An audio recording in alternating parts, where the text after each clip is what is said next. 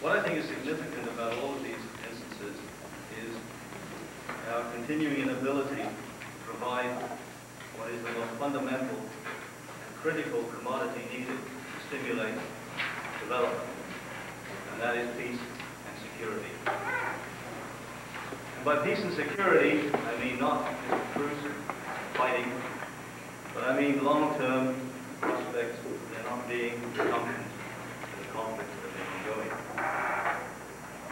I think when we look at reconstruction and development in Ethiopia, we have to ask ourselves a number of questions. To what extent does peace and security really exist? To what extent is it guaranteed? How tenuous is it? What are the risks of it failing? And what needs to be done to ensure that where peace does exist, will continue to exist? And then I think there's also an even more fundamental question that we have to ask ourselves. And that is not how the politicians see peace or see security, but how the people see peace and security.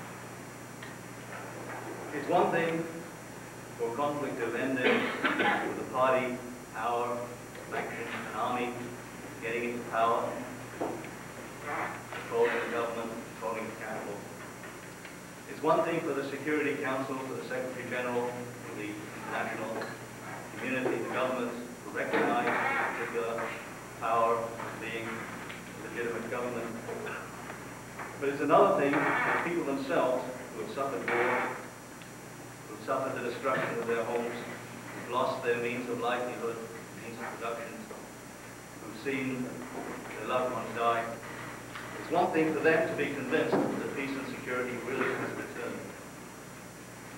Quite another thing for refugees and displaced people who've been in exile, who've been fled into the bush or wherever, to be convinced to come back home, and that coming back home they will be safe and that they can resume normal life. It's quite another thing for people to suddenly see soldiers and helicopters as agents of peace rather than as agents of destruction. I think these are the issues which we have to look at, particularly in this session. Perhaps we can begin to address some of these issues. Reconstruction and development without peace, without security, is not going to succeed. And that peace and security has to be recognized as such at all levels: government, by the people, by the donors, by the international community. So, having said that, I'd like to introduce our first speaker, who is Mr. Mufti, representative from the Ethiopian Embassy in Ottawa, the third secretary, the Africa Middle Eastern desk, and that is followed by the Asia Australasia desk. And he's now been here in Canada 2 years with the Embassy in Ottawa. So I'd like to introduce Mr. Mufti, who will speak on perspectives of development in Ethiopia. Thank you, Mr. Chairman. Mr. Chairman, distinguished participants of this conference, respected guests and observers, ladies and gentlemen. First and foremost, allow me to congratulate the people of Eritrea for their success and achievement on their way to freedom, democracy, and national reconstruction. I would also like to thank the organizers of this conference for inviting the Embassy of Ethiopia in Canada to take part in this very important conference. Having said all that,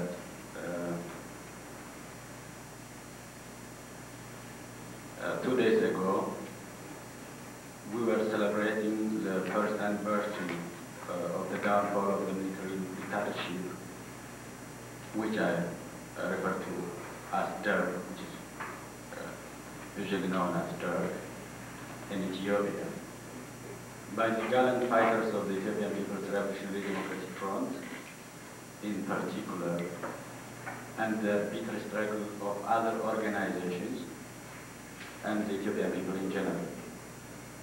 This day, which marked the transition to democracy, is a milestone in the history of Ethiopia. During the last 17 years of the Dervish rule, or the rule of this military dictatorship, political subjugation, gross human rights violations, and the injustices were the order of the day. Villages and towns were mercilessly bombarded, and properties and infrastructures were destroyed. The plague of famine and hunger for which the 1984 famine was a vivid example, left hundreds of thousands of people dead. Such brutal operations of the Derg were not only condemned by the international community, but were also remembered with bitter agony by the Ethiopian people. Above all, the military dictatorship deployed young and old, and thousands of the productive forces to the war. Over 60% of the country's budget was spent on fratricidal war, where the economy of the country was left in shambles. The notion of old Ethiopia, being the breadbasket of Africa, withered away, and millions of people were forced to become dependent on international handouts. It was that tyrannical and undemocratic system that brought about the bitter army struggle in many parts of the country. Different parts of Ethiopia, the people took up arms and fought gallantly against national domination, political subjugation, and all forms of oppressions. Because of the strong and overwhelming opposition from the people, the downfall of the Derg was expected. However, having a mighty force of 500,000 armed to the teeth with the help of Soviet Union, the Derg managed to survive for 70 years.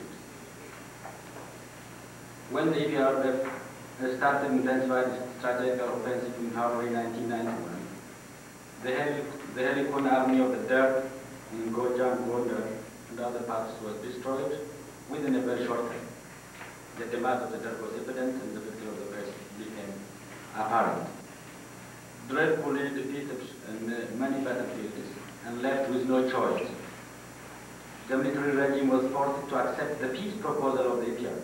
Nevertheless, while on the one hand the regime seemed to accept the peace proposal, on the other hand it was making a futile attempt to mobilize the people and all resources of the country to the war front. But at the time of freedom was against the fascist regime, it was forced to attend the London conference, which was held last year. At the same time, at the time when the London talks was to take place, the Derg army disintegrated and law and order broke in Addis Ababa. The disciplined army of the EPRDF advanced into the city in a stunning victory and restored law and order. Thus, this glorious victory ended the 17 years of the military dictatorship of Ethiopia, for which there is no precedent in our history. Therefore, 28 May 1991 opened the bright future to all Ethiopians. Once peace and stability were established in all parts of the country, within a month of the downfall of the Derg, a national conference was held in Addis Ababa, where 24 different organizations and social groups participated. This historic conference convened from July 1 to 5, 1991, and it was attended by observers representing governments of African, European, and North American countries, as well as the United Nations and the Organization of African Unity. Based on the Universal Declaration of Human Rights of the United Nations, this conference adopted a charter wherein individual human rights shall be respected fully and without any limitations whatsoever. Moreover, freedom of conscience, expression, association, assembly, political activity, and freedom of movement were also reaffirmed. Self-determination of all nationalities in Ethiopia is also enshrined in this chapter. Another main agenda item of the conference was the Eritrean issue. After an intensive and democratic discussion, the conference agreed to end the war in Eritrea peacefully, and to let the people decide their own future through a referendum to be held in 1993, as it was decided in Ethiopia. The conference also established a transitional government consisting of a Council of Representatives and a Council of Ministers.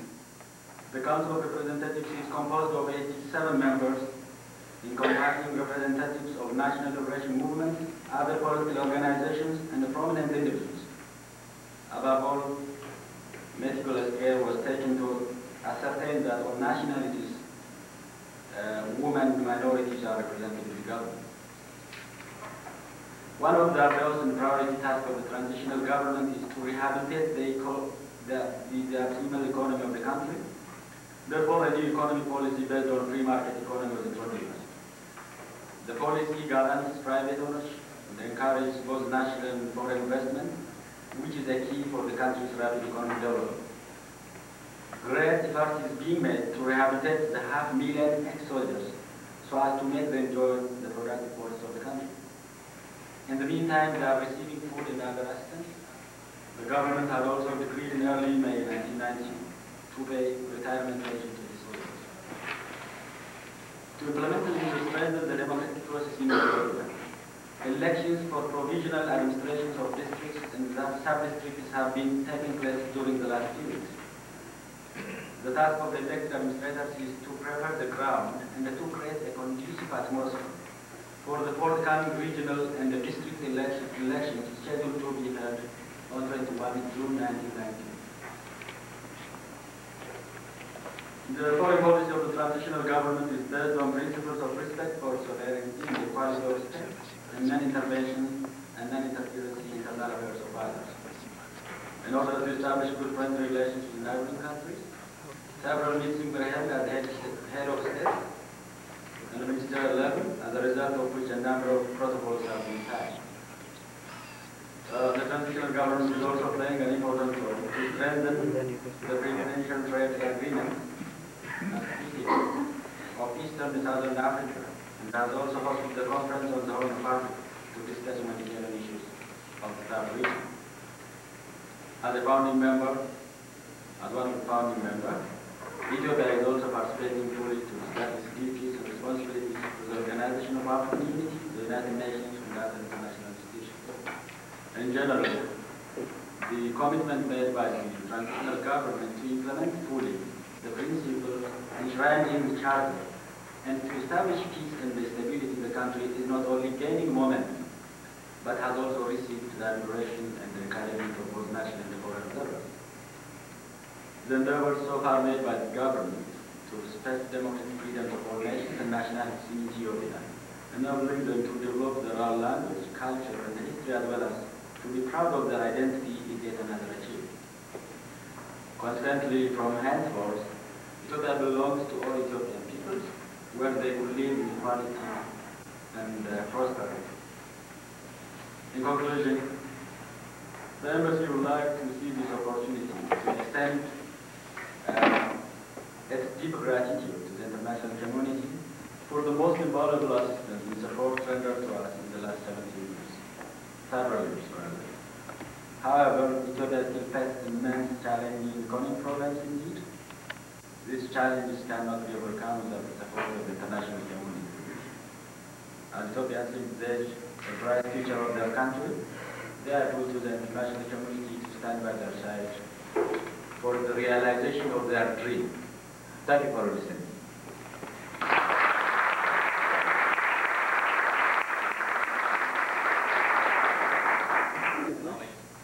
Yeah, the flash goes automatic. Yeah. With us about 4 years. He is active member of the Oromo Police Association and the Oromo Studies Association here in Winnipeg. And he's going to speak on 3 requirements for development. Thank you, Dr. Roque.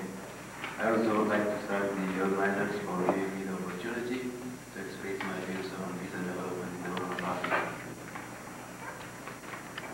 After writing my paper, I read it and I found the story that I wrote at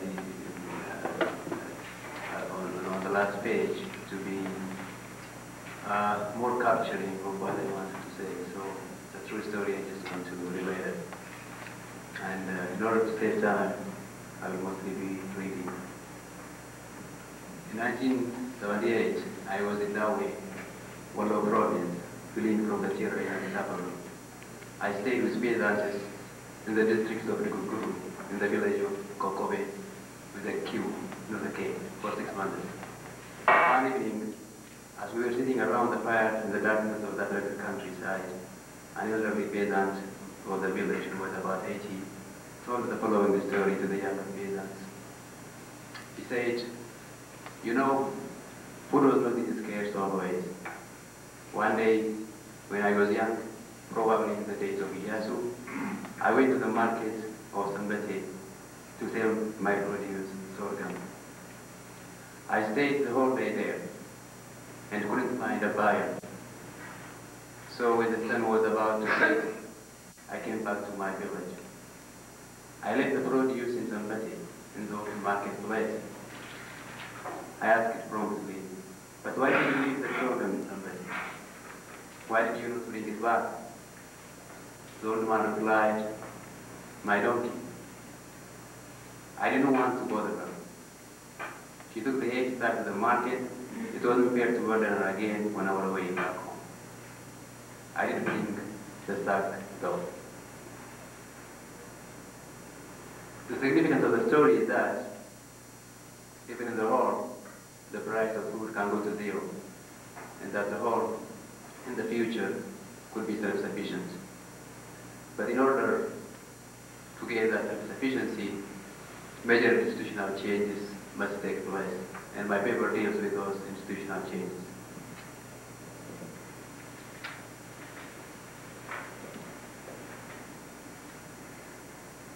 I will introduce the problem in the whole by reviewing some history and relating also the stories, true stories. Because history matters, as today's and tomorrow's choices are shaped by the past. Development cannot occur under the conditions of war and anarchy. War destroys the natural and human resources that are necessary for economic development. Peace and stability are necessary conditions to translate economic activities into economic growth. The Empire State of Ethiopia has been under continuous conditions of war for more than a century. The two main reasons for war have been the conquest of present-day southern Ethiopia by Bithynian emperors at the turn of this century and the annexation of Eritrea in the early 60s. It's because of this conquest that Ethiopia is sometimes referred to as an empire. The conquest of southern Ethiopia means the deprivation of political and cultural rights of the conqueror. Moreover, a new production relation known as the Netanyahu system was imposed on southern Ethiopia. Under this system, the conquerors became landlords and the conquered became tenants. Under the military regime of Mengistu, the Netanyahu system took a different form, but in essence remained the same.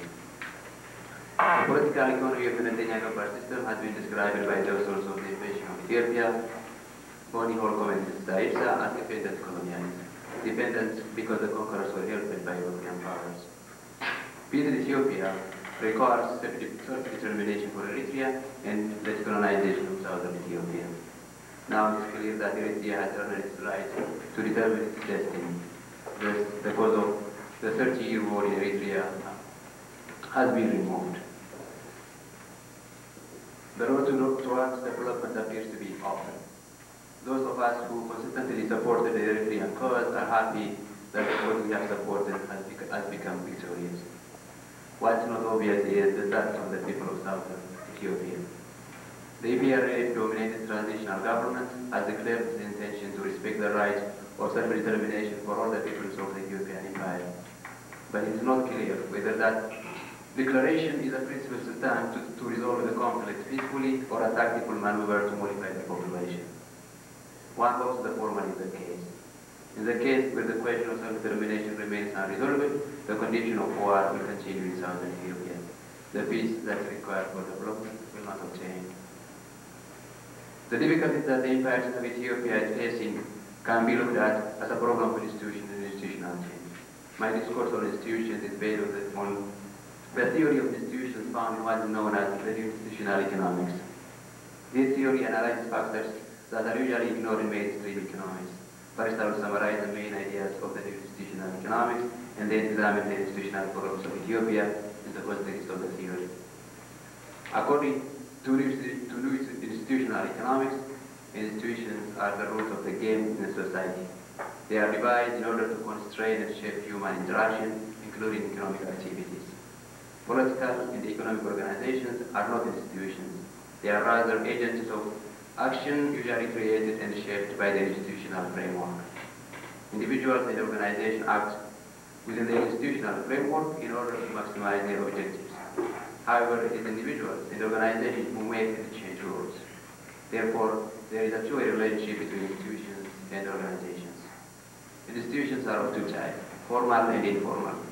Formal institutions include constitutions, common law, specific bylaws, and individual contracts. Property rights are the most important economic rules. Informal institutions involve socially sanctioned norms of behavior and internally enforced standards of conduct.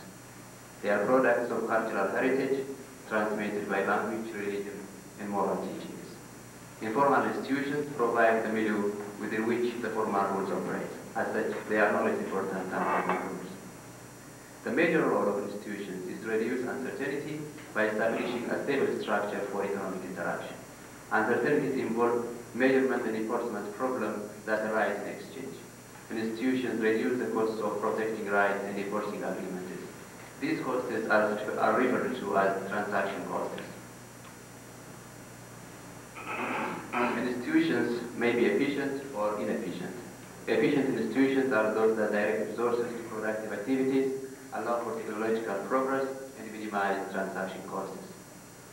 The stability and efficiency of institutions require effective enforcement mechanisms. Ideally, enforcement of economic contracts is an outcome of the cooperative behavior of parties involved. Such a state of the world of status in a small tribal economy characterized by a lack of specialization, local trade, and cultural homogeneity. However, as the economy expands into a larger territory and the specialization increases, it creates an impersonal exchange system where cooperative behavior alone will not be sufficient to ensure enforcement. Here, a third party enforcement is needed, i.e. the state. The state, with its judicial system, can enforce property rights and trade agreements by the threat or actual use of coercion. But the introduction of the state into the institutional dynamics creates its own problem. In particular, the state may not be impartial in its deliberations, and or those within the state will use their power to maximize their own objectives at the expense of the rest of society. No state, whether democratic or undemocratic, is immune from such tendencies. Nevertheless, there is a vast difference of degree between the behavior of states in developed countries and less developed countries. In democratic and developed countries, people have some confidence that the judicial system and other machinery of the state use their power to resolve conflicts on the basis of merits rather than private wills. People have some bargaining power in devising the formal rules and some control over the political bodies who enforce those rules.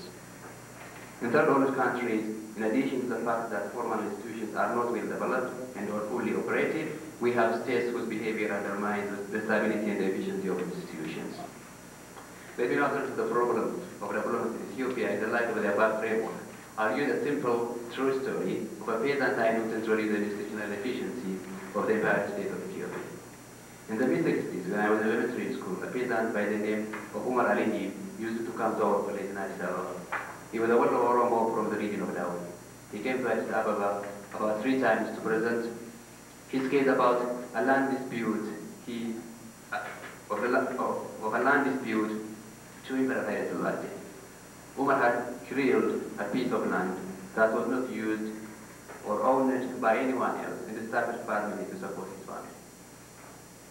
This is a legitimate method of owning a farm in the traditional Oromo law. When the local governor, who was from the ruling elite, noticed the developed piece of land, he wanted it for himself. So he claimed that the land once belonged to his ancestors. This is the standard claim of the Raftenia class. Emperor Menelik, the great conqueror of southern Ethiopia, claimed that the land he conquered belonged to his ancestors sometime in the past. The district governor asked Umar to become his serf or abandon the farm. Umar refused. The governor sent other armed tenants to work the farm for him. Umar threatened to use his gun. So it was a standstill, and no one was able to use the land for the following 3 years. So during this time that Umar came to Addis Ababa to appeal his case to the emperor because the district court ruled against him. But at the imperial court, Umar lost his case. Umar Ali was very bitter. He went to a local Muslim scholar by the name of Sheikh Dullati and asked him if according to Islamic law it is permissible to rebel against injustice. Sheikh Dullati said it is permissible, but he advised Umar not to rebel because he cannot win against the government. Umar decided to rebel. His family, wife and children supported him. In their swing battle with the local police force, Umar and his family were killed, except for one of his young sons. The story of Umar is not an exception. It is just a snapshot of the dynamics of the Latvian Gabar system. Thousands of Umar rebelled every year. It is this rebellion that later became the basis for better organized liberation movements. Indeed, the history of the conquered people of southern Ethiopia is mainly a history of rebellion against independent colonial state of Ethiopia. In terms of the arguments of the institutional theory, the Latvian Gabar system involves high transaction costs. The expense that must be incurred for the courses and the loss of production during the educational repair are enormous. Too many factors of production are allocated for the purpose of enforcement and away from other productive activities. The performance of such an economy can only be dismal. Let us now consider what may have happened to Umar's surviving son.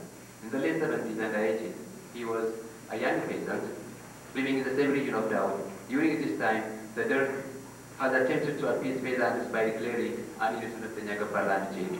But from the peasantry's point of view, the land reform did not increase their control either over land or over the produce. The state bureaucracy controlled the land and the produce. The state became a sort of monopoly in Ethiopia. The peasants were not in a better economic position. Moreover, the question of self-determination remained a sticky problem. The Derg was determined to impose its constitution on Eritrea, Oromia, Ogaden, and the other peoples of Ethiopia. In particular, the war against Eritrea was intensified. The Derg asked the peasants of southern Ethiopia to volunteer in the fight against Eritrea as a price for the land reform it promulgated. Of course, the peasants refused.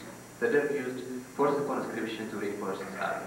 Umar's son would have been one of those young peasants who were kidnapped while visiting local market by the Derg and enlisted in the army. Now, Umar's son has no reason to fight in Eritrea while his country, Oromia, is under Abyssinian colonial rule. He would seek his freedom by any means necessary. In fact, that's what many Oromo peasants from Dawe who were conscripted into the Derg army did. They defected from the Mengistu army, fled to Sudan, and eventually joined the Oromo Liberation Army in Wallaka. In both cases, i.e., the story of Umar and the Haile Selassie, and the flight of the next generation of Dawe peasants under Mengistu, the institutional arrangements were unacceptable and inefficient. They caused rebellion throughout the empire of Ethiopia. The attempts of Haile Selassie and Mengistu to enforce their preferred rules of the game resulted in the destruction of the factors of production necessary for development and prohibitively high transaction costs. The poverty, famine, and societal disaster of Ethiopia are the creations of these unfair, inefficient, and non-enforceable institutions. Consequently, development in the Horn of Africa requires institutional arrangements radically different from any version of the Latvian Gabar system. The following two closely interrelated institutional changes are needed. Number one, the question of self-determination must be resolved democratically. The people, not protests or parties, must decide what type of political arrangement they desire, independent state or a federal system. Whatever the people choose must prevail. If a group of people opt for a federal system, they must participate in deciding what form the federal system must take. The solution to this question cannot be imposed. This is the lesson of the last 100 years of rebellion and war. The second, the type of property relations that's going to be dominant within each independent state or a federal unit must be acceptable to the majority of the population. People need to participate in deciding what type of general economic rules they are willing to live by. I must emphasize that the two institutional changes I am arguing for above are disapparable, at least for the non-Abyssinian parts of Ethiopia. This is also the lesson of the recent history of the region. The Derg tried to resolve the second problem, that is property relations, and they used to ignore the first problem, that is self-determination. It ended up resolving either. The third requirement is the formation of regional economic unions.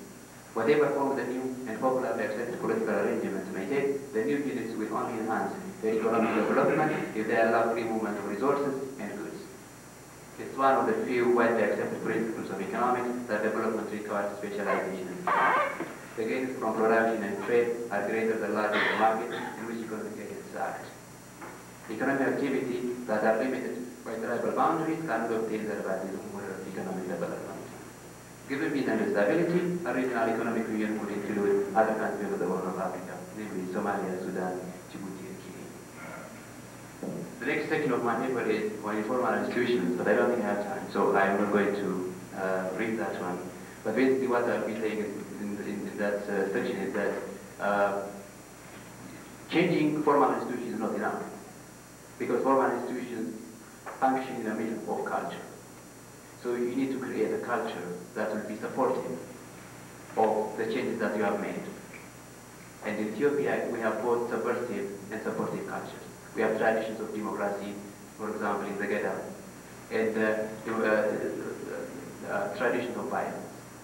So the conflict solving method that we have in our cultures, it must be looked at, and we must change violent methods or cultures of resolving conflicts by our traditions of resolving conflicts.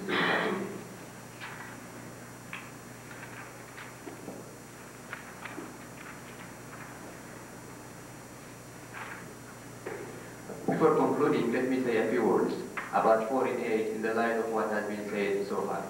Under conditions in which the issue of self-determination and the property relation are not tackled, foreign aid, whether in the form of relief or capital transfer, makes little difference for the development of the region. In fact, foreign aid may perpetuate the institutional rigidities that in the first place caused all the misery. But if appropriate institutional changes are made, foreign aid could be used productively. More importantly, given those institutional changes, the Horn of Africa may not even need foreign aid. This is the dream, but it wasn't always so. And my story of the old man, the donkey, the sorghum goes in here. Now, when I get to that story, I automatically connected it to, I've kept attributed to the one of Peasants. It goes in Amharic, Beyasu Daboro Trasu, but a Farita Bari, which means during Iyasu, food was plenty, during Haile Selassie, became scarce. I conjecture that Iyasu's leniency towards the peasants and his attempt to change the Mtenyagabar system affected production development.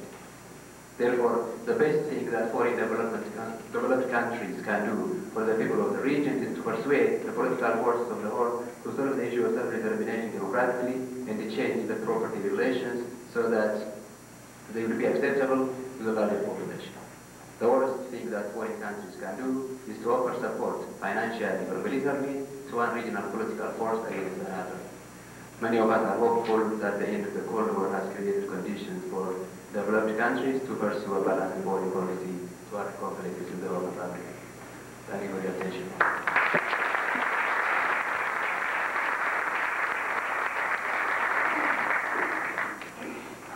Thank you very much again. Okay, we move on to our third paper, which is given by Cecilia Bass. Bass comes from Washington, and he's been involved, as many of you know, in Ethiopian politics, political movement from 1967 to 75, and since then in the Oromia movement. And he's author of a large number of books, just to give you some of them. Red Star Over the Emperor's Crown, Who Harvested, can't read my own writing, the struggle, Oromo Question and the Problem of Conflict Resolution in the Horn of Africa, and the Invention of Ethiopia, which he wrote in conjunction with Barry Holmgren. And I understand he's currently writing another book with the same gentleman on issues on self-determination. So Mr. Bass' paper is entitled Development in Ethiopia.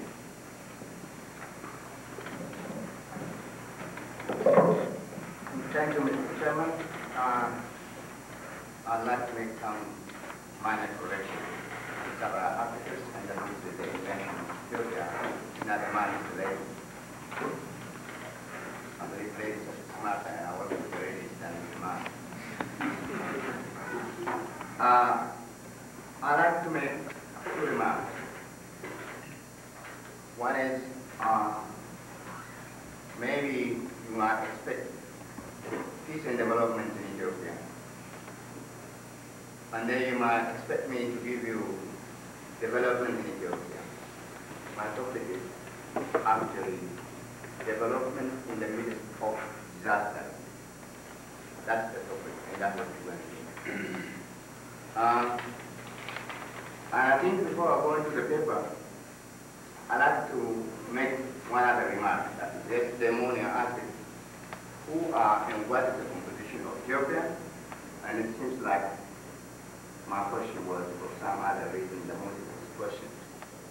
And on my paper you find, I'm going to tell you who the Ethiopians are. Simply, if you are going into development, like a farmer has cleared the ground, also the engineers, the developers have to clear separate ground. The ground that has to be cleared is first define your boundary that you are working on. Two, you have to identify the factors of your input, because development is nothing more than an input-output analysis of those situations. If you have an output for no other reasons, the development is really useless. It is an objective. So is that.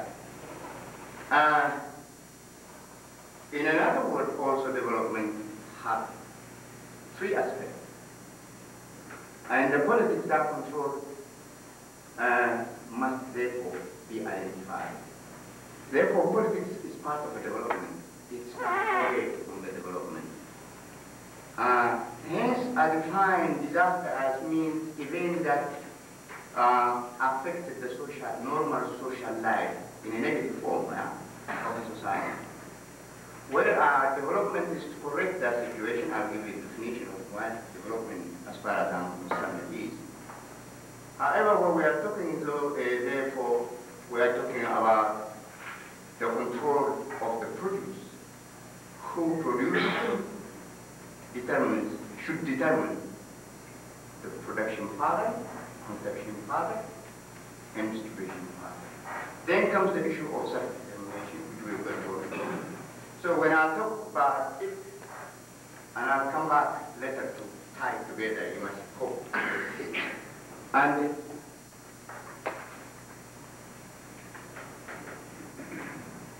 I'll try to finish within that limit of time. It's important to note for the reason of, so that's the last part.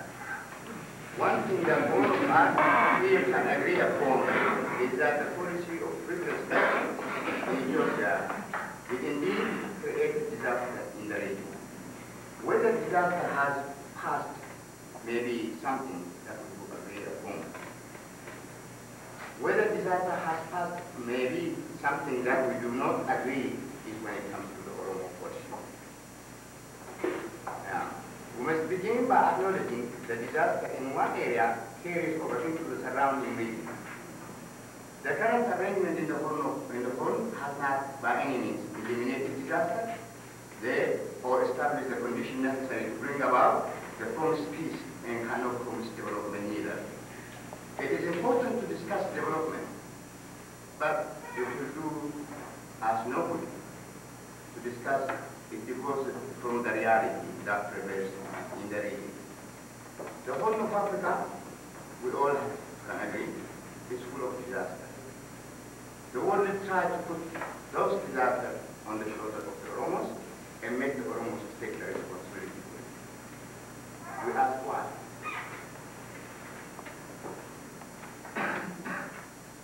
Observers today, as an example, tend to look at the Charter of Transitional Government of Ethiopia, quote the charter that promises democracy to the Ethiopian people. It even promises self-determination to nationalities and individuals who shall not,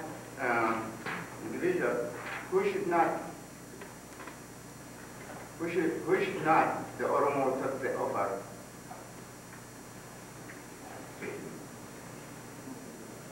Why should not the Oromo take the offer that TPLF is making, is the question. Then they ask, what do the Oromo want? Above all, they suggest that in the response they give, the Oromo should be underlined and put in quotation, practical. That will be told, be practical. They tend to think that they know what is best for the Oromos better than the Oromo know for themselves.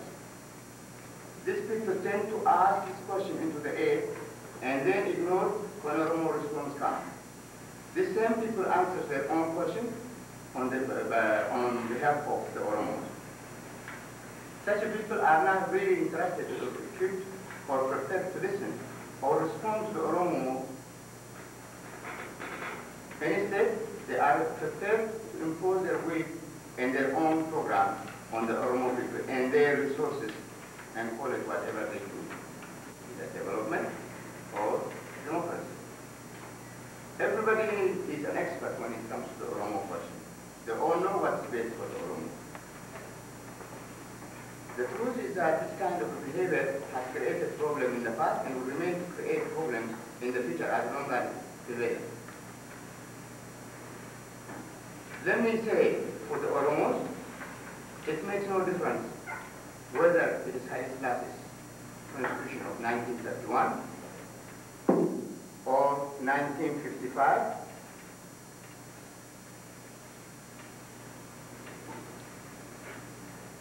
or the Dervish program of the National Democratic Revolution of 1985 or TPLF's charter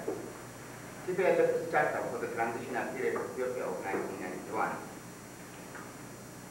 or the economic policy. None of them incorporate Oromo aspiration into the plan. With this plan, many did conquer Oromia, hence all conquered land belongs to the crown and people are subject to the crown. Or what kind of that is only the important in that. Introduced a land tenure system that parcel out Oromo land and resources according to the criteria alien to Oromo value, and it has been called re-unification. Haile Selassie, after this criteria, in issuing land grant first in 1942, 1945, 1950, and in 1960, to benefit both the Ethiopian people, become Ethiopian people again. In fact, let's talk about Ethiopian. I really don't know who they are, but you will find out who they are. And the cause is modernization. The Dervish program claimed to free Ethiopian society both from feudalism, imperialism, and the bureaucratic capitalism, unquote. But it still retained a firm grasp on the Oromo land by declaring it belongs to both the Ethiopian people. They nationalized industries, resulted many more Tigray and Amhara in Oromia, villagized the Oromos, intensified Amharanization program, and set up Kabbalah Peasant Association. There is really no dispute about the practice that this serves as a mechanism to control over the Oromo people. The Dervish policy that was designed to destroy the Oromo people as a self-determining nation was saved for the benefit of the Ethiopian people via socialism and via democracy to attain socialism. The day of the Dervish has passed. It has come to an end. The Oromo question has not really been addressed, let alone answered. A transitional government system dominated by EPRDF, supported by the United States, the EPLF, endorsed by the OLF, has come forward to take up power and has issued a charter. The EPRDF, just like the Dutch, has also declared who the honest enemy of the Ethiopian people by reform and democracy for both the Ethiopian people. Here again, the idea that the Oromos are Ethiopian people, without including the interest of the Oromo, what the Oromo wants. Hence, we should ask, what is the major difference between Haile Selassie, Mengistu Haile Mariam, Mallas Zenawi's transitional government on the Oromo issue? There is not one fundamental difference. When all is said, And each one is guided and shaped by the ideology of Greater Ethiopia to safeguard settler Kenya interests in the politics. One should not, and Oromos should not, expect democracy or development under this circumstance. Why? Maybe everybody is asking. Okay, I'll tell you why. The Ethiopians define what Ethiopia is as the Ethiopian people, including the Oromos. In practice, when the Oromos are the subject of the crown and the land belongs to the crown, and every land that Oromo occupies is identified as an occupied, unutilized land. Right? Try to make it whatever. If you look in geopolitical unit called Ethiopia, from the historical vantage point, we could only agree that Ethiopia is composed of several nations, nationalities. I don't think anybody would disagree on that. We all agree that. Brought together by the end of the World War. The major group that occupies the area are the Oromos, Amara, Tigray, Afar, and Sidama. If you look in terms of the social fabric of all these elements, the economic political system in the southern after 1900 has transformed into what you are saying, into any other part system. Basically, the production relation or the political relation is like slave and master relationship. Who are the Ethiopian people? The Amara Tigray or Tigray Amara are the ruling group and are responsible for the Kenyan Japan system. The nation and nationalities do not share common in the area. I'm just giving you what is there. Common tongue. The Abyssinian or the northerners, what we call the Ethiopians, mind you, when we say the Ethiopians, I was going to tell you this, we are subtracting ourselves and calling the other the Ethiopians. Do not have any common economic experience. In fact, it's a reciprocal relationship. Prior to the conquest, there were different systems of social organization. For example, the Geda system or the Geda of the Oromo, the Ra system of the Abyssinians. Maybe some people will call it during the era of the feudal system or something. I really don't consider it to be a feudal system. In other words, on its own merit, it was a system what I call the Ra system. And in our book also we call it the Ra system in that situation.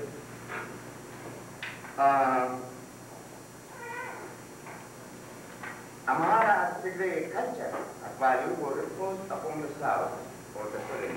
Until this is impact, I think the only way that you can do that is an institution that protects the institution that was taken. This value.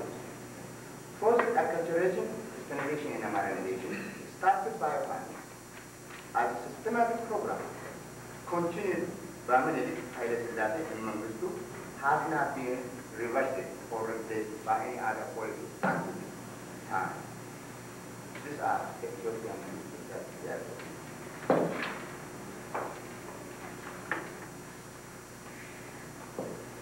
As far as the Oromos are concerned, Ethiopia is an imperial colonial state formed by the power of land. Yep, thank you. If you are interested in this situation, you can read the invasion of Ethiopia, the nation into colonialism, by me and Bani Holcomb, and I don't want to go into that detail because we really don't have time for that. The difference between the Oromos and those who have state power are major. The Oromo continue to see themselves separate from the state, as Oromians or simply Oromo, not as Ethiopians. And they're subject as the natural. The Abyssinians, however, Ethiopians were of the Abyssinians, see themselves as a real Ethiopian. and their subjects as a naturally God-given part of the entity that they are destined to administer. This stance is conveyed in all the expressed and unspoken assumptions with which they hold under the control of Ethiopia as an entity. Also, the Oromo have worked to decolonize and dismantling of the empire, while the Abyssinian worked for maintaining the empire. Here is the conflict. One is to undo, the other is to maintain. So there is an ideological difference. The Abyssinians are guided by the ideology of Greater Ethiopia. Ethiopia first, Ethiopia or death, Ethiopia the country in Africa, but not of Africa. Ethiopia was a history of 3,000 years. Ethiopian Christian island in the Muslim Sea, etc. The Oromo, on the other hand, regarded all that as a myth which does not in any way impose their experience or guide their aspirations. The Oromos are united on the plea in Gada. The principle contained and expressed in their tradition socio-political system. This principle is spelled out very different way for the Oromo people to relate to, manage, distribute their resources. The Abyssinian Ra system and the Oromo Veda system are so ideologically contradictory that fundamentally clash at all times. But you see the clashes, not because people want to clash, because two system clashes, and then you will be forced to choose which system are you going to support. Of course, you support the example. Okay. It is both the Abyssinians or the Ethiopians and the claim to the same resources and the labor force. There is a clash. Who decides the distribution pattern? Who decides the production pattern? Who decides the consumption pattern?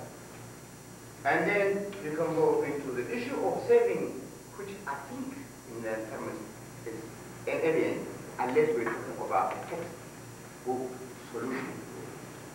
We are talking about, at this particular moment, the economy of such a system. And we'll return to the situation as I have time to go on. Cultural system. There is a different culture. The Abyssinian is based on kinship rule, are absolute and permanent. Until this body or back where the Oromo system is based on democratically elected leadership, governed by the rule of public German law and subject to report to its leader. The tradition of Abyssinia and the Oromo have no common denominator culture or linguistic. And I would like for somebody to give us what is the lowest common denominator that these two groups have. And only one, that is the color of skin that they share with all black people, and the geographical location to which they can refer to Kenya, Somalia, Sudan, with Afar, with others also in the region. And I'm, of course, put back to the colonial mentality. I'm talking about the colonial boundaries. Yeah? And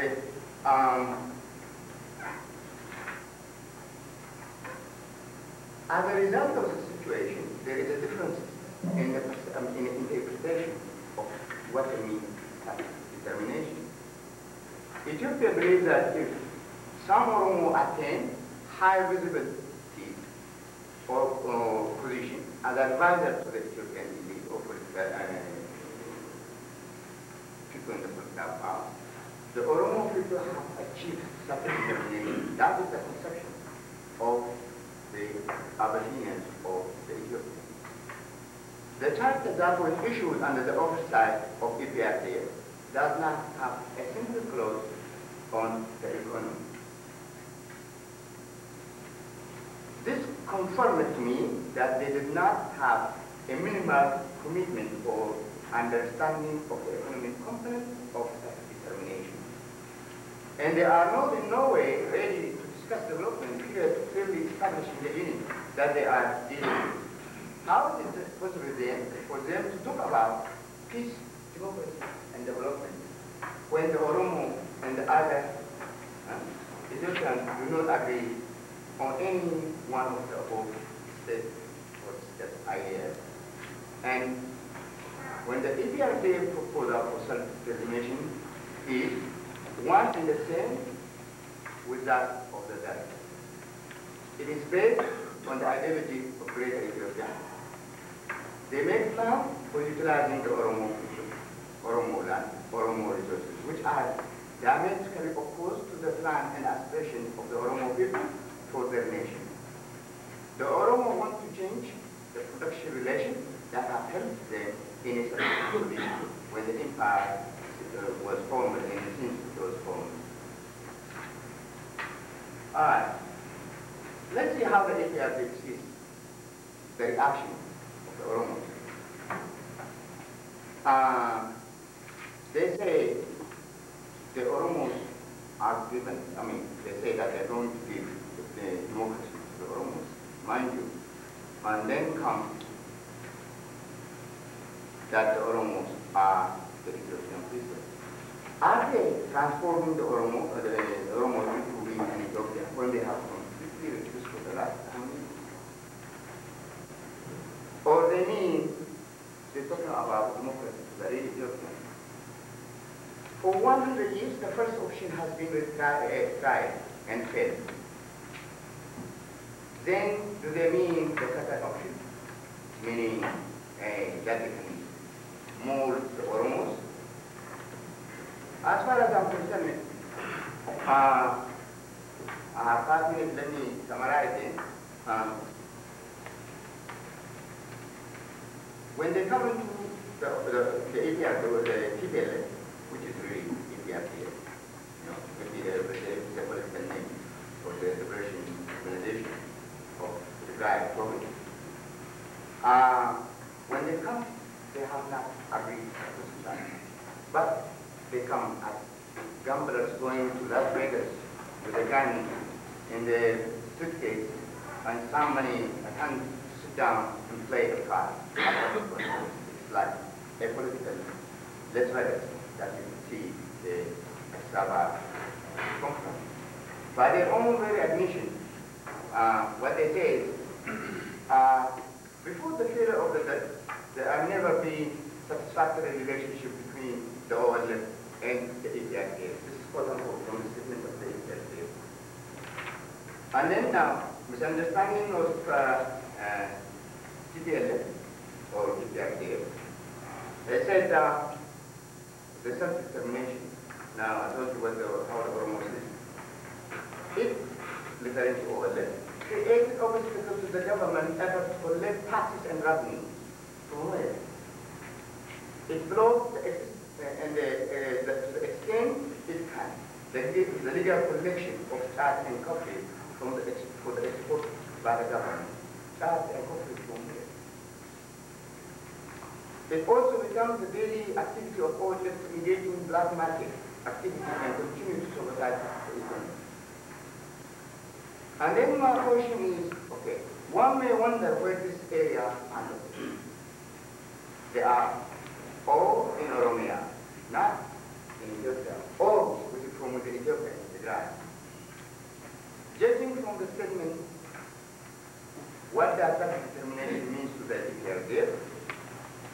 One should wonder if EPRDA didn't understand the meaning of self-determination. I'll go and answer later on some of the questions. I'll give you how the Oromo speak what self-determination means. Not in the political term per se. It contains ideological, political, and economic. Economical, as I say, determining the pattern of production, distribution, determining on its own resources. Politically, to decide who has to live with them, with whom they want to live, without any external volunteer coming with a gun and say, well, I can give democracy. That is the constitution This is Ethiopia that you see as full of the Oromos, but the entire colony, the south, the same pattern. If development has to be really seriously sought out, rather than deceiving ourselves, face the reality. Ethiopia does not exist, but it is developed. But not in the way that everyone is trying to put on the Oromo, but in a real understanding of the composition of the equation in the development. The area with one remark.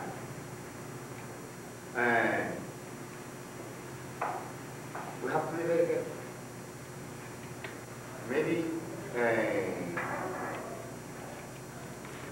socialism didn't work. Capitalism had its own chance for the 60s. And socialism had its own chance for the 60s. I mean, after the 60s. African countries have worn down worse off than what it was in the colony. I think Babu was telling us about the story of how the Ethiopian government played the game in maintaining the colonial boundaries. But there is one thing he forgot. I don't know whether he was there or not. There was a party before the approval of the charter. The party was given by the foreign minister, Katama Yusu. And then all these young Africans who come out of the jungle, really didn't know what such determination was. And they were just happy to be called an independent. As far as they're concerned, they are independent, they've been dancing the whole night. The charter was in the back room of the foreign ministry in Addis Ababa. Was drafted. Those young Africans haven't looked at it. Next morning when they go to the meeting, they were asked, did you draft it? Everybody looked at each other. And the foreign minister said, yes, we did. How many people oppose? That's how the OIU charter how the OIU charter has been written. And Africans have not even participated in that charter. Second, the constitution of Haile Selassie, Oromo has not participated in. And that is, Oromo has not participated in. Even the charter that EPRDF is carrying around, Oromo has not participated in. Therefore, we don't even have illegal resources. Thank you very much.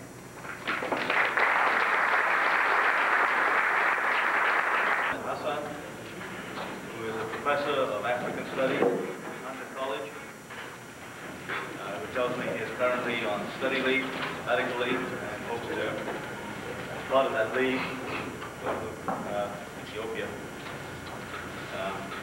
He's author of The Oromo of Ethiopia, published by Cambridge University Press recently, 1990, and is currently working on another book, also dealing with the Oromo.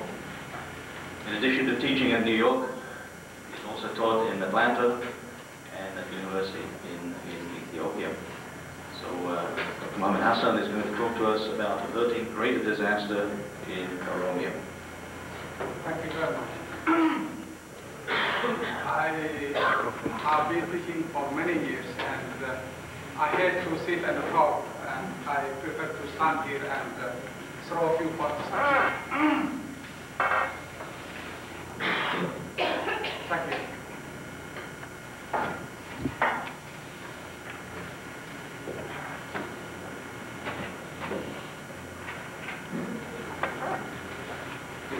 My paper is a bit long. I'll try to make it short, and in the interest of time, I'll try to run through it. While the long war in Eritrea, Tigray, and the northern parts of Ethiopia ended with the demise of the military dictatorship in May 1991, a new phase of war is developing in Oromia, Oromo areas of Ethiopia. This means the focus of the battleground has shifted from the northern region to the southern parts of Ethiopia, where war is being fought in Oromia and for the control of Oromo resources. As a heavy cloud of disaster is gathering thick and low over Oromia, it is timely to explore the prospect for averting impending human tragedy there. My preliminary draft paper is divided into two parts. Part 1 deals with Oromo experience up to 1974. This is simply to introduce you to the subjects of to introduce you to how really the Oromo were treated in Ethiopia up to 1974. This part is very short. Part 2 discusses or attempts to discuss the conditions since 1974 and examines measures to be taken in order to avoid prolonged major conflict in Oromia. My paper is not yet complete, and it is based mainly on Oromo material, and by the time I will be able to consult materials from other areas, it will definitely present a balanced picture. Part 1, the Oromo experience up to 1974. It was Menelik, the king of Shawa and later the emperor of Ethiopia, who conquered the Oromo and occupied their territories during the 1880s and after. After his conquest, Menelik gave both the conquered Oromo and their land to his unpaid soldiery, the Naftanya. These were the armed settlers. The armed settlers dominated the economic resources of the Oromo and totally controlled the military, judiciary, and political power, institutionalizing the monopoly of settlers' advantage. In fact, the armed settlers owned the Oromo people as they owned their cattle and slaves. Their higher officials had their own prisons, and they were governments unto themselves, who imprisoned, fined, and tortured the Oromo gabbars, or tenants. In the conquered Oromo area, the entire armed settlers, the Orthodox Church, the state, and the government lived upon the work and taxes of Oromo gabbars. The function of the armed settlers was not to protect the Oromo, but to plunder their property and hold them in subjugation. The armed settlers had no interest in recognizing the humanity of the Oromo. Their purpose was to break the Oromo in body, soul, and spirit, and reduce them to the condition of helplessness and dejection. There was also total assault on Oromo culture and national identity. In fact, the Oromo suffered a thing few people in Africa and anywhere in the world have suffered. They have been urged, ended pressure, and sometimes even forced to the point of violence to change their names, their religion, their culture into another one. That is to be Amaracized. To become Amaracized for the Oromo was to be civilized in God. In short, the Oromo as people were despised, humiliated psychologically, exploited economically, oppressed militarily, and insulted up to recently as dirty, savage, pagans, stupid, lazy, cowards, dogs, and donkeys. If the definition of the term Gala that was used for the Oromo, which was used recently as the name for the Oromo, in a dictionary that was published in America in 1957, this is the way the term Gala are defined: lazy, pagan, coward, and everything. And of course, the list goes on. Anyone who comes from Ethiopia definitely realizes how much the Oromos have really been humiliated and insulted in our country. The psychological trauma of the Abyssinian ideological aggression, the Abyssinians are the Amharas and the Tigray, aggression against the Oromo is still visible in many Oromo nationals who suffer from inferiority complex and are ashamed of their language and national cultural heritage. In my life, I have not seen a single Amhara or Tigray who is not proud of what he or she is, who is ashamed of his or her own cultural heritage, and who dreads speaking in his or her own mother tongue in front of others. With many Oromo nationals, the case is very different. They lack confidence in themselves, they lack pride in their cultural heritage, and they dread speaking in their own language in front of Abyssinians, especially the Amharas. These Oromo individuals have to deny their own humanity in order to function within the Ethiopian system. A system that crushes the self-respect the human worth of a people, that kills the spirit of human dignity and pride, is cruel, brutal, and oppressive, to say the least. There is nothing more precious than the human spirit of freedom, pride, self-respect, and dignity. Nothing positive was thought about the Oromo as a people within the Ethiopian educational establishment. I taught for 7 years in Ethiopia, at elementary level, teacher training college, and at the university. I don't remember anything positively, I'm telling you, that I have said any day about the Oromo people.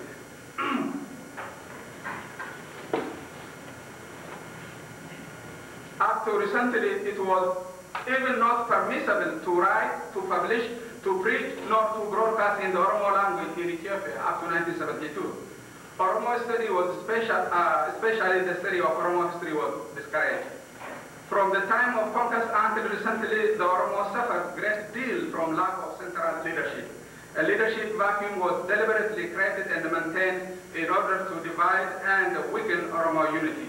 The Ethiopian ruling elites left no stone unturned to divide the Oromo among themselves. Nothing has been more central to the Ethiopian ruling elites than the issue of dividing the Oromo on various grounds. This has been the policy consistently followed throughout by all Ethiopian rulers. Unfortunately, the trend seems to be in that direction even now. Up to 1974, the Ethiopian system had proved itself to be exceptionally efficient at two things: blocking all parts of Oromo unity while attempting to liquidate Oromo central leadership. It combined neck brutality with insidious propaganda about Oromo inability to unite, to organize, to form a leadership, to administer themselves and run their own affairs. The Ethiopian system has robbed the Oromo of their unity, their leadership, their history, their human dignity, and their birthrights. Part 2, Oromo conditions since 1974. From the time of Emperor Menelik to 1974, when Emperor Haile Selassie was overthrown, the political, economic, and the social condition of the Oromo did not improve much. The Oromo remained second-class subjects, who were exploited and abused. The revolutionary situation of 1974 offered Ethiopia an opportunity to transform and democratize itself. However, that opportunity was missed when the military officers who replaced the emperor monopolized political power and launched ferocious campaigns against what they called narrow nationalism in an effort to dry up the wellspring of Oromo national aspiration. Therefore, it was not surprising that the military officers consolidated their garrison state, which owned the life of the Oromo, their land, their labor, and their property. How did the Oromo elite respond to this situation? The Oromo elite formed the Oromo Liberation Front out of the underground Mecha Ulama Association. The latter was a pan-Oromo movement which was officially formed in 1964, but banned in 1967. It then went underground. This movement played an important role in the fermentation of Oromo national consciousness. The movement symbolized the collective will and determination of the Oromo to reassert their unity and demand their rights. It marked the beginning of a new political experience that taught the Oromo that they needed central leadership that would marshal their resources, harmonize their activities, and channel their creative energies and galvanize them against the oppressive Ethiopian system. The Oromo Liberation Front, OLF, grew out of the Mecha Ulama movement, and it is firmly rooted in the Oromo national consciousness, and it bases its ideological fight on Oromo nationalism. The OLF has played a crucial role in the consolidation of Oromo nationalism, which is a product of shared common heritage and a response to colonial experience. It is this nationalism which motivates the Oromo to accept sacrifices to restore their inalienable rights. Their sacrifices are their strength, a measure of their worth as people. Today, Oromo nationalism has brought back to life the crushed self-respect and the self-confidence of the Oromo and given them the inspiration to be free. Nationalism has revived Oromo yearning for freedom, and it has given them freedom of mind and spirit, dignity and self-respect, and a new sense of unity and nationhood. I genuinely believe that no force will kill the spirit of freedom, self-respect, and human dignity that now resides in the Oromo nation.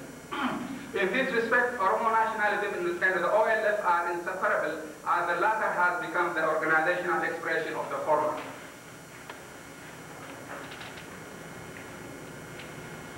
If nothing else, the OLF has made unity of the Oromo come to life, and it has infested them with passion to unite and regain their political rights. Today, the Oromo realize that unity, to lack unity is to lose a nation's soul, while unity and strength are fruits from the same tree. This only serves to dramatize how far the Oromo nation has come in what is really a very short time. Only those with considerable capacity for self-deception ignore the reality of Oromo nationalism, dismiss the OLF as an effective organization, and discount the determination of the Oromo people to accept their rights. The OLF may be weak militarily at the moment, but it enjoys the support of overwhelming majority of the Oromo people. Whatever present crisis and shortcomings the OLF coming may have, the OLF has united the Oromo for fundamental purpose of regaining their rights and running their own affairs. The attempt to separate the OLF from the Oromo people, I believe, will not succeed.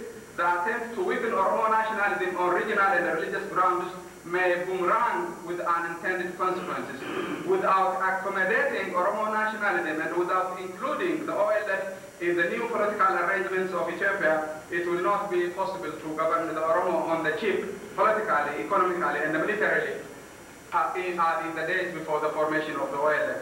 The OLF holds the key to the Oromo nation's political destiny. It also holds the key for taming Oromo nationalism.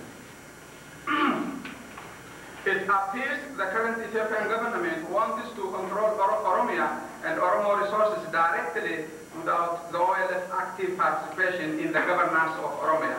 Controlling Oromia by passing the OLF cannot be made to work.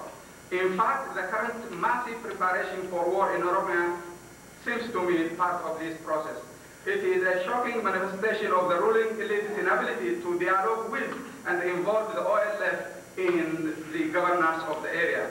It is human to fear change, to resist change, a change in which one may feel one will lose control, especially in Oromia. However, the current Ethiopian rulers are not going to be able to control Oromia without the OLF, because there is an overwhelming support for the OLF, for that organization. It is too late to exclude the OLF from shaping the political destiny of Oromia, and now is the time to go forward and build a federal structure in Ethiopia which will allow the Oromo and other peoples of Ethiopia to exercise their democratic rights without infringing upon the rights of others. I happen to believe in a truly democratic federated Ethiopia that the Oromo will lose nothing, but they will have a great deal to gain. In my mind, the issue is not about separation of Oromia from Ethiopia. The issue is not about the replacement of domination of one ruling elite by another one. The issue is how to establish self-administration under which different groups, national groups, will control their own resources.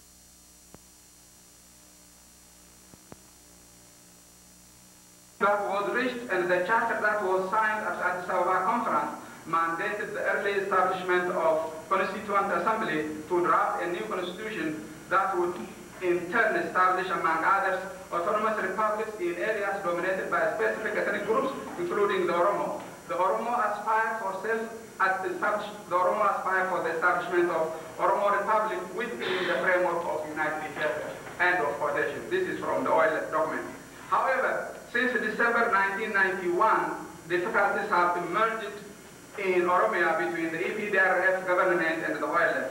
So far, small and numerous battles have been fought in Hararge, Arsi, Bale, Sidamo, Shawa, Elebabur, and Wallaga. Today, the specter of struggle is as it is widest from the Sudanese border in the west to Ogaden in the east, from Wollo in the north to Kenyan border in the south. And the Oromo people and the OLF face the formidable forces of the EPDRF, which enjoys numerical considerable firepower and logistical superiority over the OLF. In any conventional war in the short run, the OLF does not stand the chance of winning militarily. But in prolonged guerrilla warfare, the EPDRF forces have no chance of winning militarily, much less controlling the resources of Oromia. Without the economic and human resources of Oromia, there will never be a viable government in Ethiopia. The reason for this is quite obvious. The Oromo, who constitute 40 to 50% of the population of Ethiopia, are the single largest national group in the Horn of Africa. They are also one of the major African peoples. How could anyone expect to govern such a large group of people without their will? One must learn the lesson from what is happening in the Soviet Union and in the Eastern Bloc. People who are mobilized have central leadership can never be governed against their will. History of Eritrea and that of Tigray can give testimony to this, and I have no doubt history of Oromia will not be different. Besides, Oromia forms the backbone of Ethiopia's economy, as most of that country's export commodities such as coffee, gold, oilseeds, cereals, fruits, vegetables, hides, and skin come from Oromo areas of Ethiopia, which is also rich in minerals.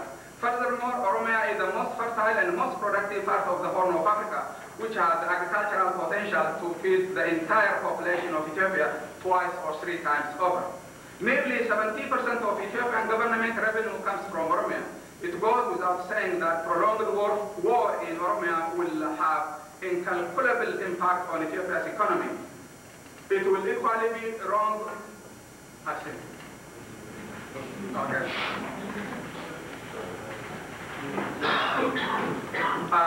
Any war that is fought in Oromia will have huge economic consequences for Ethiopia and for the Horn of Africa. The consequences of economic disaster are clear enough.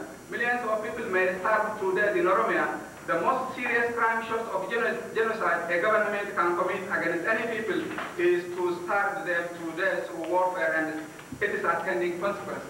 That was what the military government did in Eritrea and Tigray. I hope the current rulers of Ethiopia will not repeat that tragedy in Oromia.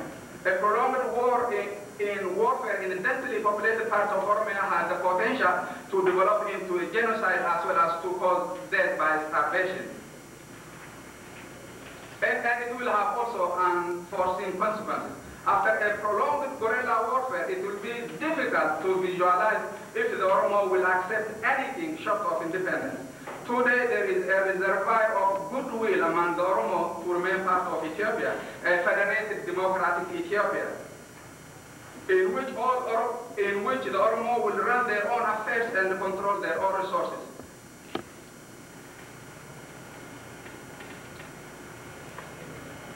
Those who now rule Ethiopia must learn a lesson or two from Colonel Mengistu's fatal blunders.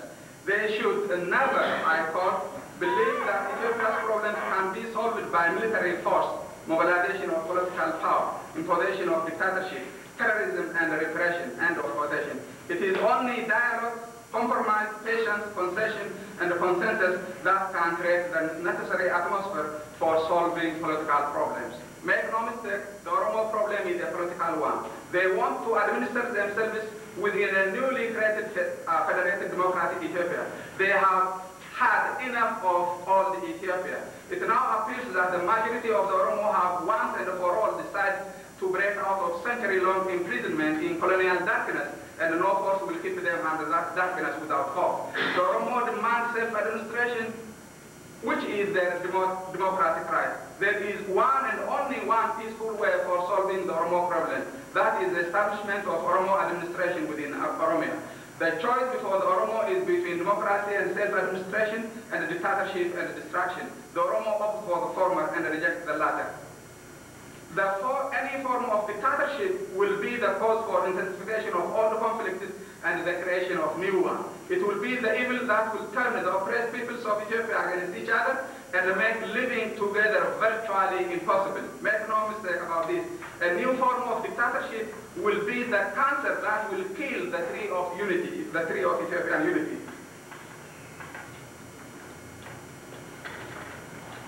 And finally, let me conclude by mentioning some of the points I regard as a solution for the problems that are really developing in Ethiopia, in Oromia.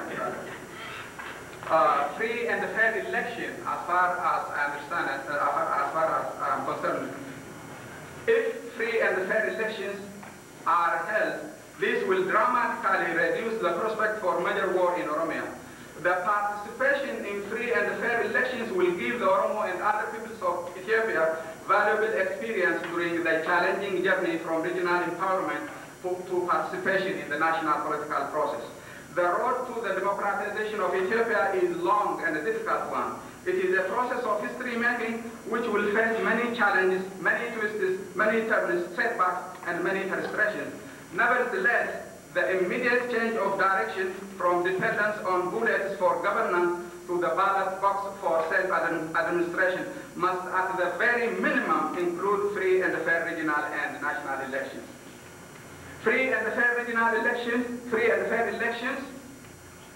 establishment of regional administrations, non-interference in the internal affairs of those administrations, respect for the capacity of the Oromo to run their own affairs, negotiation on matters of common concern with the democratically elected Oromo leaders, respect for the rule of law, avoiding use of force as a means of solving conflict, and above all, respect for the human, democratic, and political rights of the Oromo nations are the best hope for averting disaster in Oromia. I am convinced that it is in the interest of the peoples of Ethiopia, in the interest of future federative democratic Ethiopia, and in the interest of peace in our region, and the interest of economic progress, that the war in Oromia must be stopped before it starts. Once it starts in seriousness, it may be too late to avoid man-made disaster there. Finally, I argue that the issue of peace and democracy are inseparable in Ethiopia. It is peace and democracy that will release the productive power of the Ethiopian peasants, which has been suppressed for many years, and motivate the reservoir of human material to increase productivity and transform the economic landscape of that land, providing the foundation for sustainable economic growth. From this perspective, the imperative of averting tragic disaster in Oromia cannot be stressed enough. Because of their large number and the economic resources of their territory, the Oromo are destined to play an important role in the future of Ethiopia and the Horn of Africa. In peace and self-determination in Oromia, harmony and cooperation in a federated democratic Ethiopia lie the future of the peoples of that country. Thank you.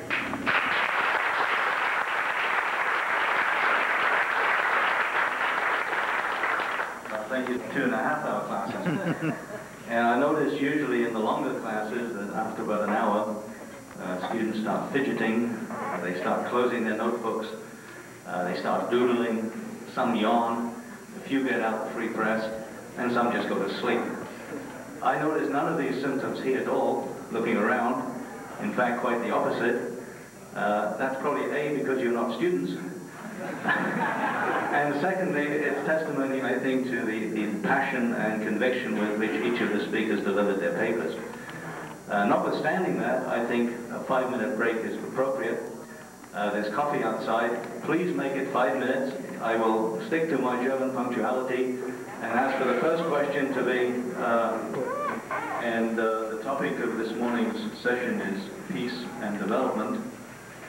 And these papers, as you've noticed, focus very much on the issue of peace, stability, factors which would lead to that peace becoming more permanent peace, or factors that may reverse the process.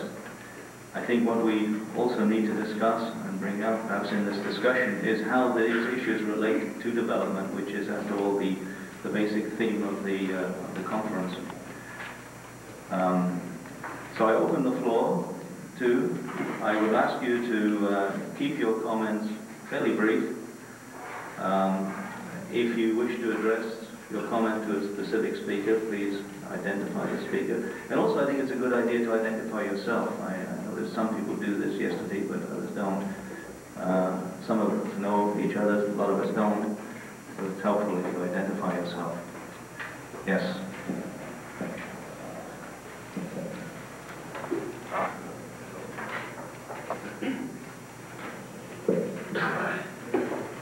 Maybe, since most of them are Oromos, maybe I should direct my question to anyone. Perhaps maybe specifically to Mr. Sisai, he was saying to Mr. Sisai, he was consistently saying about the Oromos, and he was saying who are the Ethiopians, Muslims. I will just divert the question and I will ask him, who are the Oromos? Because there are the Sidamas, there are the Arsis, there are so many Oromos.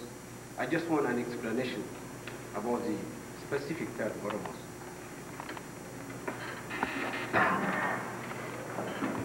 Are not the Ethiopians. The Ethiopians are defined who the Ethiopians are. Then you get who the Oromos are. The Ethiopians are the Abyssinians, Tigray, people who live in Gojam, the Gojamis, people who live in the Gondar, in Shah, the Mandasin, so on and so forth. The Oromos are the people, the Kushat people who live in the southern part of this empire. There are no Arsi, no Sidama. Those are a regional name. Of course, Arsis are the Oromos. In the Sidama, they are the Oromos. Hararghe is occupied by the Oromos.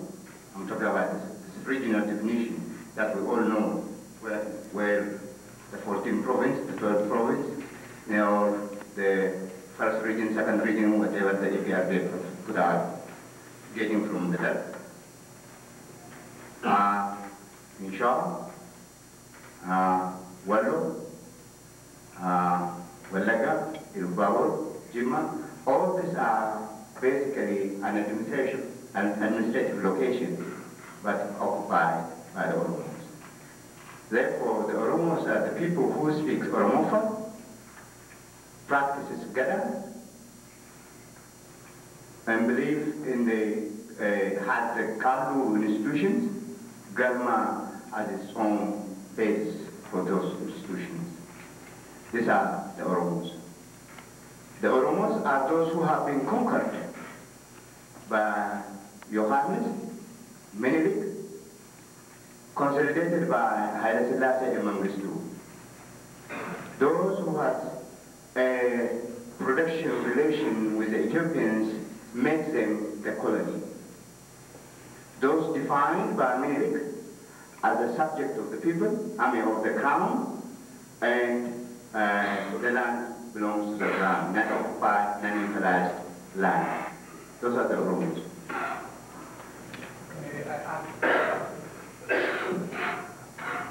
Mine is just a short footnote about these different Oromos. Oromos are definitely a large group of people, and any group of people who are large anywhere in the world will have slight differences, regional, religious differences here and there. But that does not make them different groups of people. Please keep this in mind. Americans are made up of so many thousands of people, but they are still Americans. And the Oromos are, I'm not trying to say the Oromos are like Americans mixed up with different groups of people, but they are a large group of people who spread over vast areas. And there are slight differences here and there, but they are one people. The reality that was denied in the past, and even denied in our own days, even today. They say the Oromos of Harar are different from those of Wallaga, the Oromos of Shawa are different from those of Sidama. This is really nothing but colonial mentality, which is based on either misunderstanding or ignorance or deliberate plan to divide the Oromo people. The days when Oromos are divided into different regions, believe me, are gone and buried. These are all one people who are willing, who are ready to live in that area in cooperation with other peoples in the area. Hello. Yeah, Eric Rempel. It's very easy to sympathize with this desire for a Oromia, or whatever it is. But my question is that we know historically from other situations that the greatest resistance to any kind of vision for Oromia is going to come from what then would become minority groups within Oromia. People who have moved in there under different circumstances and they live there now, and they are going to resist this more strongly than anybody else. What can be done to assure them that their human rights are going to be respected if this vision that you have in fact comes into being?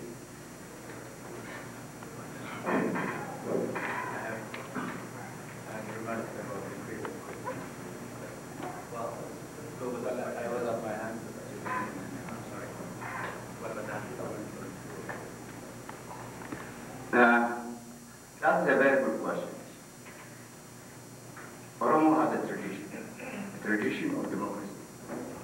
There is what you call in Tibet, which is an adaptation process. In the Oromo tradition, Oromo have lived with different people. And the institution of Gada, to which I personally think whoever or left for the future government of Oromo has to retreat to, rather than market economy or planned economy, and I call it or Gada economy. And the Gada economy, the rule is the rule of law, people live by the law. Gada, on one hand, that provides us not only you claiming your right, but also your responsibility. In the Oromo case, basically really the issue of minority nationality doesn't exist. The national minority exists.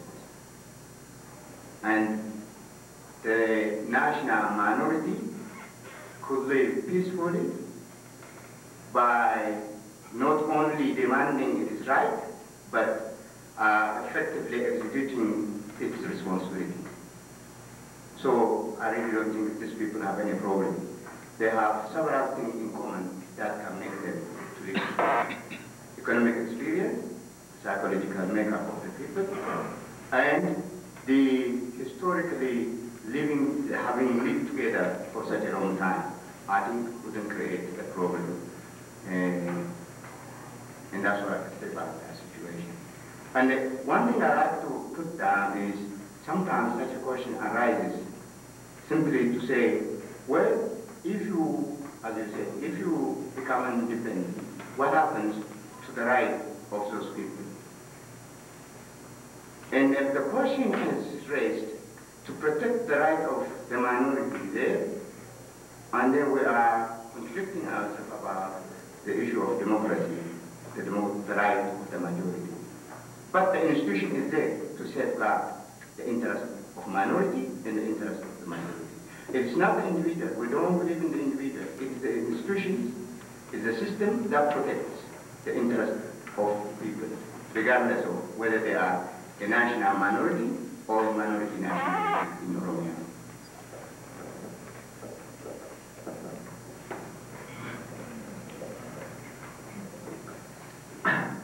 Actually, I was trying to respond to the previous question, but unfortunately, the chairman didn't see me raising my hand, so I missed that ability to see to Mr. Chairman to allow me to say a few things on the previous questions. In the Charter of the Transitional Government, which I have been telling you previously in the morning, which has been already adopted by about 24 political organizations, mainly the Oromo organizations there too. The right of nationalities have been recognized, and the extent of Oromo as a nation has been also recognized.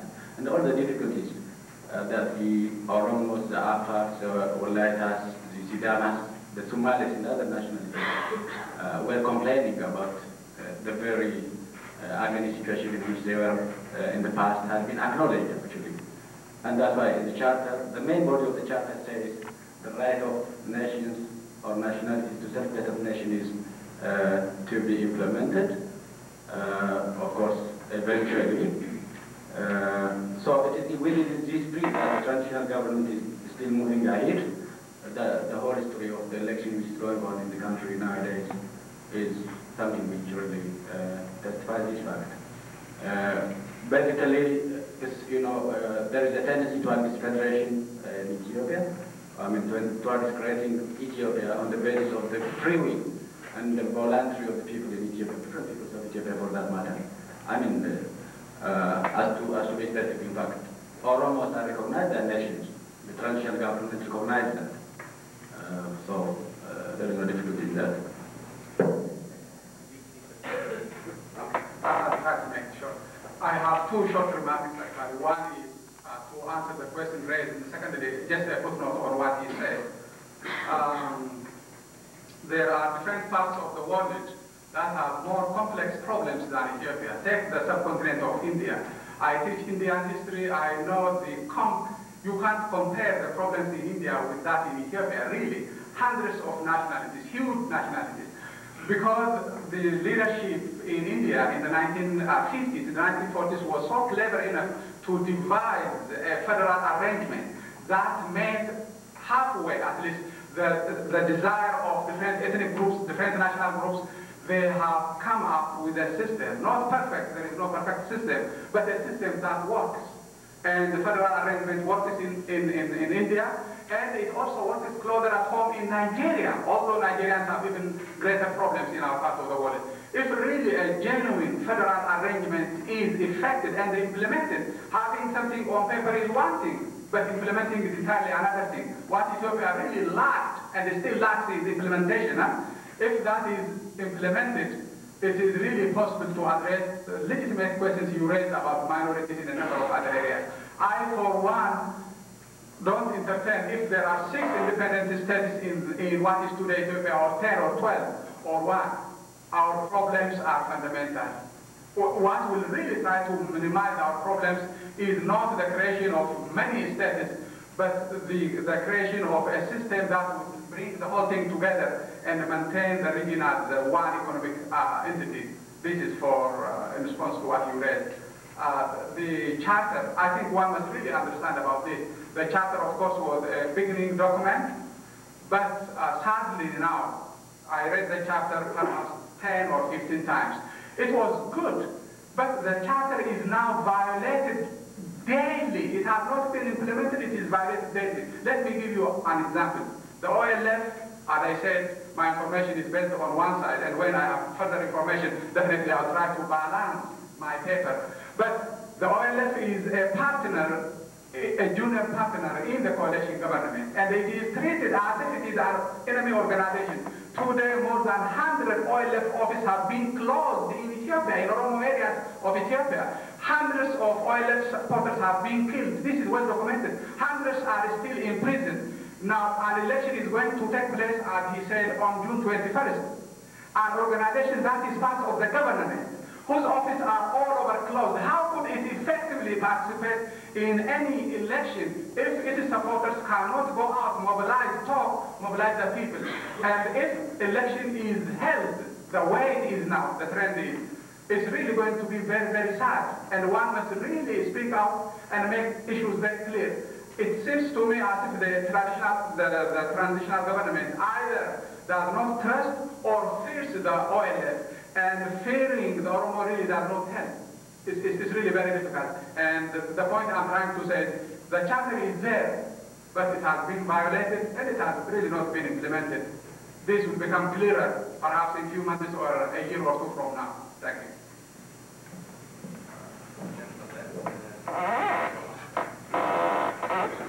My name is... Please keep your questions brief and also the same so that we can get as much dialogue as possible. My name is Aaron Heide.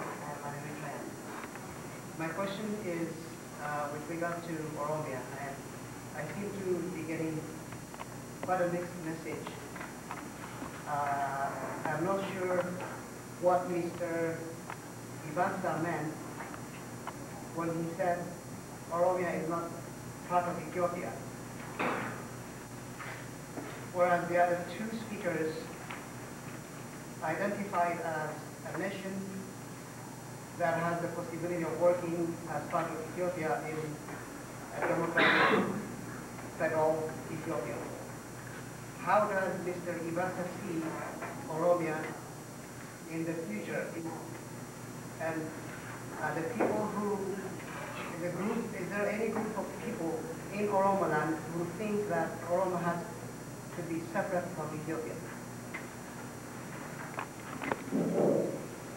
Number one, the fellow next to me is an APRDF. Obviously, he has to talk about the chapter. And if you do yourself a favor to understand the situation, go and read the Constitution of Haile Selassie, the National Democratic Revolution of the decade, especially that in the charter. they are photocopies of one of the other. Words, phrases of democracy, equality, unity is there. The question is, why wouldn't they do whatever they want, or what they say? Because they don't have a base.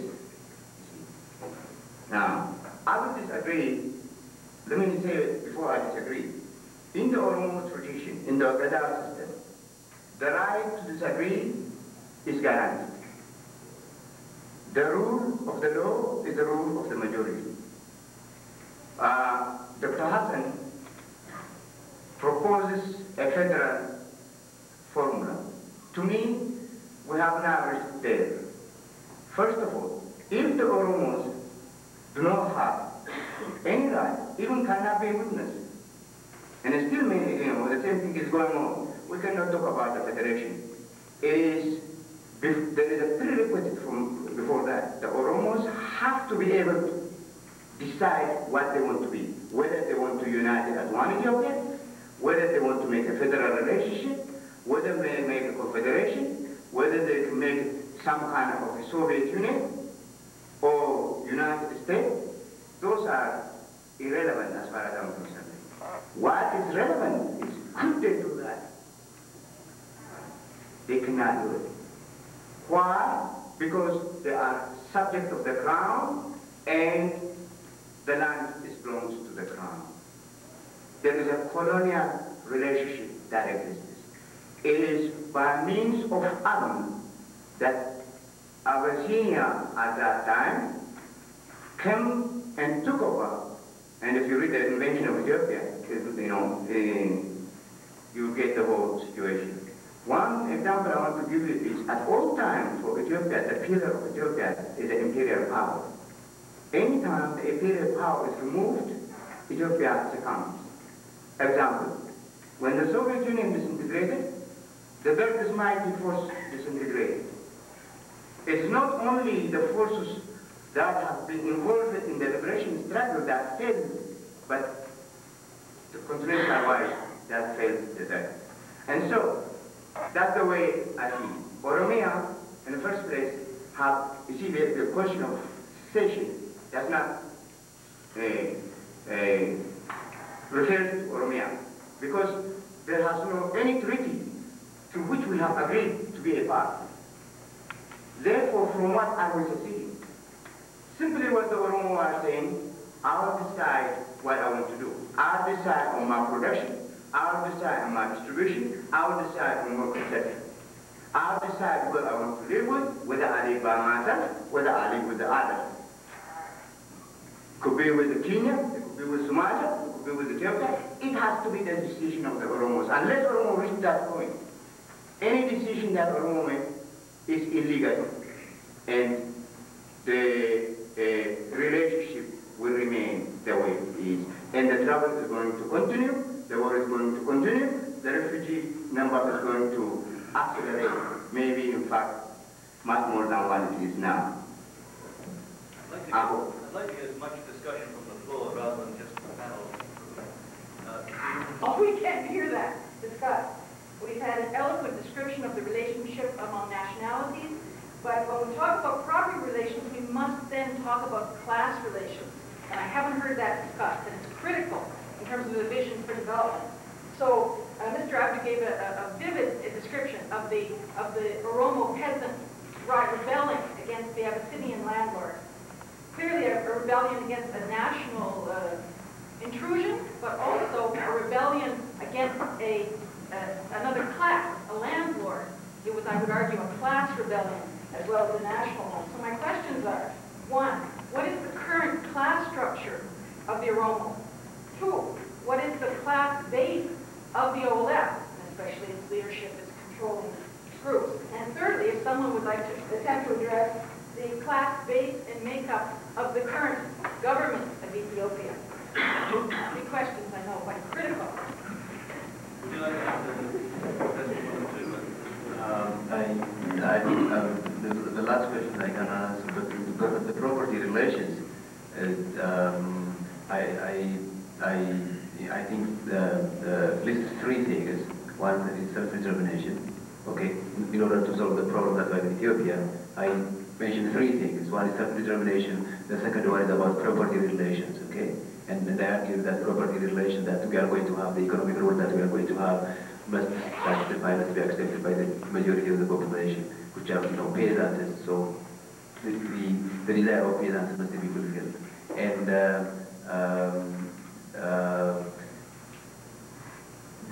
I think what we have now, okay, the current class structure in Ethiopia is not very clear to me. Okay, I think it's a state of flux. What we had before, okay, which is still there, is the Mestanyagabar system, in which we have the landlord and the tenants, and then we have this interweaved situation where most of the landlords are from Abyssinians, and most of the tenants are Oromos or other people of the southern regions. Now, they didn't try to change that. They made a land reform, but the property controlled the land and the produce, and they told the peasants, at what price to sell, and they took produce from them. And in terms of control over land and control over the produce, it didn't change the system. The Nyagabar system continued on, but in a different form, in a bureaucratic form. Okay. Now, the EPRDF, they are trying to change it. I don't know to which direction they are going, but discussion is going on. It is the class structure, I think, in a state of flux. So it could change for better, it could change for worse, or continue, as before as the Nyagabar system. And my argument is that it's very important that we do not separate the issues of determination, for example, for the Oromo, from the question of property relation. Both must go together, intertwined. And my hope is that self-determination will allow people will choose, like you said, what type of political arrangement they want, whether a federal or a free or an independent state. Okay, really, the choice doesn't matter to me. As far as people make the choices, I think we should live by that. The land tenure system that the peasants want, as I see it, is they want to control the land and they want to control the produce. So they want to be, they want land and freedom.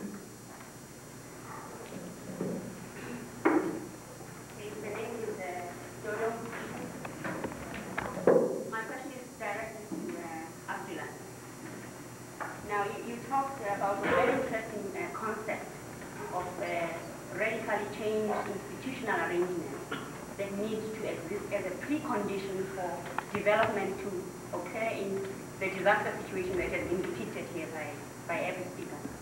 You talked about self-determination, property relations that Susan was alluding to, and formation of regional economic unions. Can you be more specific, particularly on relating self-determination concepts to the formation of regional economic union? What do you exactly mean? Can you identify, say, 3 points, 4 points, so that we understand exactly what is going to be a radical change in as far as that is concerned? I understand you're asking the relation between self-determination and regional economic union, specifically between the two, right? Yes, just to talk a little bit more beyond the principles, self-determination, but what exactly would happen. But related, if you can, please, to the question of the formation of regional economic union. How do you see that happening in a practical manner? Go beyond the principles. I'm interested in that. I raised the question of regional economic union because I do not know how, if people, for example, are able to decide what type of political arrangement they want, what the outcome is going to be in the environment of Ethiopia. Now, if people, for example, decide to have 2 or 3 states, which is possible, it's possible to have an Afar state, or an Ogaden state, and Oromia, Eritrea, and Abyssinia. It's possible that we have 5 units there, or it's possible to make this together, provided that people agree to have that type of arrangement. Now, I brought the economic the regional economic union because in case people decide to have 2 or 3 units, okay, that we do need the economic link. You have to keep that in mind. And we have to enlarge the market, not only for the environment of Ethiopia, but to include other countries from the Horn of Africa. And I brought that in because I do not believe that the strategy that the newly industrialized countries such as Korea and Taiwan follow, the strategy of export-led industrialization, is available for most countries of the third world, because the market in developed countries that you go into is limited. And if everybody wants to follow the same strategy, it won't happen. So we should develop our own market and become self-reliant. And I believe it could be done, provided that there is stability.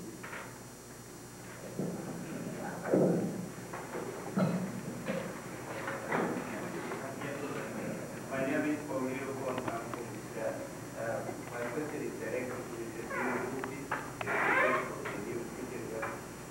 In your presentation, you said that if government has adopted a charter, one of the solutions was that non-interference in the external affairs of other countries. But we all know that as soon as the EPRDF government took power, participated in the genocide of killing of the thousands of refugees in collaboration with I just want to know if that is not engagement in the external affairs of other countries, and if that is not the policy of vengeance, and if that is not ignorance of the experience that the Ethiopian people have gone through with interference in other countries. My second question relates to talking about development. You said that the new government is committed to development, but you would like the international community to help because the challenges are enormous. Now, when you ask about for the international assistance, you are asking for international goodwill. Now, a new government that engages in genocide and interference in the external affairs of other countries would have at least a courtesy not to interfere in the external affairs of other countries. Otherwise, it would be a hypocrisy to try to ask for development in Ethiopia while extending genocide in South Sudan. If I correctly understood the question, you are referring to the part of the charter which, with regard to foreign policy. Truly, yes, the government respects, champions the foreign policy based on the principles of non-interference in the internal affairs of other countries. Accordingly, the government has already, the new transitional government has sorted out the difficulties that have been existing between the Ethiopian previous regimes and the neighboring countries, among which Sudan is one. Previously, as you know, both the Derg regime and the government of Haile were conducting a foreign policy based on hatred for neighboring countries, particularly for the Arab countries like Sudan, Somalia, and others across the region. But the transitional government, changing those old attitudes and those old trends that had already used to pit one neighboring country against another, has already adopted a policy of not interfering in the internal affairs of other countries, among which creating a closer relations among the neighboring countries of the Horn will be the founding. And accordingly, the government has created a very harmonious relationship with the government of Sudan, the government of Djibouti and Kenya, as well as the government of Eritrea. And there is now anything like interfering in the internal affairs of Sudan, which is the sole responsibility of the Sudanese people and the Sudanese government. I will entertain one more question, and time is running out, and then I will ask each speaker to have a closing statement of 1 minute. I think that's the way we wrap this up. Gentleman there. My name is Charles Olwezi. I would like to broaden our outlook. The theme of this session is peace and development.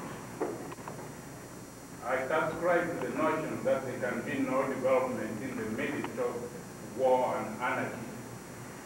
Whatever is happening in the Horn of Africa today, Mr. Chairman, is a reflection of two phenomena. Phenomenon number one is the Berlin Conference of 1894, which forced Africa into divisions and forced unions. Tom? Of a nation is one nation operating the other nation acting as a class. So they don't have any common denominator. They don't have an ideological base on which they can build the whole situation, which leads to what you are saying.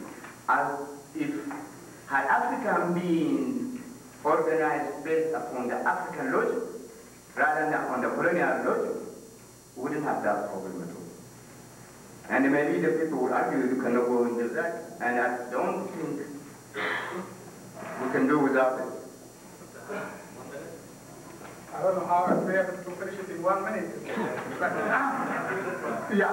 Differences of opinion over Oromia, the one you mentioned, we are two individuals, millions of people, different people have different opinion. But on the question of the self-determination of the Oromo, the rights of the Oromo, I 100% agree with Sisai and he agrees with me. Don't make any mistake about that. It's only how to reach there. If on the question of the interests of the Oromo, we all have the same thing in mind. The Oromos as people deserve the right to administer themselves, to learn in their own language, use their language for their own administration.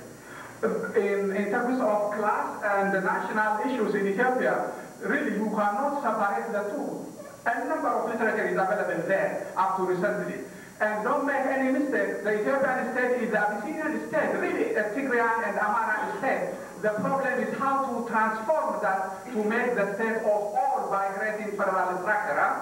And the question of the class base of the OLF is condemned as if it is a feudal organization as the children of the landlord and so on. Believe me, I know many individuals in the OLF, people who come from the middle class, from the peasant origin, and from the petty class. Like any group, name it, they come from different stratas. To try to say the OLF is this, is simply to run away from reality. Enemies could use all sorts of things, of course, against the OLF, but the class question is not one, really. I must say, although I don't have time, the southern Sudan is the most tragic situation. I taught a graduate course last semester, in which we discussed the 9 books, 3 on the Sudan, 3 on Ethiopia, 3 on Somalia. And in those discussions, what really emerges is the similarity of southern Sudan, which is very tragic, and that of the Oromo. Please, make no mistake, the situation of southern Sudan reverses itself when it comes to that of the Oromo. And finally, let me say the point you raised, gentlemen, that is very true. Most of the problems, not all, most of the problems go back to the rational boundaries that were created and maintained, and unless the present and future leaders of Africa really start saying we must make our own new arrangement, 20 years from now, 30 years from now, those of us who are lucky, or the youngest one will still be here, will be discussing the same irrational thing. And definitely the redrawing of African boundary, wherever it works, the federal arrangement I have in mind will create the possibility for the redrawing of regional boundaries in the Horn of Africa itself, so that we get rid of the useless waste, in terms of wasting our resources, manpower, in terms of fighting over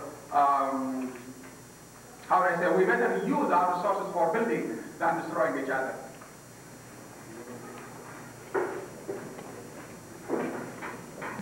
On the OAU Charter, and I think you could capture that question. You could capture that question in terms of the institutional paradigm I discussed.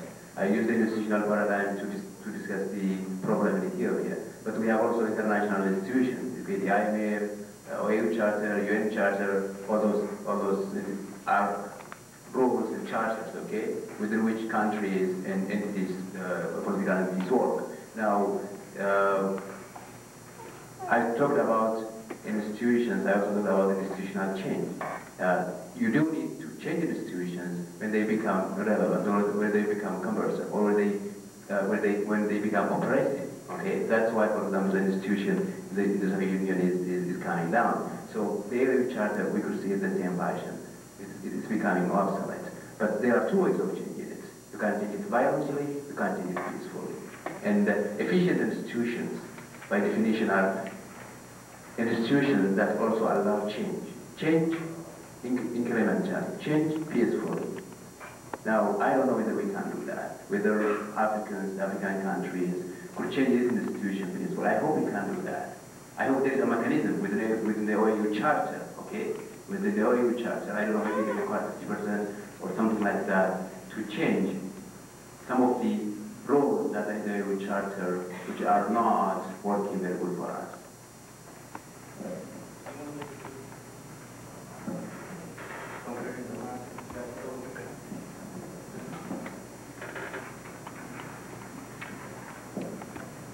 Basically, what's going on in Ethiopia is now, in fact, I mean, the trend seems really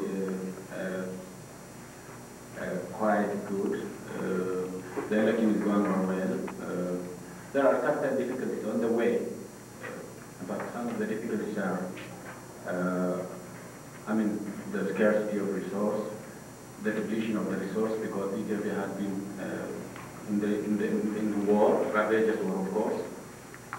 There is also an absence of exercising democracy, and absence of democratic culture, which most of the people are quite novice to. And hopefully by the help of the friendly countries and the Ethiopians themselves, Ethiopians are trying to see a bright future, which was the hope, their president. I mean, I'm very much pleased to hear that the Oromo people, in fact, which have been one of the subjugated people of the Ethiopian empire, for that matter, are also willing to cooperate, I mean, to live in democratic, broader Ethiopia, actually. So I think this is quite encouraging. The contributions between political organizations, which sometimes subside and sometimes come up, are not really, should not be an impediment to the overall trend, to the overall course of the nature. So hopefully we are on the right course, and we will hopefully be successful in this way.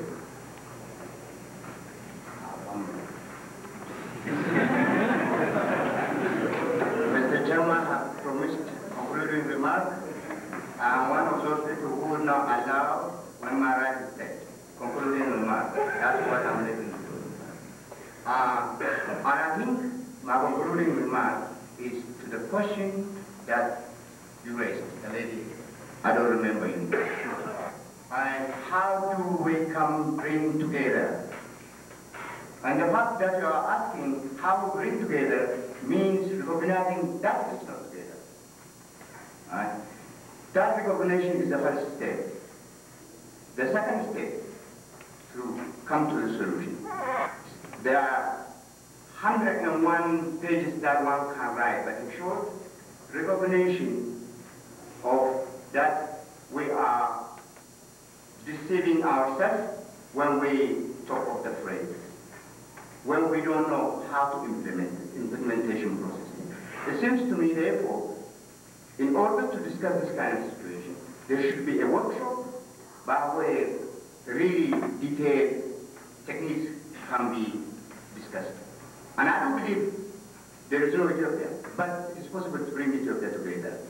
I do believe in order to develop development, each nation or nationalities must develop their own on their own merit, and then bring together rather than I enforce upon X or Y and Z, but X, Y, and Z must come with what they have, and we shall come together on that ground, on common interest, on our own free will, and then constitute a constituent assembly.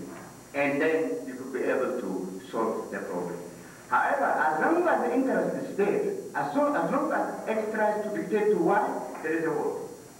That's what I think it is in short. Thank you, Mr. Chairman.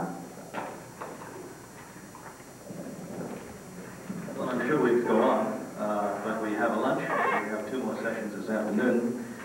I also wanted to make some concluding remarks, but I'll forego those. Although I would like to just throw out two ideas that I was going to sort of dwell on in my concluding remarks, because these are issues which we haven't really tackled in this session.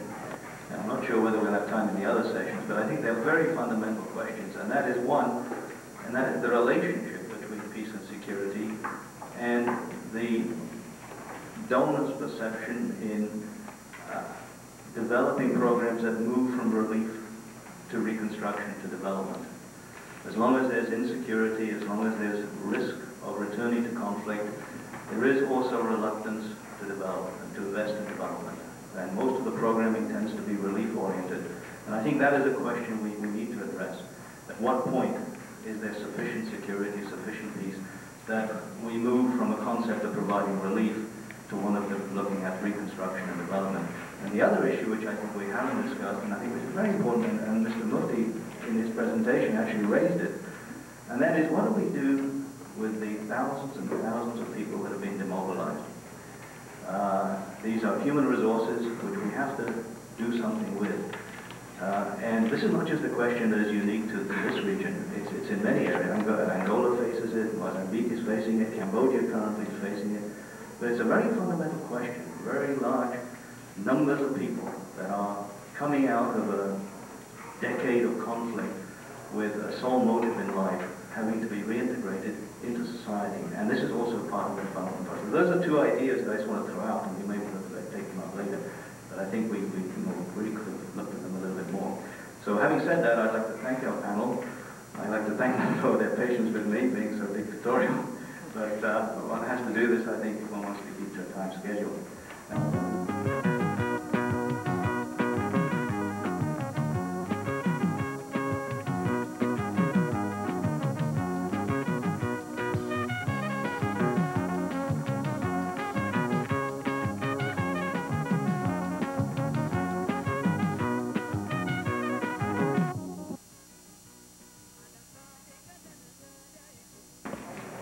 I am a member of the Africa Working Group, which is supported by another organization in town called the Idea Center. And you would observe, those of you who received copies of the pamphlet which advertised this event, this conference, that the Africa Working Group is also one of the organizations who are sponsoring it. So on behalf of, maybe it sounds selfish I mentioned my group first here, but however, on behalf of the Africa Working Group, the Disaster Research Unit of the University of Manitoba and the Eritrean Relief Association of Canada, I'd like to welcome you to this particular event, which you would know will look at the economic aspects of the transition in the Horn. In fact, the general theme being economics of transition in the Horn. We are starting a bit late, as you all know. I don't think it could be avoided. But however, what could maybe help to facilitate the process is when we come to the discussion particularly, that we try to create as many opportunities as possible for as many people as possible to make their contributions in terms of questions so that our panelists here could respond adequately enough.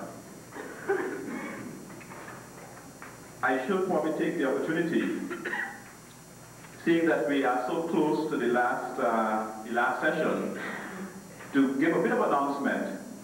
The Africa Working Group is presently undertaking to do an event that is going to try to give us some education about the Ghana system of democracy, which was being referred to quite often by some of the guests at our last event. It is not totally confirmed yet. The actual venue is not in place yet, although we know it's going to take place at the University of Winnipeg. But the date will be the 13th of June, which is a Saturday. And we will be showing a videotape which will be featuring Professor Asmagron Leges, who will be able to give us a very in-depth understanding of the Ghana system of democracy. That is in the context of Africa Working Group's forums designed to help us to do development work related to Africa. So I thought I should take the opportunity to just mention that to you, given that the last session is so fresh in our minds. Okay, on to this session here. As I said, we have 3 speakers. The first one, Dr. Orbazgi Johannes. I did practice pronouncing his name so that I can get it right, who is at the extreme left. I'll give you a bit of information on him. He's a graduate from the University of Denver with a PhD in international studies. He taught for 2.5 years at Greenwich State University and is currently teaching international studies at the University of Louisville. He is the author of a book called Eritrea, a Pawn in World Politics, and he is actively involved in the ERA since 1982.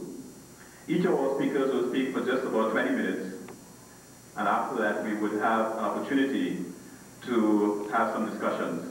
I kind of suspect we will not be able to have a break, given, or maybe I might get some indicator from you whether a break will be necessary, but I suspect we may not have that, given the way we are pressed for time. So I would like now Dr. Orbazgi Johannes, who will be addressing the issue of a reflection on the political... Well, since this is the second day of the conference, I'd like to begin by telling you a short story.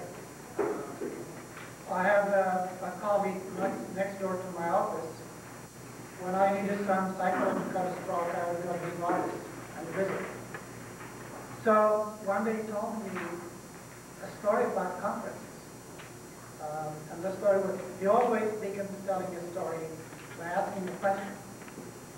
So he said, what's the difference between giving your presentation on the first day of the conference and on the second day of the conference? What he said, the difference is, if you give your presentation during the first day, in fact, few hours during the first day, you'll be done quickly. It's a relief. And you can do even some shopping. But if giving your presentation the second day also has some advantage. You can learn a lot from the nervousness of the first day speakers and improve your presentation. But it didn't stop there. There are other advantages and disadvantages. If you give your presentation during the first few hours of the first day, you have a lot to say. You have a lot to say. Everything you say is new. The only enemy you have is mind. You cannot say everything you have in your mind. And then you establish your credentials as being the smartest of them all.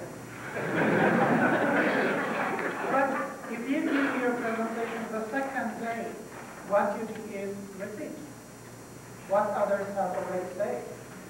And you struggle to find things which are not said already. So you concentrate on the time, on how to kill the time allotted to you. So that's what I'm going to do now. But before I start, I like to express my appreciation. In fact, honestly, I don't feel I have anything to offer to this conference. I just came to learn. And I have learned a lot. I have been to many conferences like American Political Science Association and the like, where you hear a lot about dead theories, which are the preoccupations of many scholars. But here I could feel many things and learn a lot. Especially those of you involved with NGOs. I have special appreciation and admiration. Putting politics aside and finding your connection with humanity is a wonderful thing. And I could really feel the warmth of your connection yesterday. So my appreciation and admiration goes to you. To start my talk, I'll expand on what Professor Tim Shaw said yesterday. That's why I said I don't have anything to offer. For my own sake, I forgot everything he said except one thing. When he was asked specifically about Eritrea's future, he said the following. I don't know if you paid attention to that. but since I am in his field, I could read between the politics of scholarship, right? Well, what he said was the details of Eritrea's future have yet to emerge. That's a very interesting statement. What he's saying is, Eritreans have proved themselves well in the past, but have to prove yet in the future that they could continue the revolutionary process, resulting in the transformation of Eritrea into some higher order, better order. So, in fact, the topic of my paper is exactly that. What are the details of Eritrea's future? The question is, will the Eritrean revolutionaries continue the revolutionary process or allow the process to generate into something else? In other words, will the revolutionaries trade revolutionary politics for politics of order? That's a big question. So the answer is it depends on the following 4 factors. In fact, Professor Shah mentioned some of them, most all of them, but I'll use them as springboard for the rest of my little talk. Well, the first is the internal conditions in Eritrea. Subjectively, the conditions are good, right? If you have read about the Phoenix factor rising from the ashes, nations which experience the traumatic experiences of war and the like, have unfinished revolutionary zeal, still discipline and devotion, which they can translate into concrete economic benefits. So subjectively, the Eritrean revolutionaries, I believe, have unfinished zeal. So that's well and good. But objectively, Eritrea is simply a blank sheet of paper. Like I was speaking a while ago with a very nice lady, Canadian lady here. She gave me a nice term. Eritrea is starting from below zero. Even the positive contributions of Italian colonialism, those wonderful agro-commercial plantations are destroyed. The good infrastructures are gone. So the question objectively in economic terms is, where does the yeast come from? Will Canada provide some of it? After this legal myth surrounding the Eritrean international status of Eritrea is resolved, where does it come from? I'm talking about internal capital formation. So that's one of the challenges. Secondly, the evolving configuration of the region.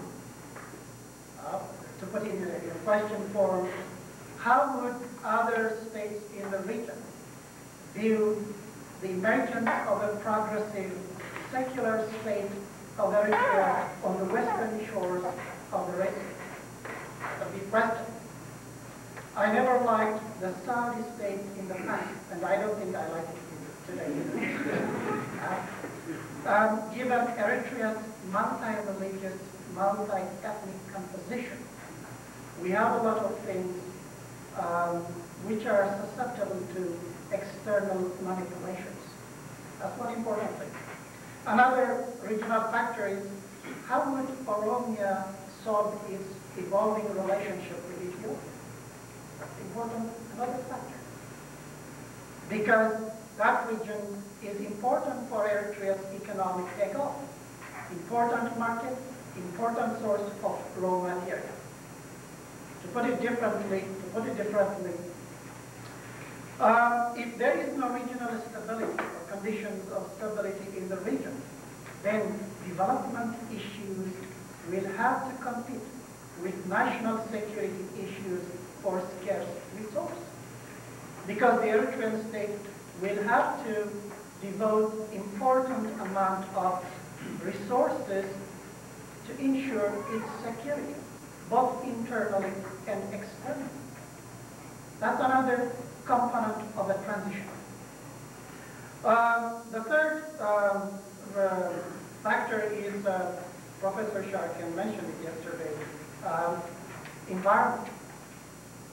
I allocate 2 weeks of my semester of political economy to the political economy of the international environment.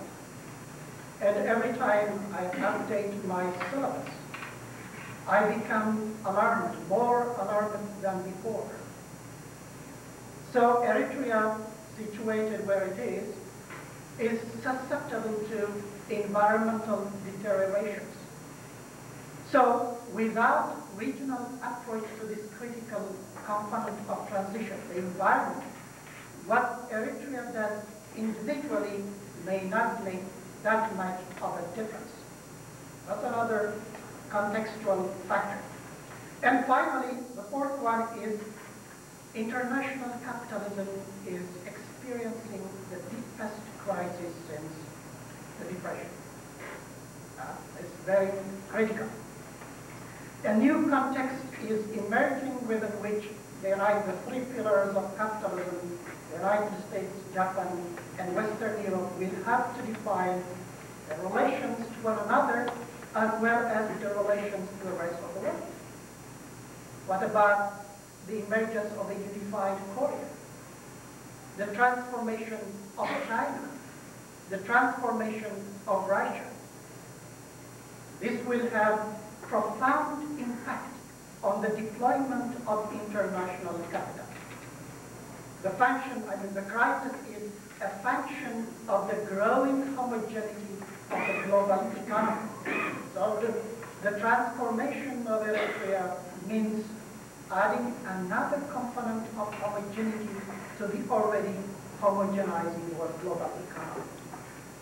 So in this situation, how can Eritrea find its own market niche? And how can it raise capital globally to take off industrially?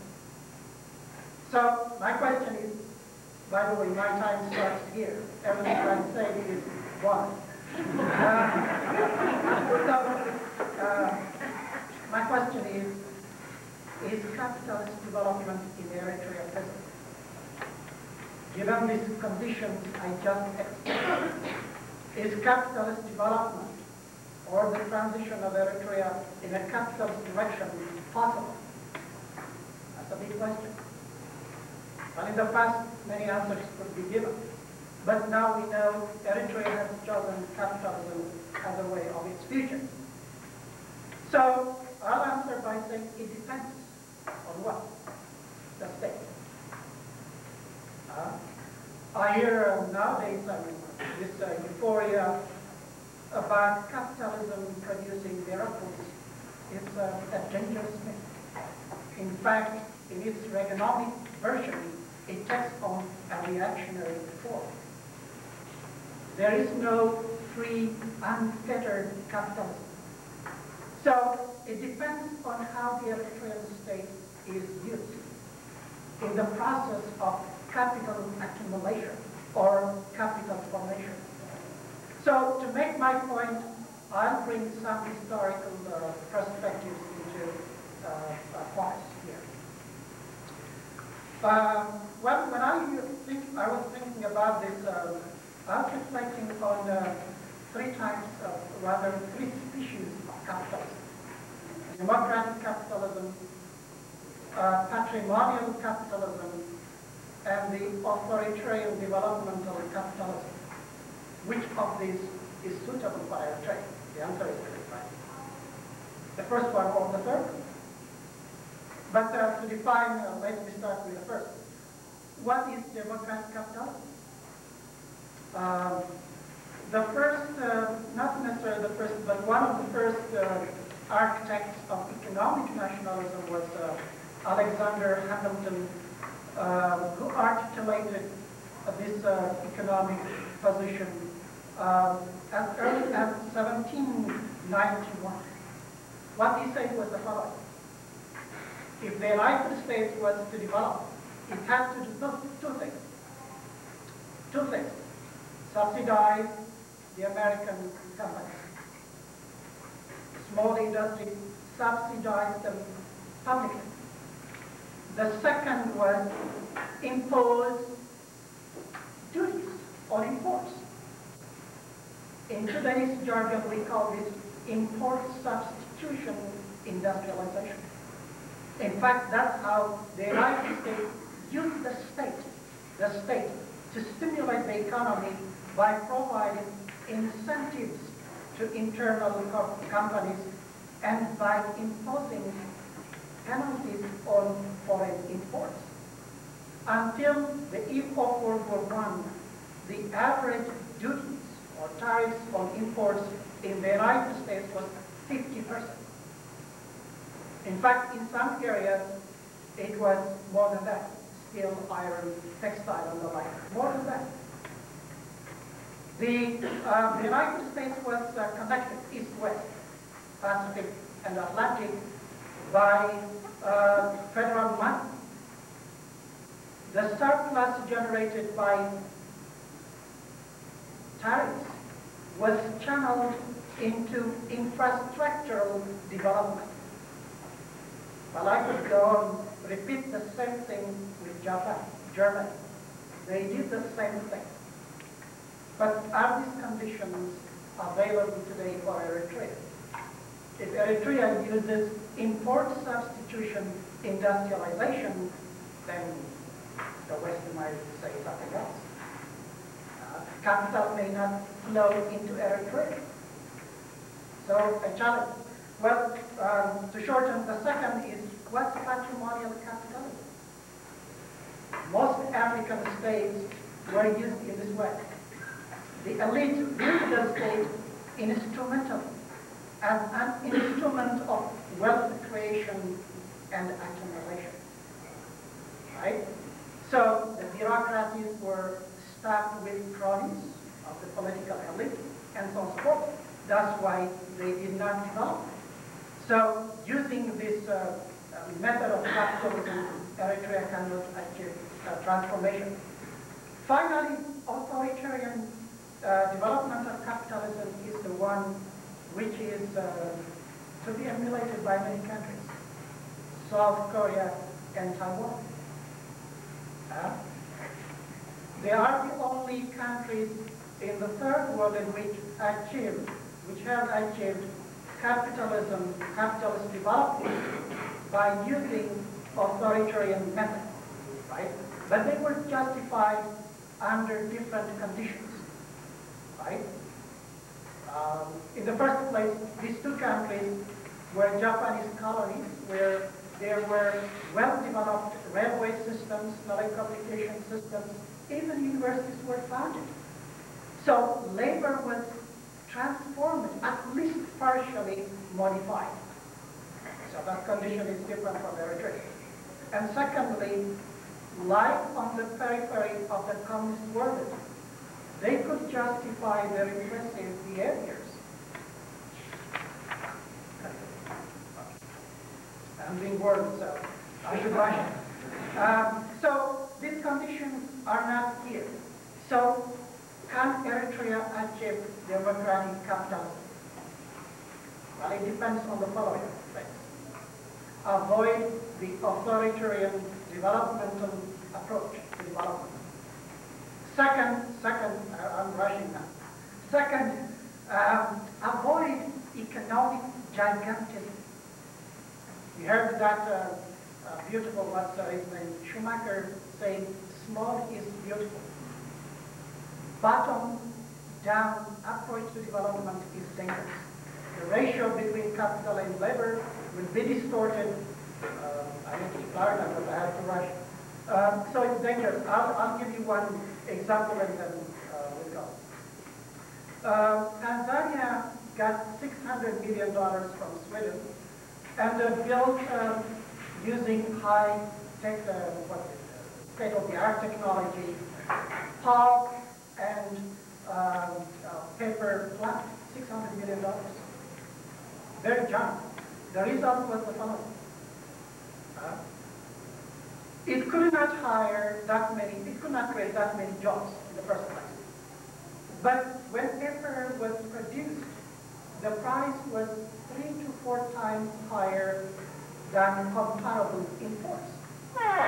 More than that, this plant began to produce acid rain, threatening Tanzania's exchange-earning plantation tea.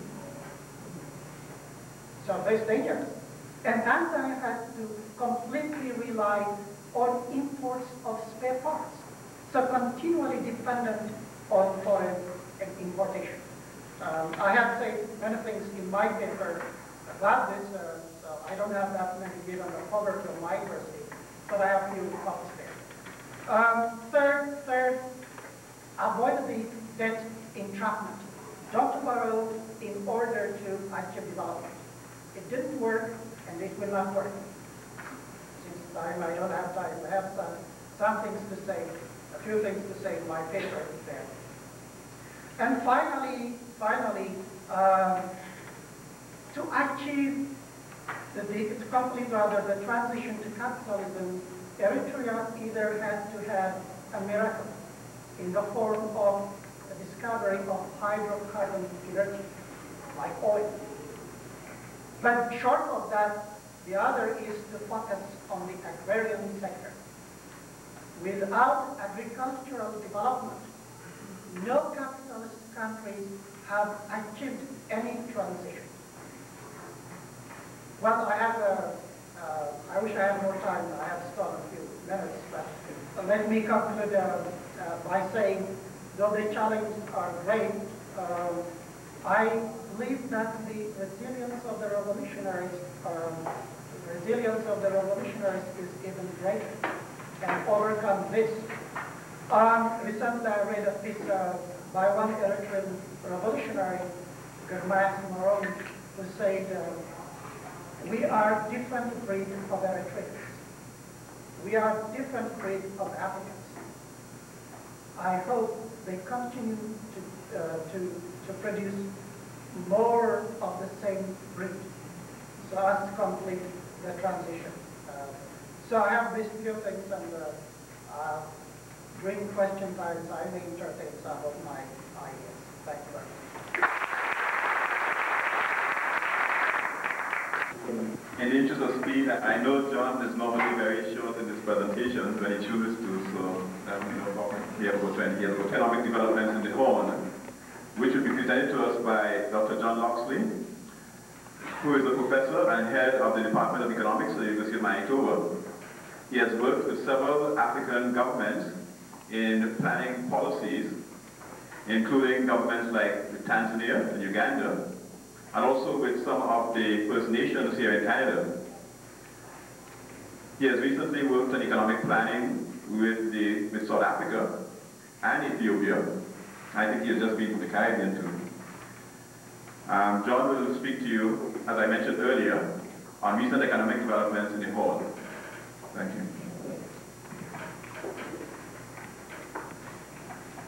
I should begin by declaring my relative ignorance of the region and by disclaiming the title. What I would like to speak on mainly is recent policy statements on economics in Ethiopia, and to report on a meeting which I attended in January on rehabilitating the Ethiopian economy. Before I do that, in deference to the organizers, I would like to make a couple of statements about Somalia and Eritrea. From what little I know about Somalia, it seems to me that the situation at the present time in Somalia is absolutely devastating. We have probably the biggest human tragedy facing the world at this moment in time in Somalia. And that food aid assistance and demilitarization would seem to be absolutely vital if large numbers of people are to have any chance of surviving by the end of the year. I don't know how that food aid side, I think we could do much more than we're doing. The military side, I think, demonstrates the weakness of the international community and the selectiveness of its priorities, these priorities being driven by the political machinations of large powers. In terms of Eritrea, on my way down to Ethiopia, I was actually, the trip to Ethiopia was sponsored by CEDA, but I took a side trip to Eritrea with a long-time friend of mine, Lionel Cliff, who would be known, I think, to many of you, at least his works would be known to many of you, who is the founder of the Review of African Political Economy, and has written extensively on the Horn of Africa. And the object of that side trip was to talk to members of the government in Eritrea and to meet with the university. So I met with the university and with the Minister of Finance and had general discussions about the state of the economy and their requirements for reconstruction. And I was really pleased with the earlier presentations, which I think fitted in quite neatly with what I saw and with the aspirations that I heard. What I heard in Eritrea was that Eritrea is moving quite systematically towards independence, and that the delay in doing so, it was largely, in fact, to assist Ethiopia to gain stability. And the problem with that, of course, is that it has made Eritrea difficult to deal with diplomatically, especially for countries like Canada, who obviously clearly can't be seen to be encouraging separation. Right?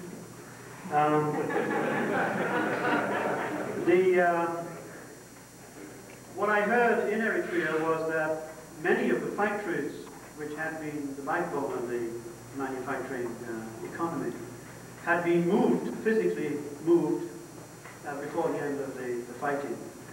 So that it is not really known with any accuracy what exists at this point in time. And it seemed to me, on reflection, that taking stock of where Eritrea is in terms of its infrastructure, its economy, and so on, if it hasn't been done already, ought to be a top priority for the new government. There is a desperate shortage of personnel. Very strong links, clearly, to Eritreans overseas, and a very strong dependence on remittances from Eritreans overseas. But a desperate shortage of people required to build up national infrastructure, and especially in the areas of the two areas that I looked at, finance and university.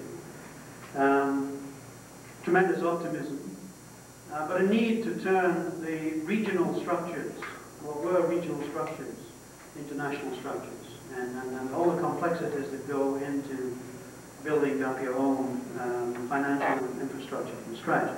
The university situation is pretty desperate because having been banished, rusticated, I guess would be the word that would be used in Oxford, physically moved out of Asmara at one point, and then having its equipment also shipped out to Ethiopia. The university is also in pretty desperate straits in terms of equipment.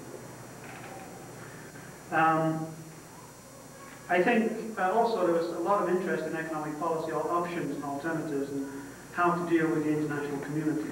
These are areas of the new government that is anxious to gain some expertise in. It seemed to me that here's a perfect situation in which Canadian NGOs could work at arm's length, if you like, from the government of Canada, but nevertheless could work, be financed to work with the Eritrean government in these areas, which the Eritreans themselves have described as being important.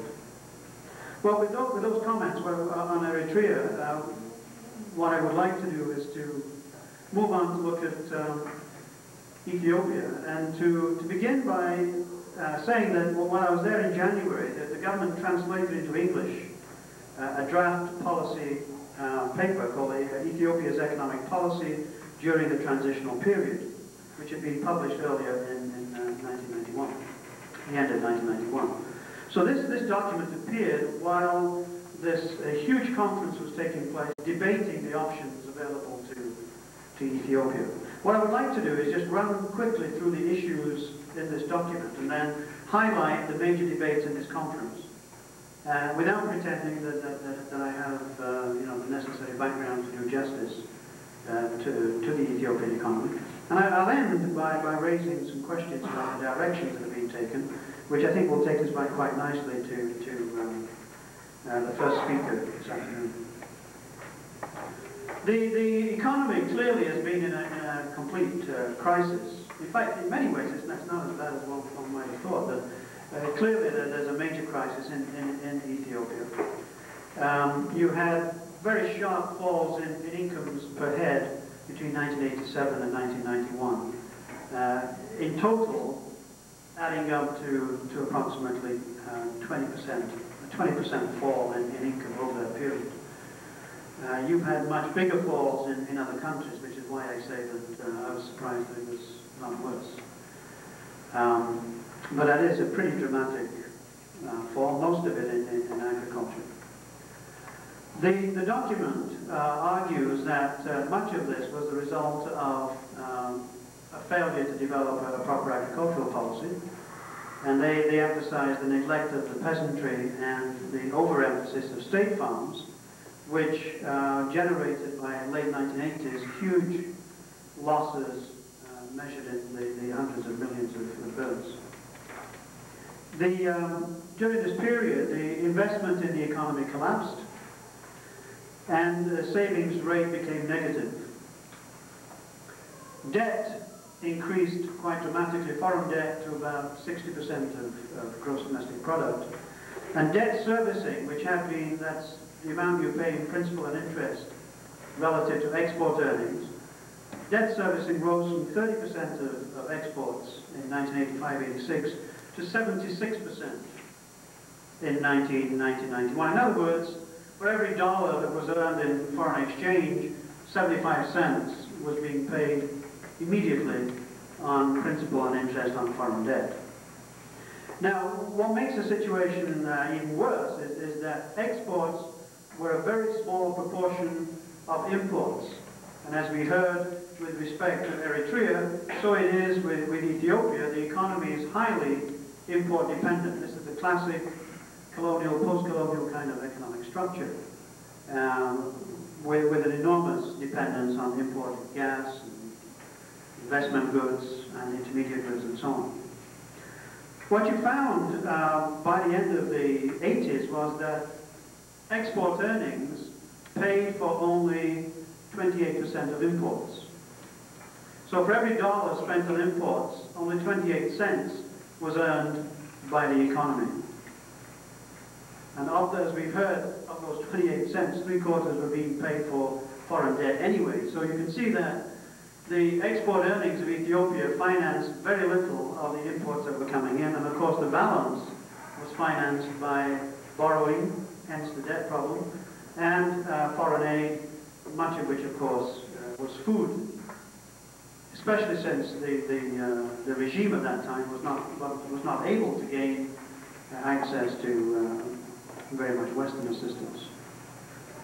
So you had an enormous import squeeze, and with that import squeeze, domestic production simply fell, because you can't run industries in Ethiopia unless you have access to imports.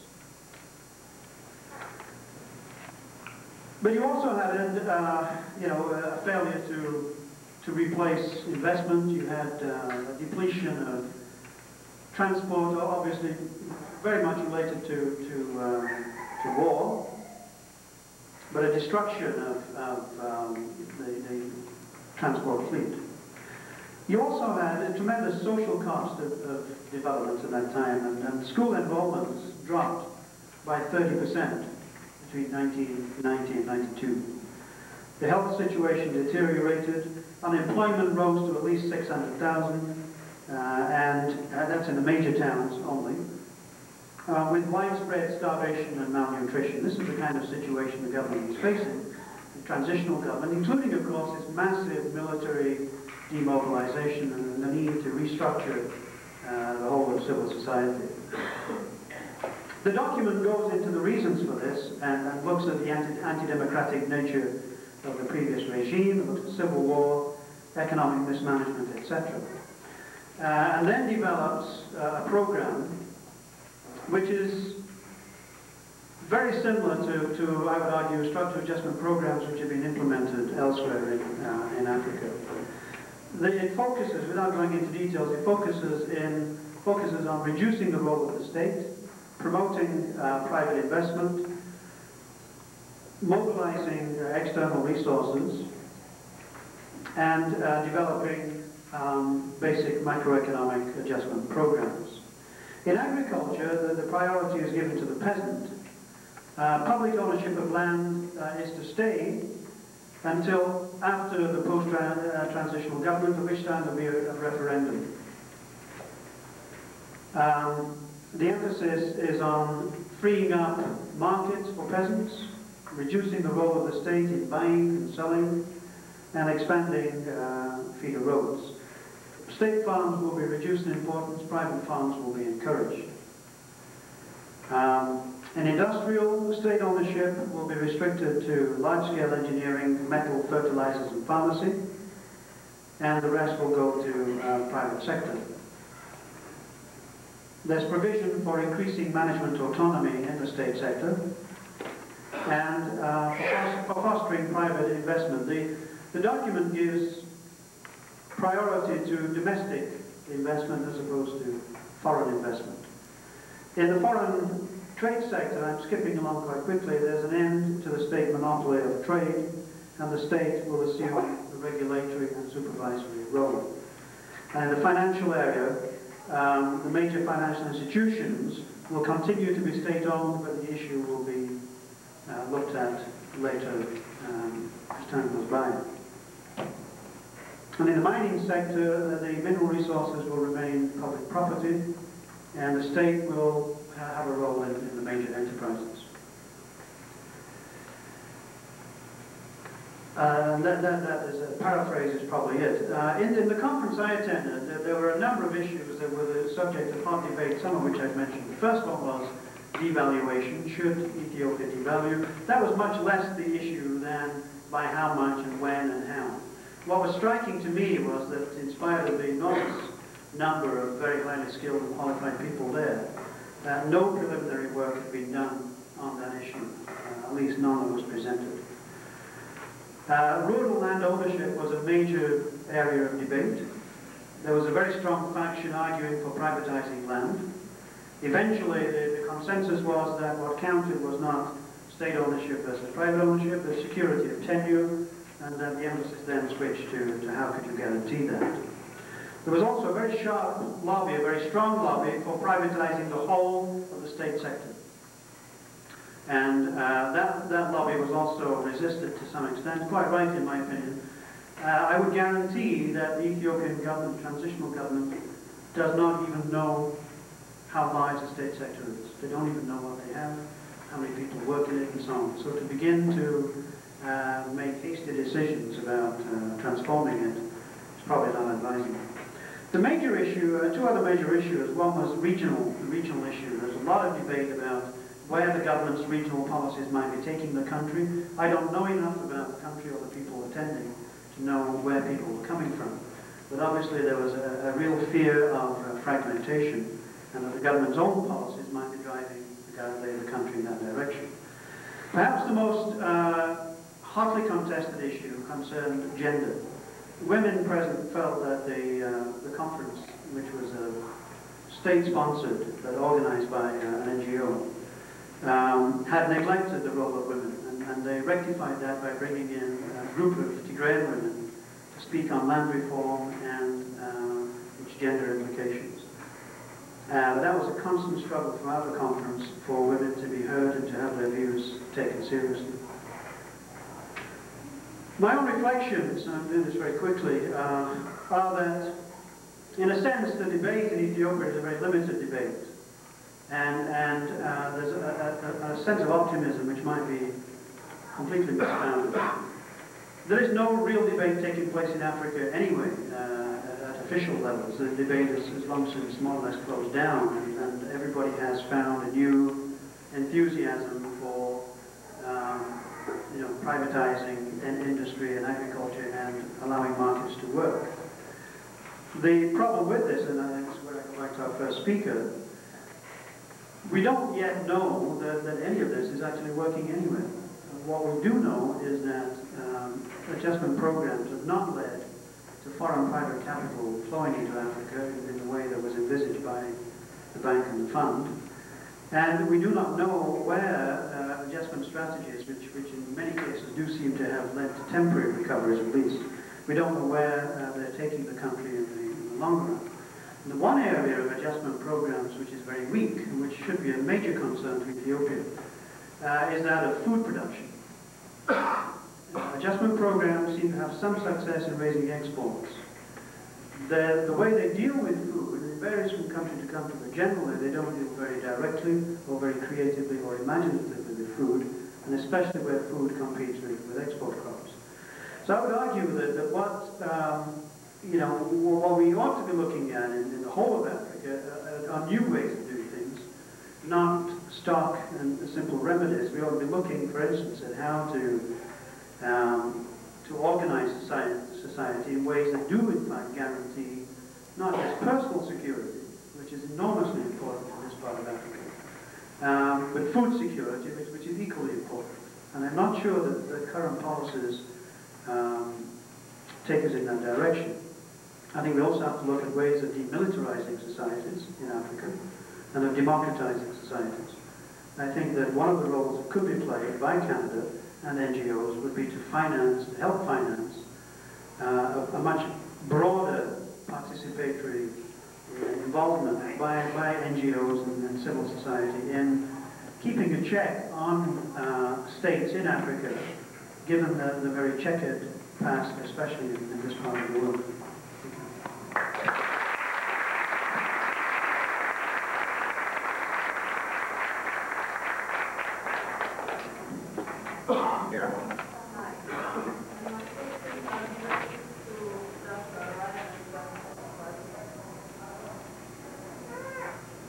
Our economy has been described in so many ways, and a couple of them are landscape and development. And we know when we're talking about the economic environment, where should the first, the initial funds to get the economy going and create a big effect come in the short period?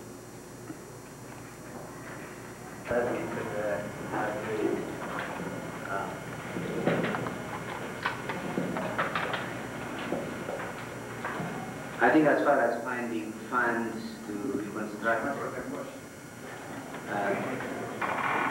okay, the question is that we have said that at this time the Eritrean economy could be described as being below zero, trying to reach to zero, whereas the potential for viability doesn't exist. In that case, how do we transfer from there? When do the funds come from? Yeah, to get it started, like crack it open. Yeah, seed money. Where does seed money come from? I guess my answer would be, it depends if we're talking about short-term or long-term solution to it. In the short term, internal resources are not adequate to start it off. And given that situation, in order to get to zero, there ought to be, like Babu said, the moral obligation of those who are really capable of forces, especially the superpowers, who let it go for 30 years, knowing full well what the case was, and supplying all the destructive weapons that actually did. They do have a moral obligation to come to reconstruct what has been destroyed. And the destruction is on both sides of the fence. It's not only in Eritrea, it's also in Ethiopia. So essentially, the need for both peoples to be supported, and this is quite justified in my viewpoint.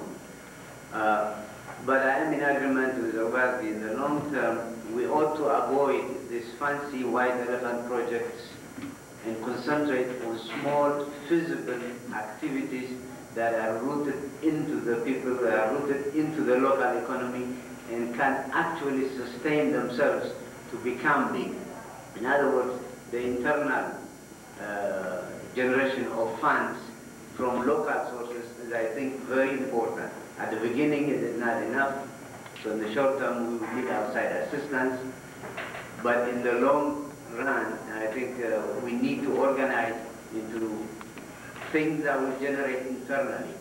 And it probably takes a long time to discuss how that will be, but that approach is much better than to construct a very dependent economic structure that eventually we will end up the same fate like most of the African countries have.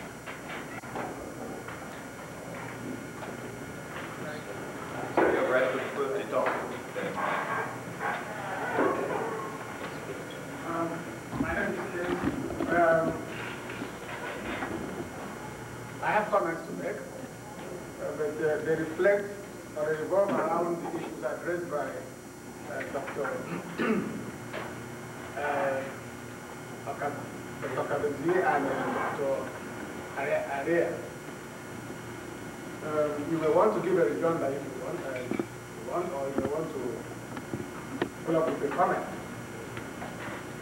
Both of you talked about political economy transition and the viability of the economy.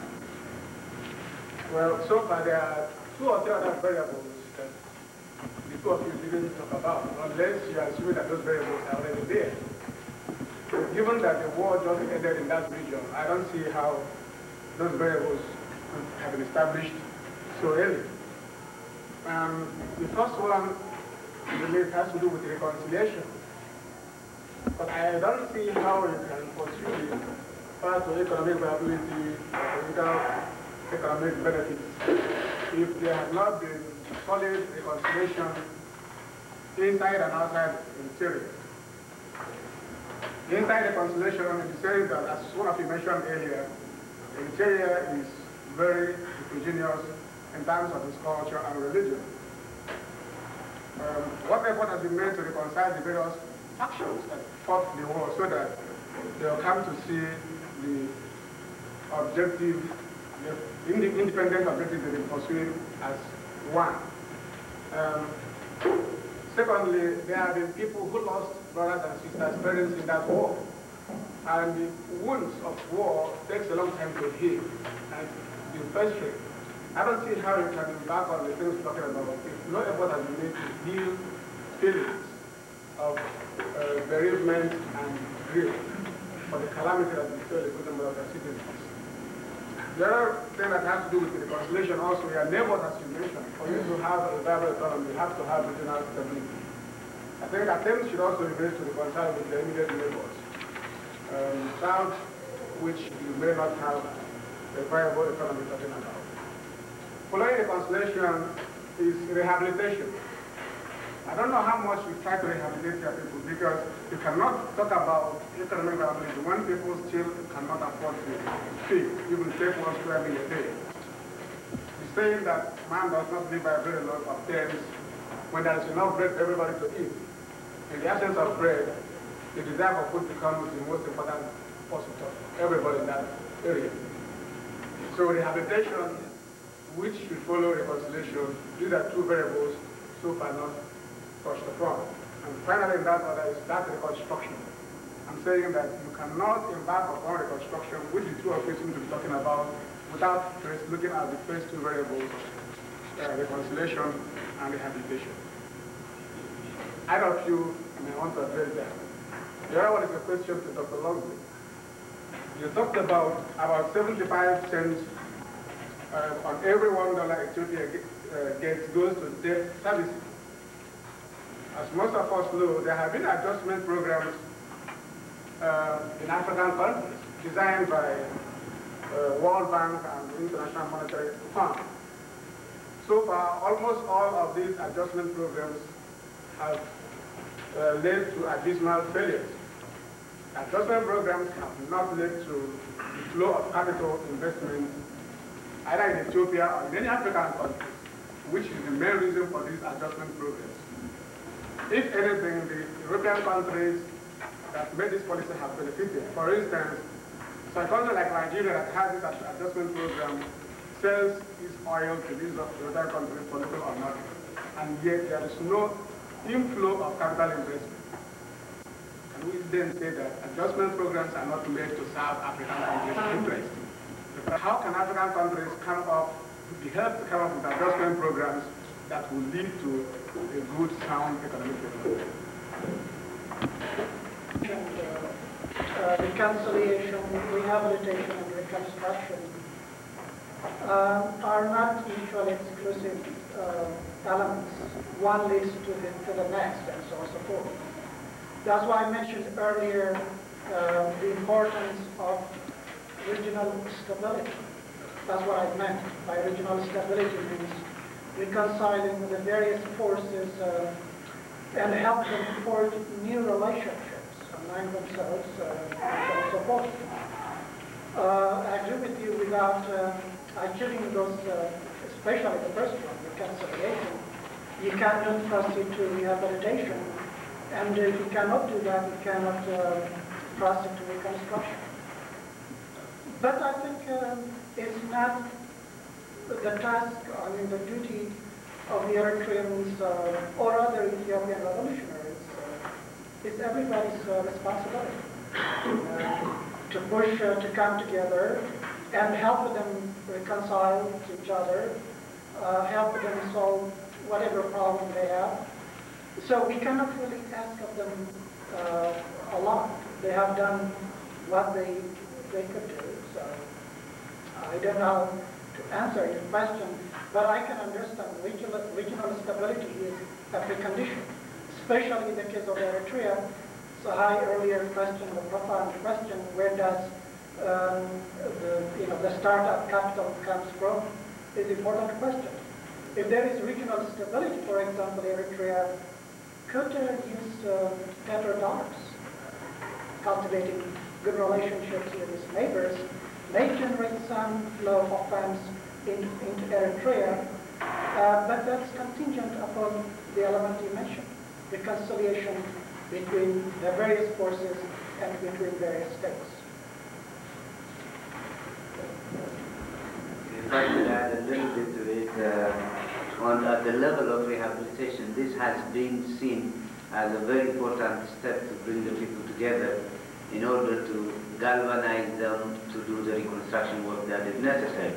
And in fact, the first of the laws that were passed in the Eritrean government was a 2% tax on every Eritrean for rehabilitation purposes, to take care of some of the fighters who are handicapped, some of the civilians in the tens of thousands who are now handicapped and need the necessary resources right away. So that was passed on January 1, 1992, with the knowledge that more would also be coming together. In terms of the factions, maybe when you are from outside, you look at it and you have reports that such and such group exists still outside Eritrea and so on and so forth. But what we would like to see is those groups who are coming in. Also, it's very important. We have many, previously leaders of the ALF, which was the faction, the other factions that started the revolution in 1961, coming in individually one by one. In fact, I was quite heartened to know that the commission that is set for the referendum is headed by 5 people, and out of those 5 people, for those of you who know Idris Galaudios, he was one of the persons who actually started the ELF way back as a student in Cairo in his early age. And then again you have Tahal Noor, also another veteran of the ELF who have been the main representative of one faction in Cairo for many years. And you have other people, and the 5 of them, when you look at it, is a way of, bringing issues that will touch every Eritrean, regardless whether he is from the ALF or the Sabah group or other, groups that come. But I think I need to hasten to add, it is in the process of things that as change goes, we're bound to find many people who, even after today, would organize themselves as opposition parties, as people who are disgruntled in certain aspects, and their appearance is not necessarily a threat to the unity. You know, the diversity that comes from that should be within the context of, you know, the natural process of a society trying to reconstruct itself, and should not lose heart if there is a certain group that is claiming we're not having a part in this. They would and they should have a part in it. Until that time comes, the process is in the works, and we hope that it will work very well for the end. Easy one to answer. Most of Africa, most of sub-Saharan Africa, over 40 states have now had IMF and World Bank programs. And one has to ask, what is the nature of these programs and what is the direction that the continent is going in as a result of these programs? And then one also does have to ask what the alternatives are. My own view of these programs is that they have a twofold objective. One is to integrate Africa into the world economy, more or less, but not entirely, more or less as a cure of wood and a door of water. And secondly, to stabilize the debt situation. African debt is significant. It's $250 billion. So these programs guarantee the orderly meeting of obligations internationally. The main reason why governments enter into them, often when they're not very happy about them, is that they need, is this import dependence that they've not been able to solve. And they're therefore drawn into a situation in which they lose national sovereignty. And there's no way that any government in Canada would accept 1/5 of the conditions that are laid down to African governments. But if you want the money, then you have to pay the price, and the price is policy conditionality. The answer, of course, is not to continue with the kind of chaos that has characterized many African countries anyway. I mean, that is not an answer. The Africans' problems were not caused by the World Bank. I mean, they've been exacerbated by them. And in some cases, one could argue that the World Bank money has actually done an awful lot of good in the short term. Ghana, I mean, it poured billions into Ghana. And I'm sure the average Ghanaian, for all the discontent that there still is in Ghana, would prefer the situation now to the situation in 1981. So the reasons why we have chaos are quite complex and have to do with a mix of domestic and international politics. The solution, I think, is to develop alternatives, and some of us in this room did work on the African alternative, put forward by the OAU and ECA. But that was a one-shot effort. It seems to me that one needs to do more work on that and to continuously challenge the received wisdom of adjustment and to develop better ways and more humane ways of doing things. Until that time, you're stuck with what we've got, which is to, especially since the donors, the bilateral donors, also now require the good housekeeping seal of approval from the World Bank before they put money in. So it is a very difficult situation for African governments. Thank you. My name is Thomas, and I'm a student here at UFM. My question is to Dr. Basgi. And he mentioned that regional stability is very important for the future existence of an independent state of Eritrea. Now, one issue that I see was a little bit neglected is... Sorry, brother, can you project it a little louder? Okay. Sure. Many countries in the region, in Horn of Africa, have been affected by the war in Ethiopia. And one of these countries is the Sudan. Not only because they host hundreds of thousands of Eritrean refugees, but they have their own political problems.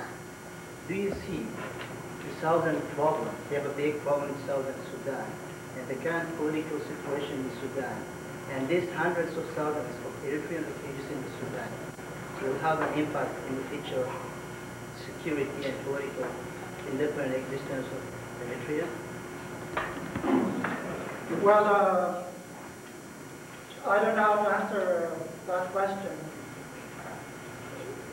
If you are referring directly to Eritrean refugees in northern Sudan, I don't see in the long run there will be a security problem. if all Eritreans are repatriated and rehabilitated well within Eritrea, I don't see that to be a problem. But if you are referring to the Southern Sudanese question, more it may affect Ethiopia than Eritrea because of the geographic proximity of Southern Sudan to western regions of Oromia and Ethiopia. So I don't think that would be related to what would happen in Eritrea. But the question of rehabilitation, repatriation may have some problems if something happens in the Sudan, which may result in strained relations between Eritrea and Ethiopia. I mean, the Sudan, since some of these ethnic groups live on both sides of the borders, but I don't think that will be a problem in the long run, as long as the Eritrean state remains democratic and not seeking boundary adjustment, which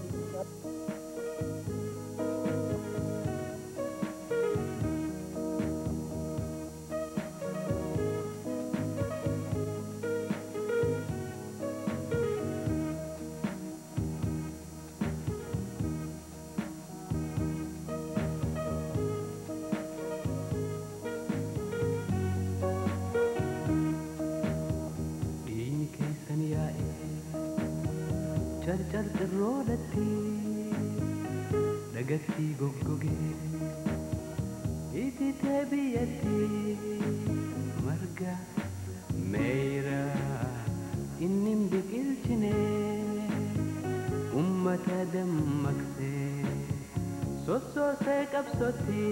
And I'm very pleased and proud to be chair as it brings together some eminent people working in Canada's two leading centres in this field, i.e. not at Dalhousie, but at York and at the University of Manitoba.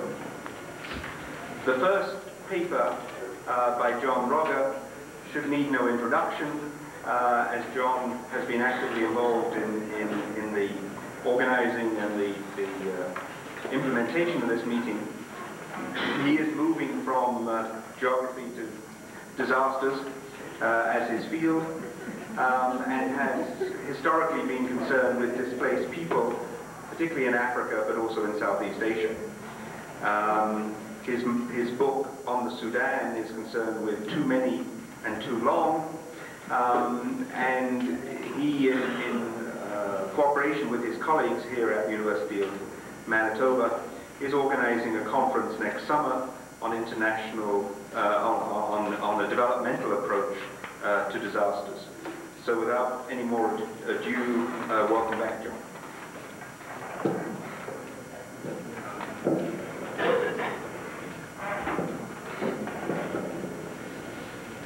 The conference is entitled Horn of Africa, and most of our discussions have been on Eritrea. I'm going to reverse this. My paper is entitled, what is it entitled?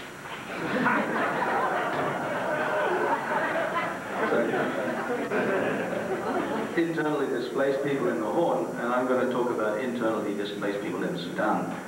But I think we can draw some inferences from that about other internally displaced people in the Horn, of which there are, of course, many.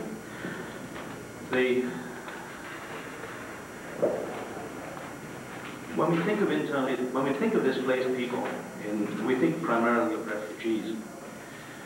And certainly in Sudan, this is the case. Sudan has for a long time been one of the major asylum states in Africa and indeed in the world. We have refugees in eastern Sudan from Eritrea and Ethiopia. Some have been there since the mid-60s. In the south, we've had refugees from Zaire, most of which went back, from Uganda in the late 70s and early 80s. Most of those also went back. And in Western Sudan, of course, we've had a continual migration of Chadians back and forward across the borders since the late 60s, early 70s. Also, we think of Sudan as a source of refugees. We've had refugees leaving Sudan during the Civil War into Uganda, Central African Republic, Zaire, and even a smaller number to Ethiopia. Most of those came back after 1972, in fact between 72 and 74. And we also, of course, currently have the major influx of Southerners again into Ethiopia, which will be touched on later by William.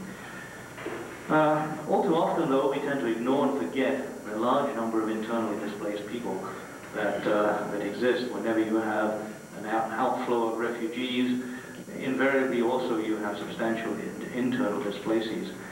And this is certainly the case in Sudan, where currently various estimates suggest that there are about 4.5 to 5 million people that have been displaced. This is an estimate, for example, from the U.S. Committee of Refugees.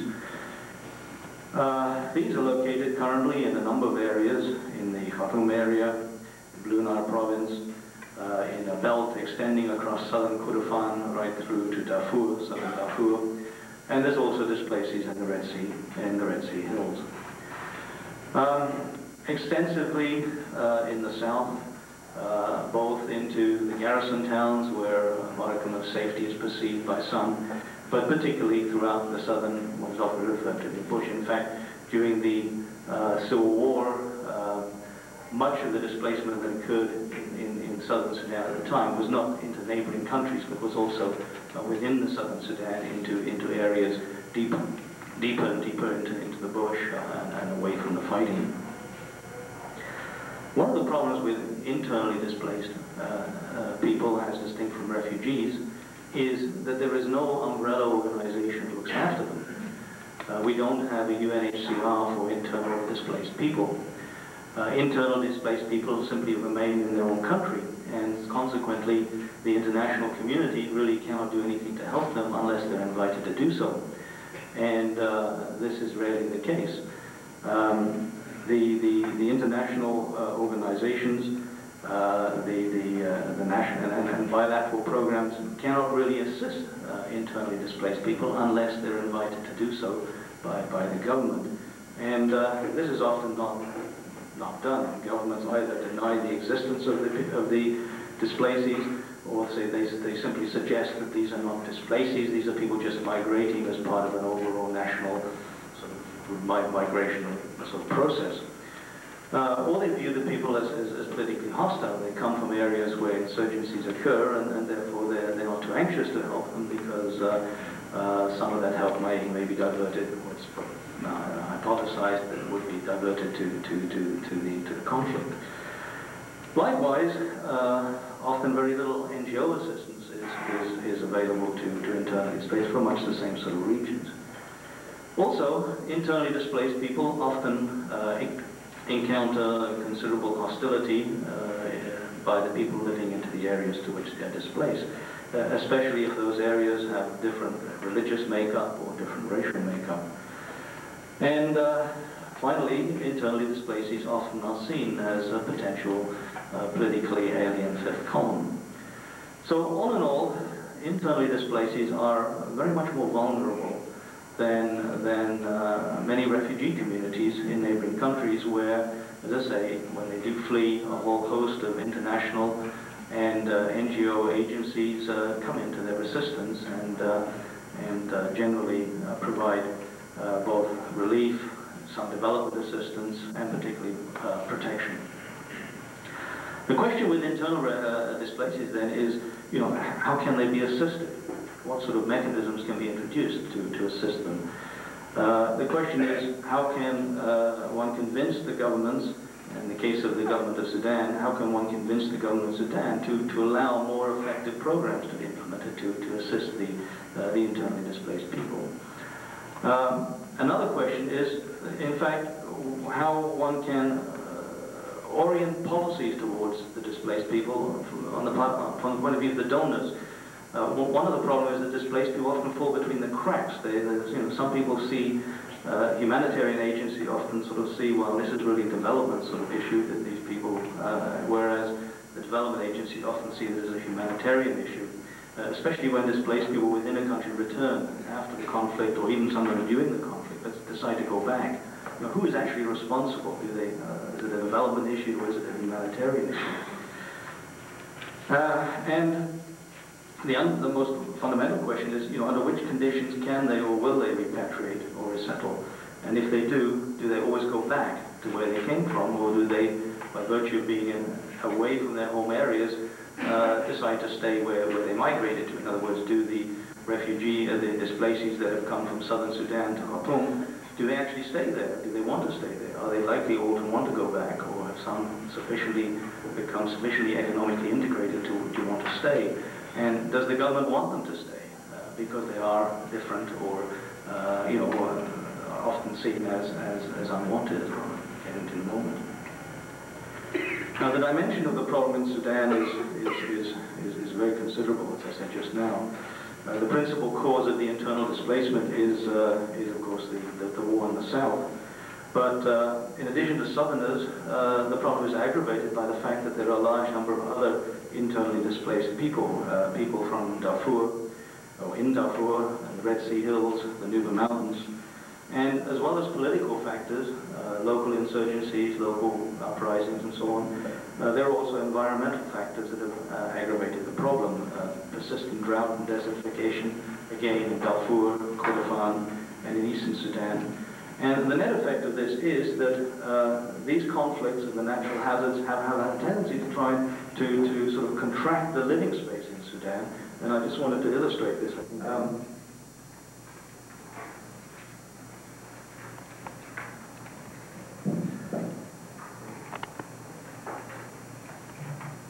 Inasmuch as you can see, the southern conflict has brought people into this region, and the desertification and drought, plus some local insurgencies as well, such as the problems in the Jebel Mara area, have brought people down. So there is a belt running right across central Sudan, which has a real concentration of people coming from both directions, and leading to very excessive concentrations, particularly in the metropolitan areas and in some of the other towns in Sudan.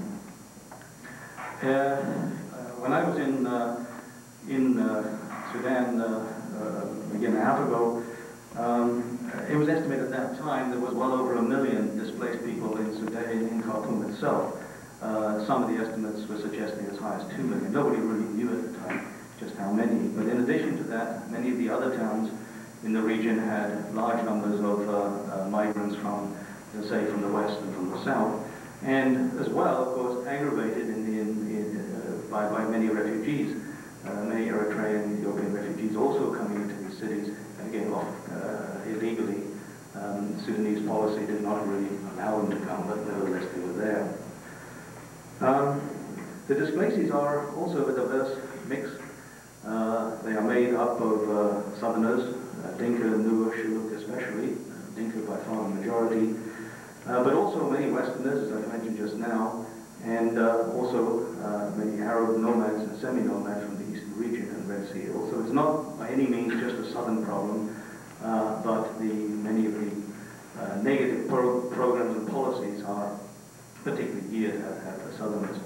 Also, many have been there for many years, well over a decade. There are still many who have never returned from migrating to these areas during the 1983-84 famine.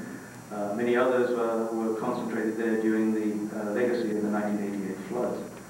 But certainly the majority tend to be due to the war and insurrections.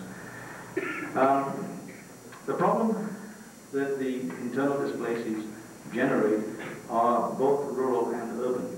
But it is particularly in the urban areas where these problems tend to manifest and create some of the biggest problems. They exacerbate, for example, the perennial shortage of water. Virtually everywhere in Sudan, water is a scarce commodity. And particularly in this transition zone, in some of the towns and settlements where the displacees are, some of the real conflicts between local residents and the displacees are over water or rights access to water. They place tremendous strains on the infrastructure in these areas. They exacerbate shortages of essential commodities, which, because of Sudan's economic situation, are bad all the time. In urban areas, they've seen tremendous expansion of the shanties. Any of you been recently to Khartoum, you will know the tremendous growth of shanty towns around the city. Virtually all sides of the city now have extensions of shanties made up essentially of displacees. And whether rightly or wrongly, it is the displacees that are blamed for many of the social ills that have beset the city. They're blamed for the crime, although there's no actual hardcore survey evidence to suggest that the displacees are any more crime-prone than local people. They're responsible. They also claim to be responsible for the growth of antisocial industries and so on and so forth. What little assistance is available to these people continues to be primarily relief. Very few NGOs are going beyond relief. In fact, development and reconstruction programs are virtually non-existent, partly because of restrictions placed on the NGOs by the government of Sudan. And I think this is one of the areas where we really need to address the issue of displaced people, how we can move from a strictly relief-oriented sort of approach to providing more development-oriented, reconstruction-oriented programming for them. And this is not unique to the Sudan. This is a problem in many areas where displaced people exist. And if I can just illustrate this here. What we have is a continuing concentration in this phase of the disaster progression. People continue to be maintained either in camps, what I call care and maintenance camps, or they're surviving spontaneously in the shanties around the town at the bare minimum. Their fingerhold of survival is abject poverty. And very little in the way of programming for rehabilitation is in place. And I say this is partly due to the tremendous restrictions that are being placed on NGOs, both local NGOs and particularly international NGOs, by the current regime.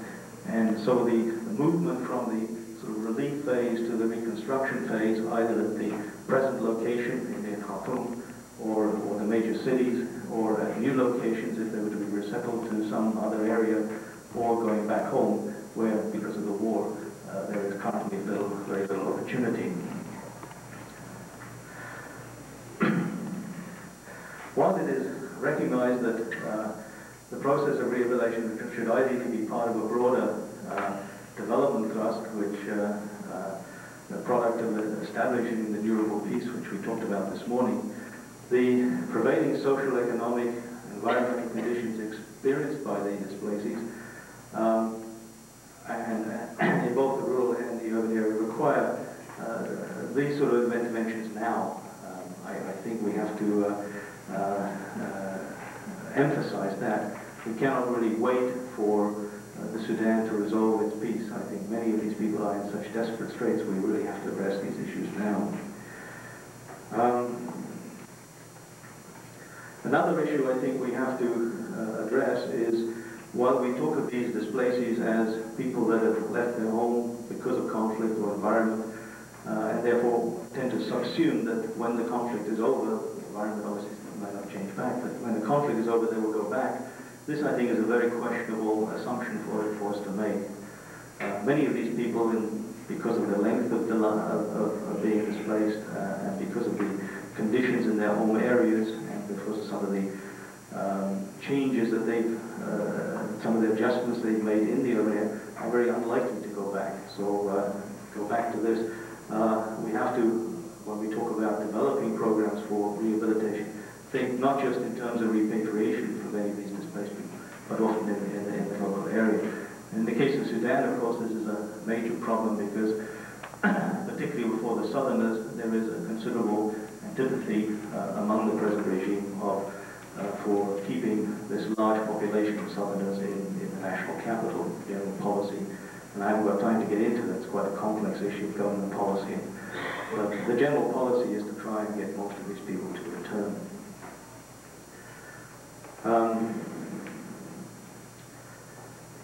I think I'll just move on.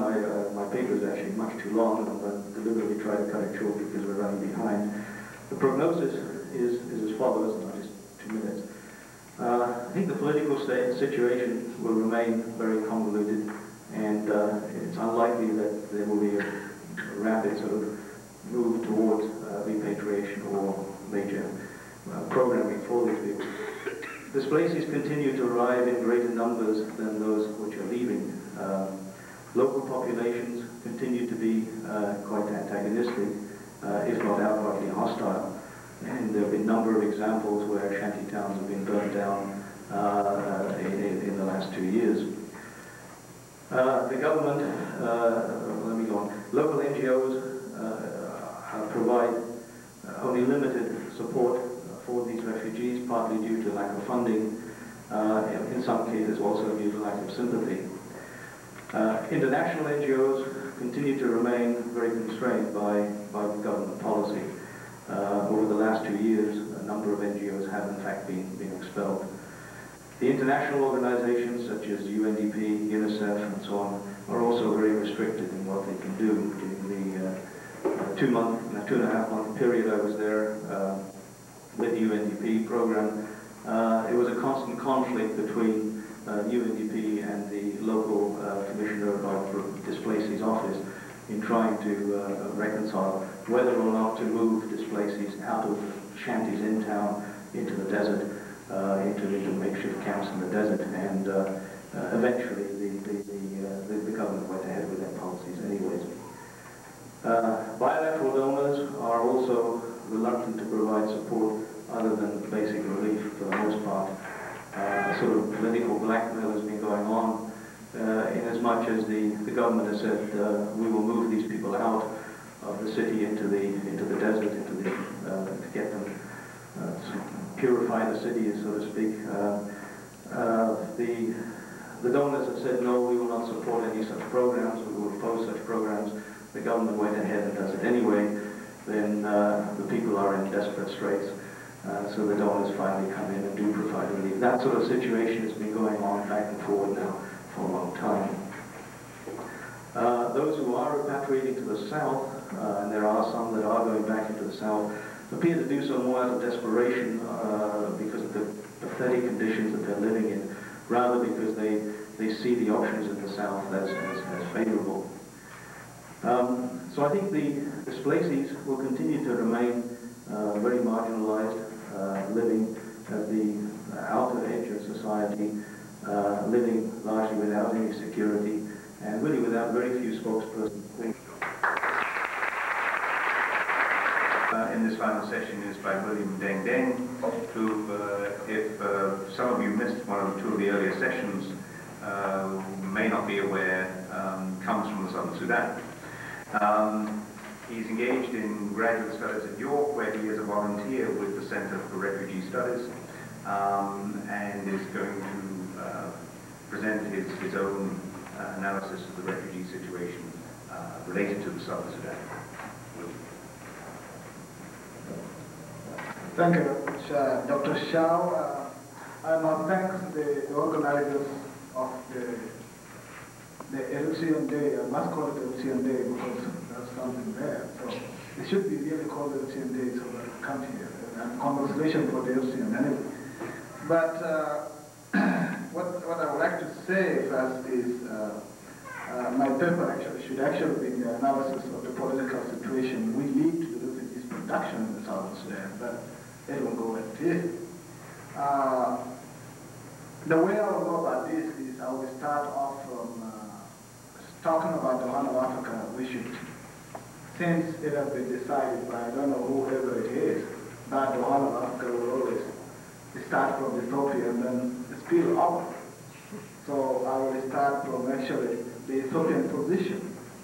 And before I start from there, I would like to put back to answer my friend, the representative of the Ethiopian government, said something before, that Sudan was an Arab country. I would like to stress this, that I don't know what you mean, the Arab country in mind and not in body. If it is in mind, I'm not an Arab by mind. If it is by physical appearance, no doubt I'm very far from that. So please remember next time not to make such comments. Sudan identity is still being contested, and therefore you cannot really characterize it at this point. However, let's go to the Ethiopian and let us see this geographical position of Ethiopia and make an analysis of what is really the Ethiopian political scene and how it affects everybody in the area. I hear around in Africa that Ethiopia has never been colonized, as in the real sense of colonization. Now, but what we are not told, and I will say this, Mr. Barbo was talking about it the other day, but he didn't say actually Ethiopia was colonized by a group of an alliance, elites, Tigrian, Amhara groups, northern groups, joined up together to colonize the rest of the nationalities in Ethiopia. And this has been the situation in Ethiopia ever since. Now, to come and say it is only one part, it is colonized and the rest is not, there's something wrong there. And I think it is wrong for academics to leave out some parts, intentionally. Now, for the Ethiopian case, we continue today. The EPDR government in Addis Ababa is, in actual fact, the TPLF people who organize and turn around and say it's going to be the nationality of the Ethiopians, and therefore, for the Amhara lost the power and now they control and told the next nationality to join up in order to control the country. Now, in the middle of all this, the other nationalities are always sucked in order to sustain a very small minority clique that runs this empire. And then we are told that it is unified and very solid state. I think we have to examine this again. As we talk now, I heard people talking about the charter before, but what I come to realize is that the EPDR says other groups have to be disarmed. Only the EPDR has to have the arms. Now, this is the same position the EPDR or the TPLF people rejected bitterly when Mengistu tried to suggest that. So what makes it different today is that they come to power and they say, you guys put down your arms and I keep mine. I mean, who is more fatal than the other? You think your gun is not fatal than the other gun? I mean, they're the same arms. How far do we put them down and how far do we walk to meet in the middle? This is not being told. We are told about the charter. Now, when we come and talk about the international, I will go back to my friend, the representative of the Ethiopian, about non-interference in the neighboring countries. I will say this, that no doubt tell you that the Ethiopian allowed the army of the fundamentalists in Khartoum to use your territory to invade the southern Sudan.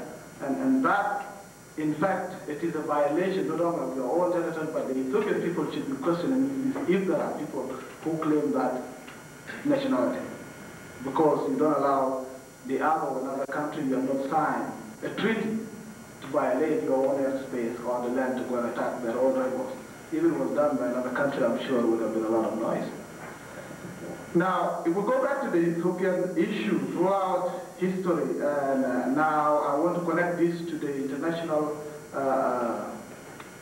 arena, starting with the Eritrea, the support that the international body are giving. We go back to the time of Haile Selassie. So we go to the Cold War. Haile Selassie was the American had the base in Eritrea, and therefore the Eritrea will have to find another alliance. At that time, I would be wrong to be, I would stand to be corrected here. And let's not make a mistake, the Eritrean people themselves have been fighting, but they have to find the alliances.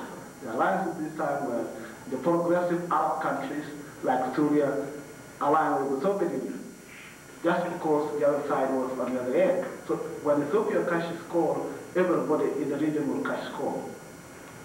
Now, when Haile Selassie was overthrown, the position changed. They go to Russia, to position of Ethiopia will obviously change along with that of Sudan and that of Egypt. And that brings us to the question of the Western support to the issue in the Horn of Africa. And that's why I say the Horn of Africa always starts from Ethiopia and then it boils down to the rest of the countries. The Horn of Africa started from that point. Mengistu or anybody else was the first Soviet Union, and they had to be fought by using the people of the region to fight against each other, and they had to be supplied. Now, the question of Ethiopia was always conducted at the highest governmental level from, external affairs in Canada, from the State Department of the United States. It was always on the top agenda, and this position brought about a cross-border operation, which was, it is unprecedented. It's good, but it has not been done anywhere else. It was done in Ethiopia and into Eritrea. People crossed, food was being brought from Sudan into Eritrea, 300 lorries a day. And mark you, the question of sovereignty never came up. Never. Nobody says, let us look at the United Nations question of sovereignty. It went through. So therefore, there was a clear position taken by the international body that there are two sets of policies in the Horn of Africa. One for Ethiopia. When it comes to dealing with Ethiopia, Russia question, there is no sovereignty issue will not be raised. But you talk about Somalia, you talk about Sudan or Djibouti, don't do this. And I'll give you the power. Operation Lifeline Sudan was established, but the way it was done, it was connected to the United Nations, and that the Sudan government must always agree to this. Now, this is a very serious issue. It is either we have one policy that will have to save the people of the region, or we have two policies and we have to be told this. And I remember people of Oxford and Canada yesterday, I was asking this question, but I was driving at this. You told us it started in 1983. Yeah, 1983. The Mengistu regime has existed for how long? And therefore the policy has been put in place. So it did not start from nowhere. And we should not be going around about this. Now, the question, another question which Mr. Babu did not touch the other day is the question of the Arab element in this issue. Where do you put the Arabs here? Do you think the Arabs are not interested? Or are you saying the Arabs are not bad imperialists anyway? I think we have to also be able to be sincere to our issues and deal with the question of the Arab involvement in this region, because I don't think anybody in their right mind will think that the Arabs were not involved one way or the other, morally and materially, in this issue. So I would think we should always look at that very carefully and not to say, well, if you talk about the Arabs, you are going to split the continent into small pieces. Hey, you want to unite the continent on what basis? So that's so much about the Ethiopian case. So I will now go to Sudan, and I'll give you Sudan. Sudan is a pretty very straightforward case. Historically, Sudan has been always a country which has been raided for slaves. And let us not make mistakes that the people who came to Sudan, raided Sudan were the Arabs. The meeting with the Arabs has not been peaceful. I hear a lot of people say, well, the Arabs came to Sudan, it was very peaceful, it was this.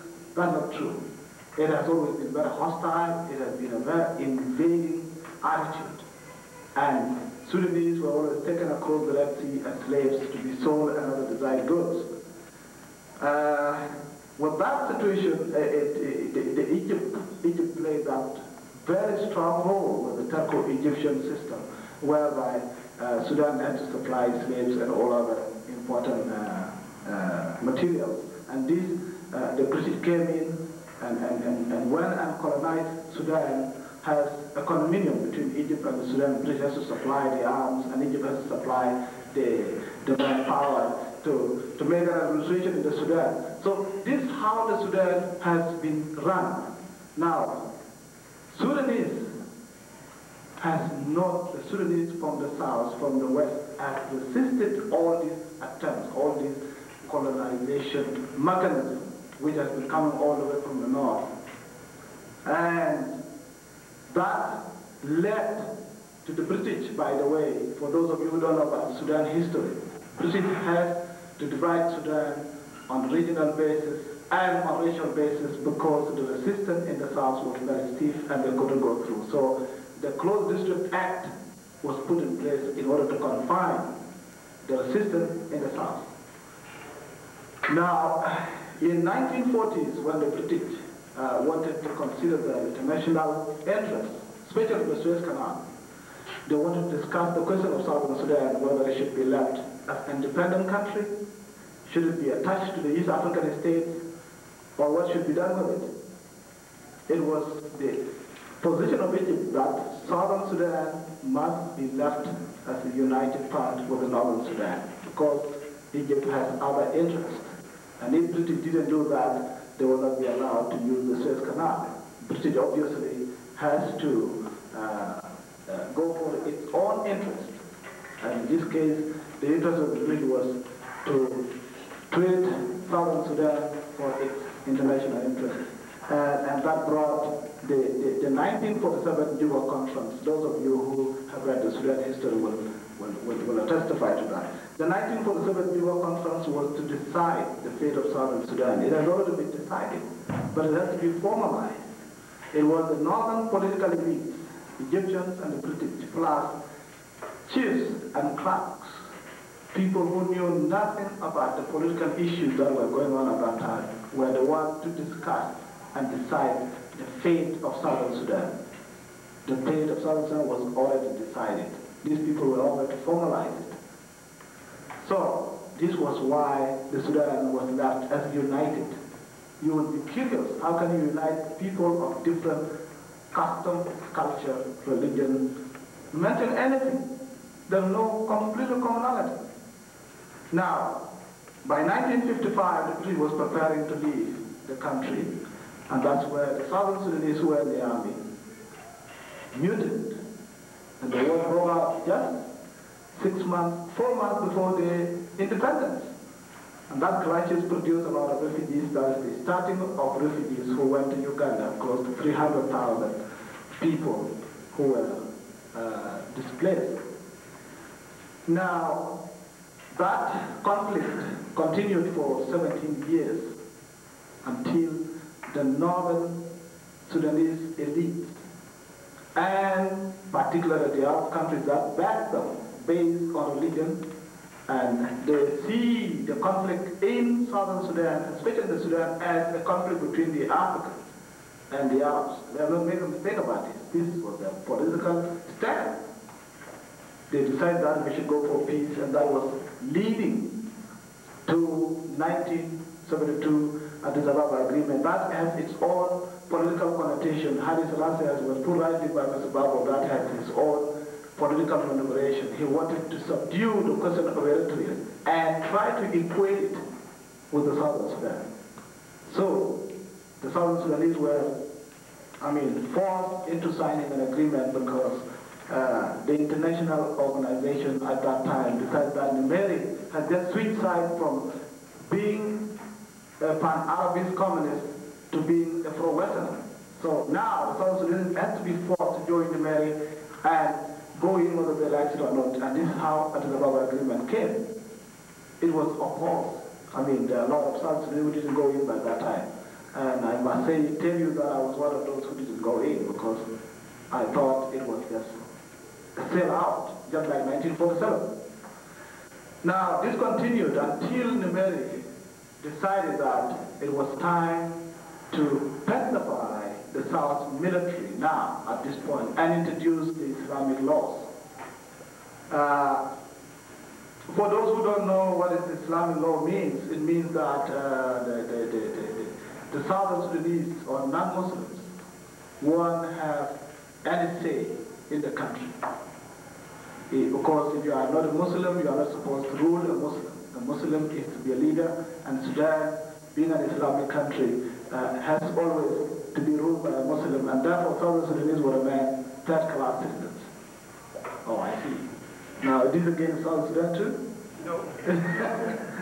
Anyway, everybody be treated the same way. Yeah, okay. I'll go so quickly. Now, so... Otherwise you're going to hear from extreme affairs. Oh, I see. In any case, this has been our situation. So the question of Islamic law, and let nobody make a mistake, no Southern Sudanese is against Islamic as a religion. We are against Islamic as a system being exposed in the country in order to keep other citizens away from gaining position in the state. This is why we oppose the Sharia law in the country. Not only that, it treats women as second class, in fact fourth class citizens. As we speak now, the Sudan government has imported 6 million width and 6 million clothes so that it has to be distributed to women, so that you have to dress all over. Now, nobody will accept it. I don't think I would have to accept that. I should not put up with this. You see? So, in order to the support of international governments, like the United States, for example, have been very intensive. Military and all that, and all the Sudan army is using today has been the military hardware left over from the United States support for the Mali. And therefore, the South Sudanese always find themselves in a very strange position whereby people, somebody say, yeah, well, we understand your position, but you know, I cannot really take active part of it. It's not that people don't know it. I mean, if somebody tells me in the West that they don't understand it, that's not true. A lot of people in Africa know this, but again, the OAU, I mean, I don't know whoever came out with that idea. The OAU think that South Sudan is a bridge. They decide that for us. South Sudan should be a bridge between the Africans and the Arabs. A very strange concept. You know, we should decide that. I think this is where my friend from Oromia says they should decide where they should be. And I think I will cover the rest when I have questions from the floor. I'm sure I have a lot of friends from the north to fight. Thank you. When they return.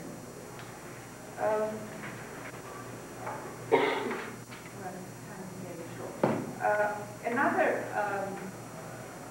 factor that came up in my work with women as we were talking about repatriation was the whole aspect of cultural adjustment, and it wasn't so much uprooting themselves because there were different kinds of Eritreans and so forth. It's because Eritrea, in a sociological sense, has developed a war culture in spite of itself. There's an euphoria for peace, but there isn't yet a peace culture, and we're having to learn that all over the world. But women were saying that children, and that's what struck them when they visited parts of Eritrea, children's games were war games. And we had the same situation with Palestinian refugees and in other parts of the world. That there's a mentality of war even though you're not actually fighting a war. And I think that's part of the sociological transition of Eritrea, is moving from a war culture to a peace culture in human relationships.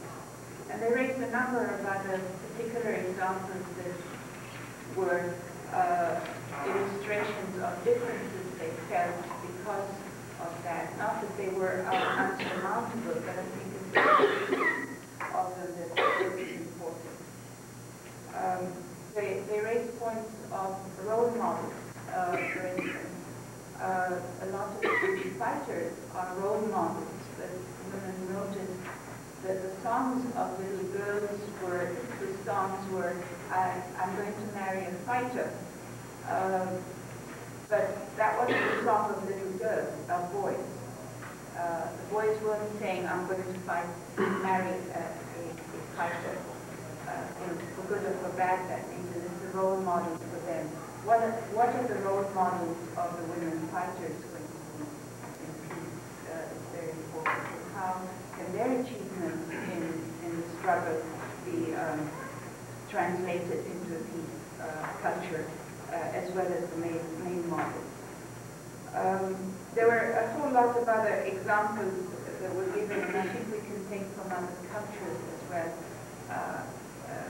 Research on the Afghan situation also raises the point of where is the main aggression in war going to be directed to in liberated areas, as well as the tremendous progress in relation to gender relations that have to be translated into the rest of Eritrea, including concept of a peace culture from a sociological aspect. I was profoundly moved by the women as they struggled with this concept, so they didn't have many words for it. I'll leave it at this point and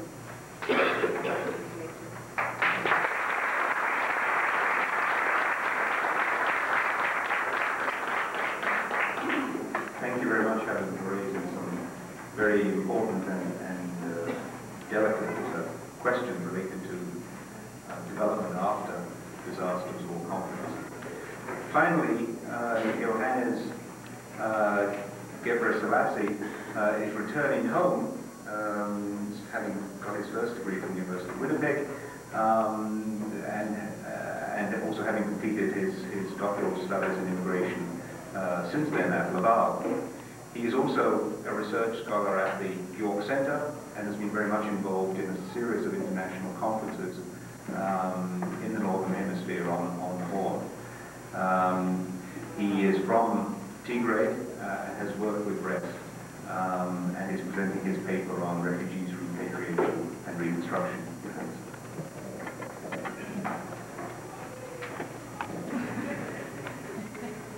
Well, I'm not going to, because nobody expects me to start something.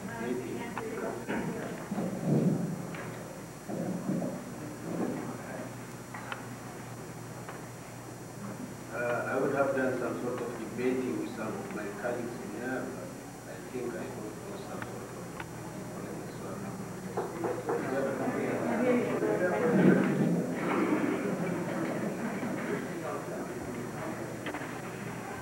What I said is, I'm not going to do some sort of debating with some of my colleagues around here. I don't have time for that. So instead of doing that, I think maybe I should focus on the area where I come from, that is from Tigray. And my colleague had some problem identifying with TPLF. Sometimes he says that it's CPRDF. But I'm going to tell you about the TPLF, that is the Tigray People's Liberation Front, which has struggled for the people of Tigray. And so many sacrifices have been done. And my friends, my Eritrean friends in other parts of Ethiopia know about the struggle of the people of Tigray. And these people, I think, deserve to be acknowledged for the sacrifice they did. And they still are doing, not only to liberate the people of Tigray from oppression and suppression and injustice, but also other parts of Ethiopia. And that has been done from history, time in time. But first of all, I would like to congratulate my Eritrean friends in here whom I worked with for a long period of time in Winnipeg. And also, I would like to thank the University of Manitoba Disaster Research Center, specifically John Sorenson, for inviting me to this conference. So I'm not focusing on repatriation or immigration or refugee issues, because I think the majority of people around here know about this issue very well, including myself. So and also Dr. Rogi, who is perhaps one of the most known specialists on this issue, have discussed these things. So I would talk about the people of Tigray and the struggle to here now. I am a geographer, first of all, so I would have put put right or not, but I think from all the history that we have passed through, I think it's very obvious for many of us in here to know specifically where Tigray is. It's in the northern part of Ethiopia. So this area, what we call Tigray, has played a significant role in history that has made the people of Tigray proud, the people of Ethiopia proud, and also the people of the continent of Africa proud. Because if it is to be recalled, places like Adwa, where the people of Ethiopia, that includes the people of Tigray, have fought and defeated imperialism, colonialism, specifically Italian prepared, and also the Aksumite civilization, that the credit for the Ethiopian civilization is found in Tigray. By the way, the people of Tigrayans, for those of you who don't know, are called, the people of Tigray are called Tigrayans. They look like me, except that they have longer hair.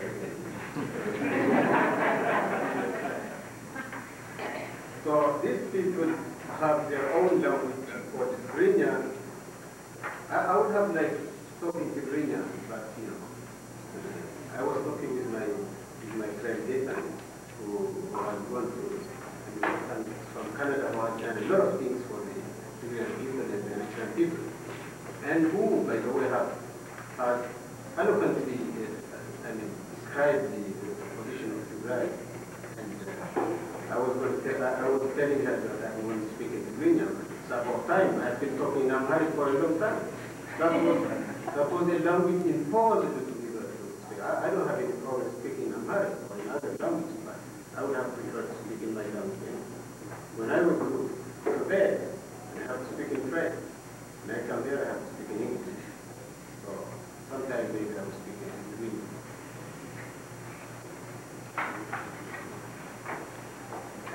So I'm not going to go through the historical facts because I think we don't have much time to discuss about the historical development of the Tigray struggle. But I will rush to go to the contribution done by the TPLF. The TPLF began it, by the way, my friend, being the TPLF, the Tigray People's Liberation Front, it's not the EPRDF. The EPRDF is party that leading the Ethiopian government. It's not only the Tigray. There are Oromos, there are Amhara, there are others, many nationalities. So that has been taken in perspective. So the TPLF began its armed struggle soon after the military regime known as the DER took power by means of force. The TPLF established its first base on a mountain called Jima in Agame district. Agame district is where I come from, by the way.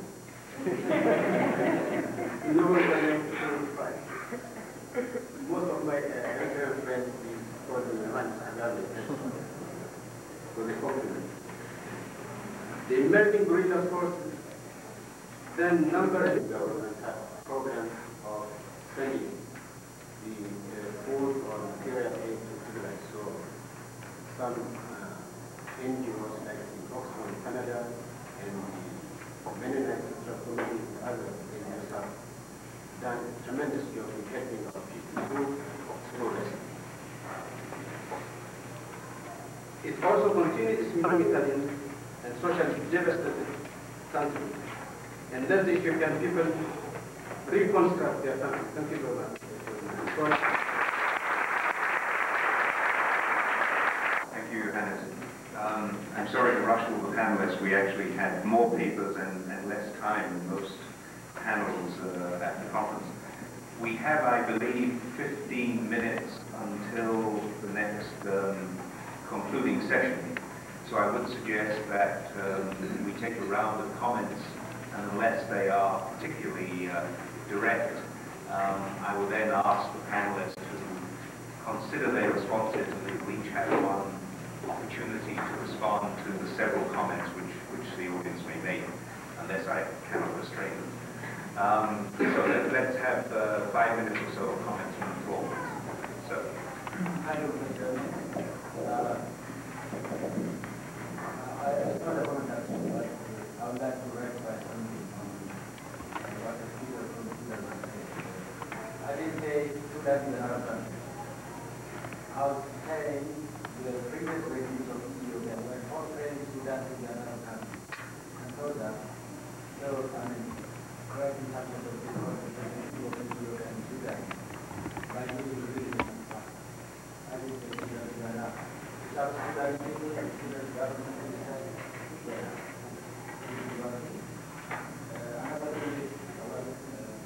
I was talking about the horrible Ethiopian government. I was saying the government is supposed to be the government. And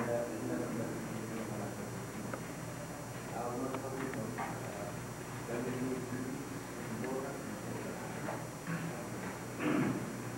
Closing comments.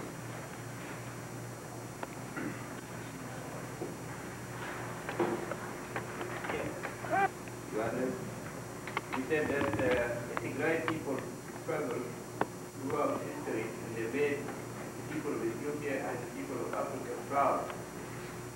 But I would like to tell you that to me that is a misreading of history. I've never heard of Tigray except recently. But I have the better of other according to history, the war in which the Syrian kingdom resisted the Italians, and it was said that for the first time, a white man went down on his knees before a black man. So I would advise you to revise your history and give us accurate facts. Nobody can tell impressive to that. You appear to deny that the government in Ethiopia today is the Tigray government. You sort of imply that there was a perception. You thought that the present Ethiopian government is inclusive, which means all the ethnic groups of Ethiopia are included. But recently, just this morning, we had some Ethiopians who were speaking of exclusion. So I would advise you to try to give more facts and more accurate. Thank you. Yes, My question has to do with the refugee problem in Southern Sudan. So we are neighboring, and I want to respond. I am somehow troubled by the pictures and newspaper articles seen on TV and radio concerning people from Southern Sudan taking so many miles to the north to get relief material. And I have often wondered, given what seems to be a very effective administration in Southern Sudan, I have to wonder why there is not an established refugee relief centers in Southern Sudan for people from Southern Sudan to go and collect the relief material instead of taking so many miles and sometimes the people who can die on the way to the relief centers in the north. Thank you. One, two more comments, then I'll ask the panel to respond.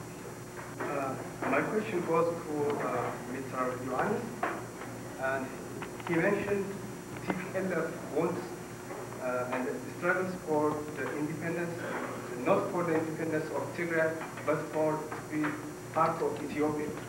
So I would like to let him explain about the word Ethiopia. Is he mentioning, when you say Ethiopia, as the Oromos, those are not Ethiopians, and the Eritreans, those are not Ethiopians as Ethiopia, or is he mentioning Ethiopia as the Amharas and the Tigrayans, those who are really Ethiopians? Thank you. Like Eritrea, you know, the legal region, and we have seen so many people are displaced in Sudan and other areas, especially in Sudan, and the rehabilitation program, how effective is the rehabilitation program now that people are externally confident to Eritrea and maybe Ethiopia, I don't know, but people are externally confident to Eritrea, they can visit their country, which is home sweet home, and how effective is the rehabilitation going on? Is it implemented?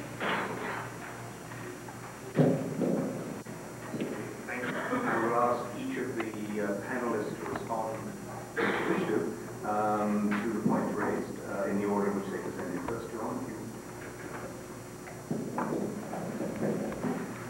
think it's a very good question you're raising. I'm afraid I'm not the person to answer it because I'm really not familiar with what is going on currently. I have seen some numbers, but I think there's still a wait-and-see attitude. And this is not at all unusual. If we look at southern Sudan, for example, when the Addis Ababa Accord was signed in 1972, the repatriation took over 2 years. A lot of people sort of just held back, and sort of ties into what I suggested this morning. You know, there's one thing governments perceiving there to be a situation, or politicians seem, often the people themselves, and I'm not saying this is necessarily the case here, but often people themselves are reluctant. They want to hang back and see, and first a few people go back, and then if they send a message, okay, it's safe, then the next ones come back, and so on. I think in the case of Eritreans, the problem of readjustment will be in some instances very substantial. Many of them been in Sudan now in the camps for, well, some since the mid-60s, late 60s anyway. And, for example, the education system in some of them, they're going back into a milieu where they're going back into their own languages, their own education systems. This will take some time, but I don't know what the programs are. I think this is where maybe everyone has some more information on.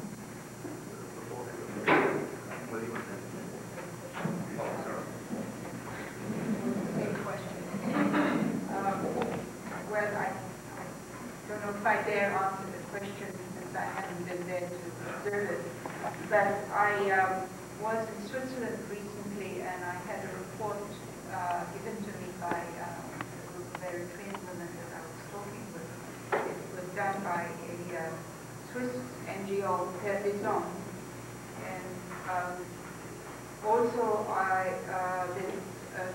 the group in the United States called the Women's Commission for Refugees and Children. And they have just come back from a trip in Eritrea and in Ethiopia to observe what was happening to the rehabilitation of refugees returning as well as displaced people. And the Terre report was the same. The Swiss woman had been something like 5-6 weeks in Eritrea and has really gone all over the country. I mean, it's like what everybody else has said. The problems are monumental for Eritrea. And so this is one other problem. I think a big disappointment is the UNHCR's reaction and discrimination, in fact, is the funding allocation to Eritrea, which is inhibiting things all the more on that. But both reports were very impressed with what was being done in spite of all the other agendas of the Eritrean government. And in fact, the American one was quite distressed about the Ethiopian women's condition in the rehabilitation process. Of course, that government has monumental tasks as well. But they were extremely impressed with what was done with the religion in Eritrea. So there's lots more to be done. It's not just money. And you can't stop the people from crossing the border. They come if they want to. Thank you, William. Yeah, I will try to comment on the Casey question. I think there are 3 factors responsible for this, and I will go one by one. One is the geography. Southern Sudan, if you look at Sudan, in the whole of Africa is the largest, and Southern Sudan is very small. So therefore, one of the problems that many NGOs who would like to go individually into Southern Sudan face is the distance. That's number one. Number 2 is the government restrictions. I mean, the government in the Sudan, I mean, many people will not want to believe this, but is involved in the genocidal policies. If the Southern Sudanese can be eradicated by hunger, the better. So generally, they make sure that relief aid is not delivered. Those towns you see in South Sudan are having a lot of displaced people, but the government doesn't want to give them food.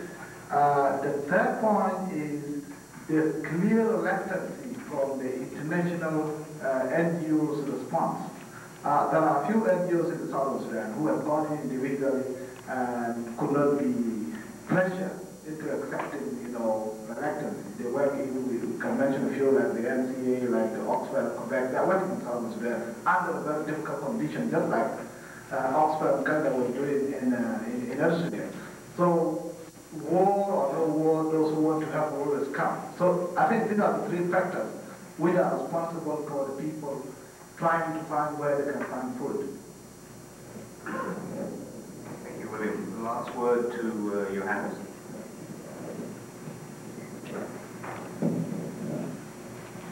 Well, I will try to answer the question of my friend from South Sudan. So if you want to know about the history that I was talking, particularly about the Battle of Adwa, you perhaps refer to the curriculum given in history on African history, particularly on eastern part of Africa. There are schools where the Battle of Adwa is given as an examination to pass, the school living examination. Okay? So it just takes to go to high school and look at those curriculum. So I hope if you pass through that, you'll get that. Unless, if you don't go through that, then you are that's one answer.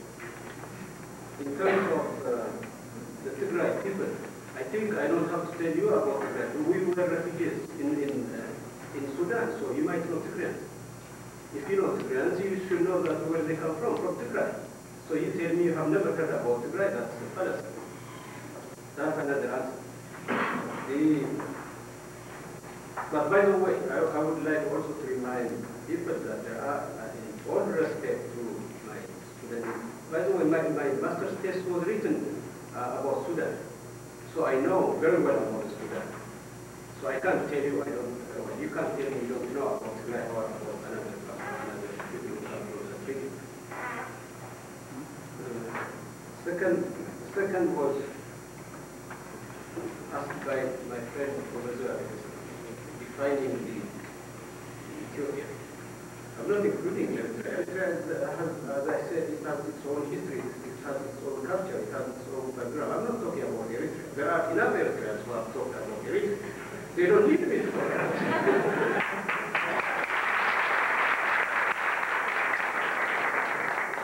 And I would have talked, but there are enough people that we have heard.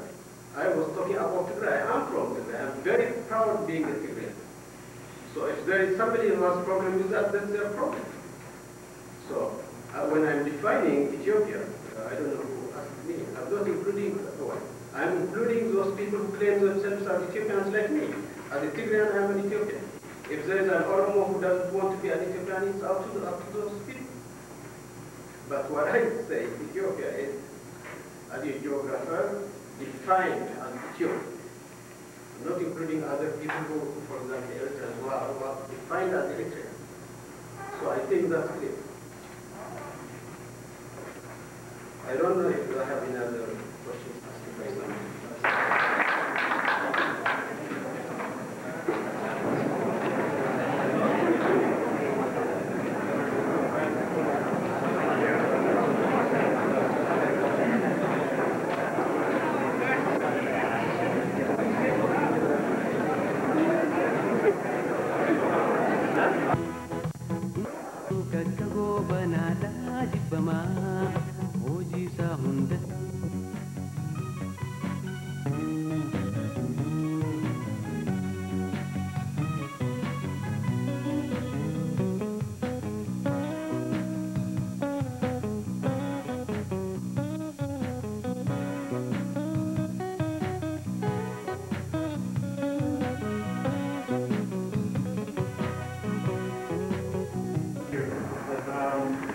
I've detected over the last day or so perhaps a desire to ask some questions. So what I thought, for two reasons, I'm a bit pressed for time tonight, and there wasn't another opportunity. What I suggest now then is that I entertain questions from the floor. One area that I would be more than happy to go into is the role of the government and other governments for regional peace and security. Questions like that and what the Canadian government has been doing, especially in the changing world order and a revitalized UN. It hasn't been talked about much today, but there have been important actions that have affected the Horn of Africa individually and generally in the last 2 or 3 years that will set valuable precedent elsewhere.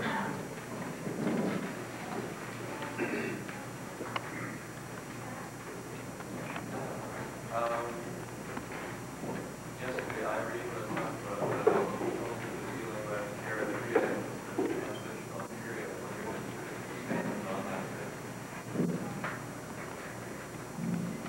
I think Dr. John Loxley gave me an easy answer to that question when he dealt with the referendum and supposed Canadian sensitivities about referenda and possible breakaway or the breakup of Canada. That obviously is a factor. It's not as important a factor at the bureaucratic level. I do know that whenever the Prime Minister is pressed on this issue, he takes great exception to any comparisons at all with the Canadian situation, based on the fact that when Canada confederated in 1867, it was done freely and with the full consent of all of those that signed on, and that the issue and that the issue today is one of re-examining that, and that everybody supports the right of self-determination by the provincial governments. That's his point. There aren't any other valid comparisons to the Canada-Quebec issue right now from which we can draw inferences. The other point that I make in terms of the referendum is that the parties in the region graciously and I think wisely agreed to set the issue aside until the referendum was handled. And while certain forms of assistance were flowing before and are continuing to flow now, it has raised the thorny issue of the international legal structures and what can be done in the interim. And given the fact that we have the OAU, whether we like its rules or not, we still have a legally recognized Ethiopian government, there are things that internationally and legally just aren't possible and probably aren't totally necessary in the short term. And I think by the time the referendum comes around, the African continent, other regional groups, and the UN deals with the question, the results of the referendum, the relief type of work and the starting on rehabilitation can go ahead. Things like recognizing consular services that would be valid in Canadian courts, unfortunately, just don't fit into the legal structure. There are other places in Europe where Canada has recognized new governments with what some people would think is undue haste. Others would say, well, if it works there, why not here? I can't speak to those situations because I don't work in that area. What I do detect, though, is that in those regions, there were regional security groups, and there were moves towards supranational political and economic organizations that set the context of fragmenting nations into smaller units much less important than rationalizing economic resources in Africa, where the supranational structures are not there. I don't think anybody wants to see all 50 or 52 or 53 African nations develop their own hydroelectric or other generating capacity for electricity if those resources could be shared, and anything that politically goes to increase the cooperation, I think we can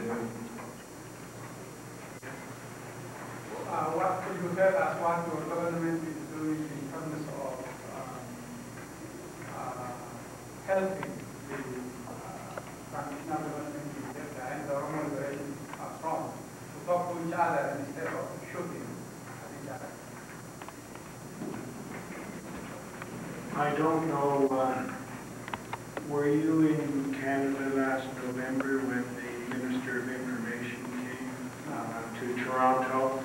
He came with a tripartite delegation. In effect, he was representing the OLF representative on the council and representing the OLF leadership. And we had somebody from the EPRDF, and there was another,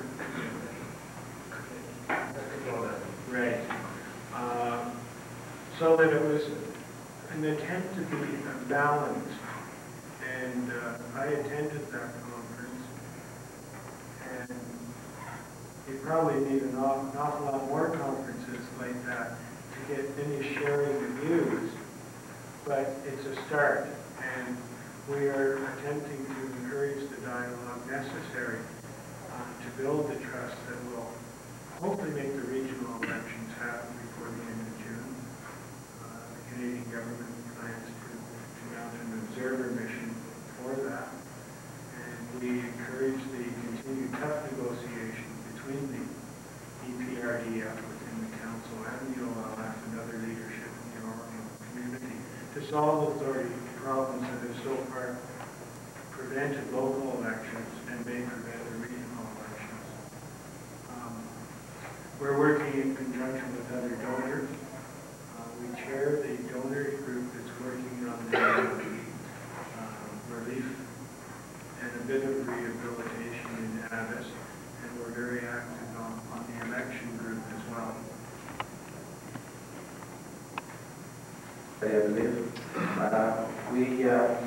we will entertain. Do you want to entertain a couple more? Or? I'll just say a couple more. Okay. Unless there are other questions. I'd like to respond briefly to Dr. Johannes and his comment that the Canadian government had had some difficulties, I think you used the term diplomatically, in dealing with relief and other measures with the liberated areas prior to the overthrow. That is true. And I think the sovereignty issue explains in some part some of those constraints. But what Dr. Johannes failed to mention was we made up for it in a number of other important areas.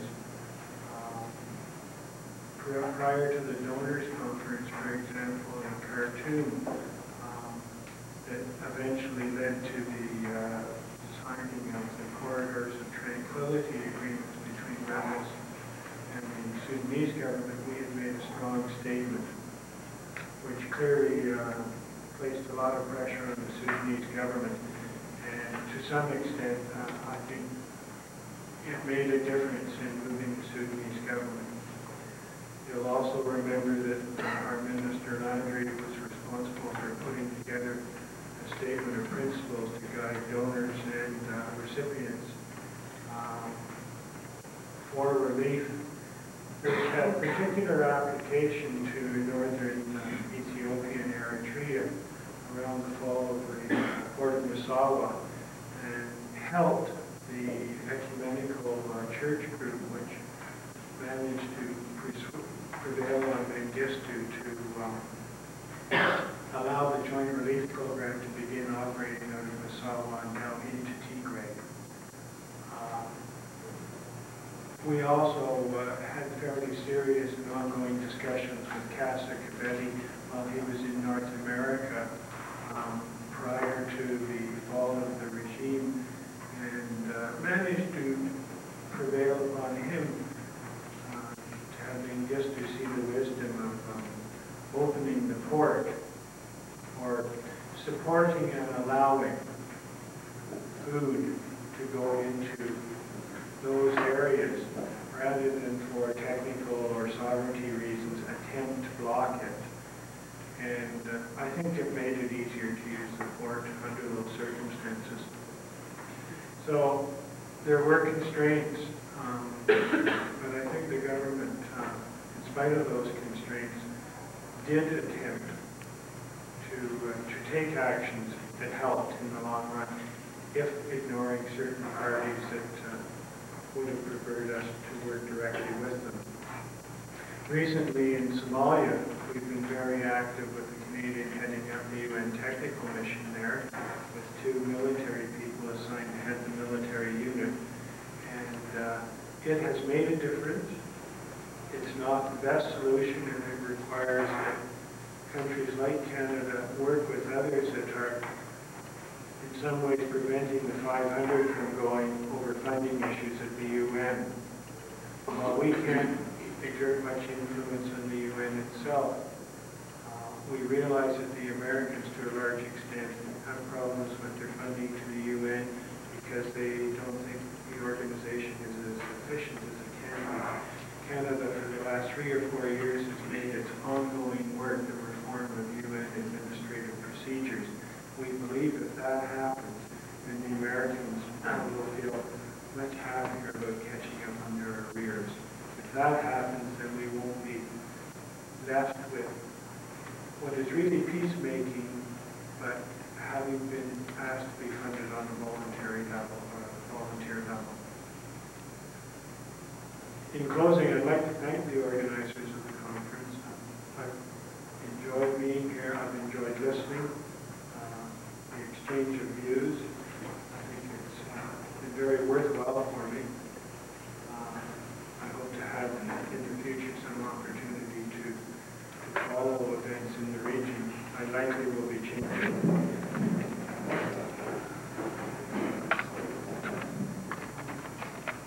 Friends, it's my turn now to call this conference proceeding to an end. I must say it's a very constructive conference. It's been a very constructive conference indeed. In closing, I want to emphasize 3 points which I think need to be emphasized and discussed generally. The first point is the need for peace and security. Nothing can be done in the whole of Africa without these 2 essential ingredients, peace and security. And the only people who could make the peace and security is the people themselves in the area. And I hope this conference will convey a message, will have the effect of conveying a message to our brothers and sisters in the whole, that it is in their own interest, nobody else's interest. It is in their own interest if the maintenance of peace becomes a primary objective, not a secondary objective. The whole of Africa during the Cold War was categorized as one of the 3 storm centers of the world, which could have easily led to a Third World War. And the Cold War went beyond what was expected. And the reason was that the whole, because of its proximity to the Middle East, with the Arab-Israeli security in the area, each group wanting to utilize the area for their own maneuvering position. And secondly, because of the old history of the war. It is one of the oldest history in the world.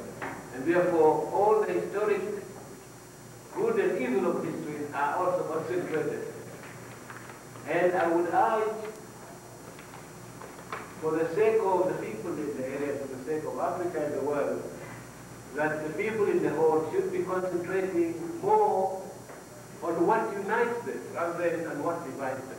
Because if you go on to history, you'll find millions of things that disunite them, but also a lot of things that unite them. And so history and the world owes them this, that they should keep the world, or they keep the whole honorable and make it a star, and it has always been and always deserved to be the star of human civilization. And the second point is again an appeal to the international community, especially in the case of Eritrea. It was the United Nations which has created the Eritrean problem. In 1952, when they sanctioned the idea of federation, part of the crisis which has gone on this era.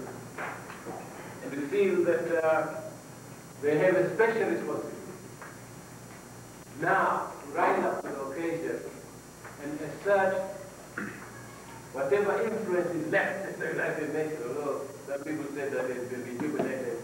I think the other nations will be graded enormously with the Gulf War. But whatever influence it has, it should reactivate that influence to help the Eritrean situation which they have created. They have created and they cannot avoid that responsibility. And again, the two superpowers who have flooded that area with arms. I remember when Israel was asked by the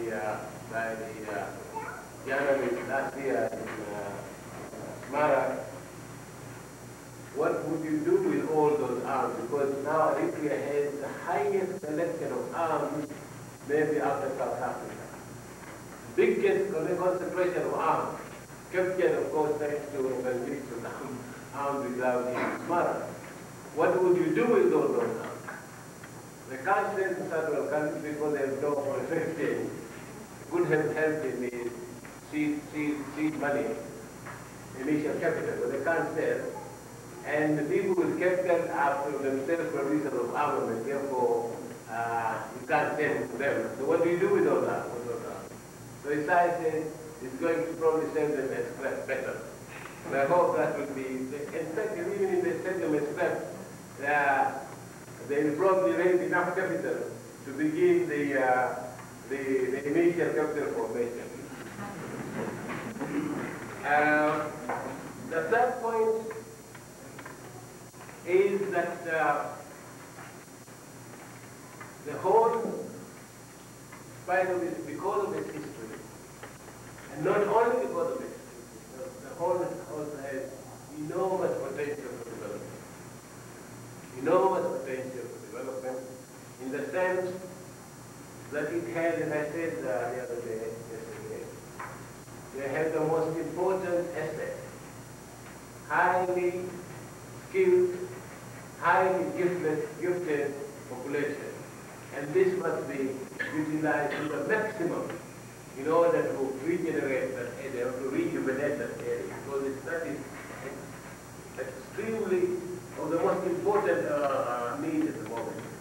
And also because of the unfortunate disturbance in the area, a lot of the people from the Horn had by force been forced to leave their countries, coming overseas, exposed to various innovations and various technological achievements, and this also should be utilized as a very important asset in the development of potential development of the area.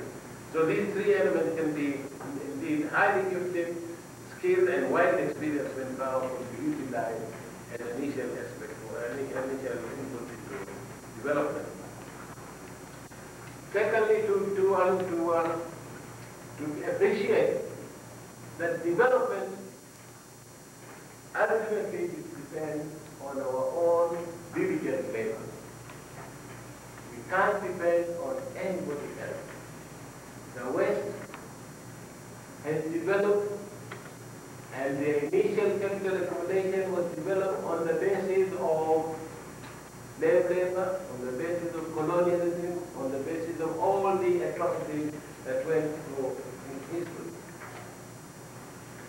We cannot have any more slaves now, even if we want to. We cannot colonize any other country now, even if we want to. The only area, and even at the best of times, the West would never help us. Even at the best of the 40 years of our independence, we've never been helped by the West. That's our situation has gone worse. And now it's the worst of times because the West and the East are going into serious crisis. So therefore, we must never, or we should just abandon any hope that we could rely on them for help, even to supplement our initiative. Let's hope that they can, but even we should forget about it for our own good. rely as much as we can on our own diligent labor, and this requires to create conditions within our country. Economies must serve the people, not serve foreign trade, not serve divert our resources into areas which then, hoping in the long run, we may trickle down to the economy. But go directly into serving the people, production of food, production of clothing, and production of housing. These are the most priority in order to stimulate production and future. So the one thing that is missing today is that the people have lost faith in government, have lost faith in their own ability to run their own country. So rather than enthusiasm for production, these economies must immediately as a matter of priority be geared towards serving the industry. Ultimately, Mr. Chairman, I wish the conference and the message of this conference will go primarily to the people of the whole and also to the international community. Thank you very much.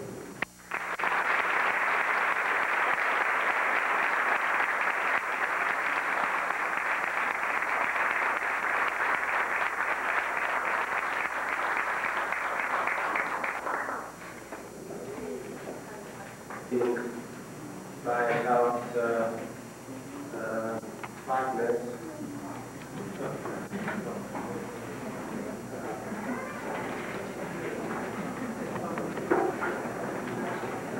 I guess I'm being corrected here.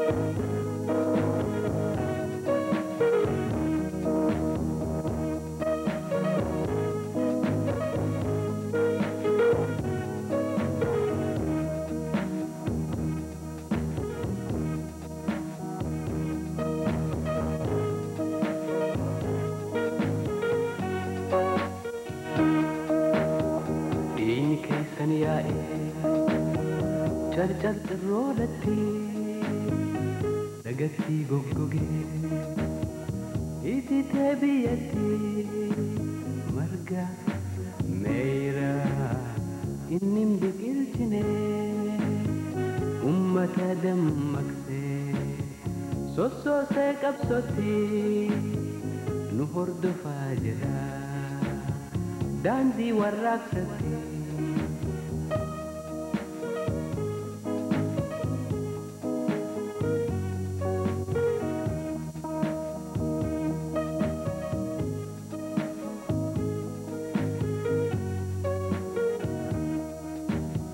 Kan isinu hortan daandii dhugaa garree warraaqaan guddifnaa isin faana gorree kaayoo isin keessan san yoom irraanfannaa alaabaa Oromoo wal'aansoon ol qabnaa diini keessan yaa'ee charchar roodatti dagatti goggoge ititee biyyatti marga meeyra innin biqilchine ummata dammaqsee sossoosee qabsotti nu hordofaa jedha daandii warraaqsatti.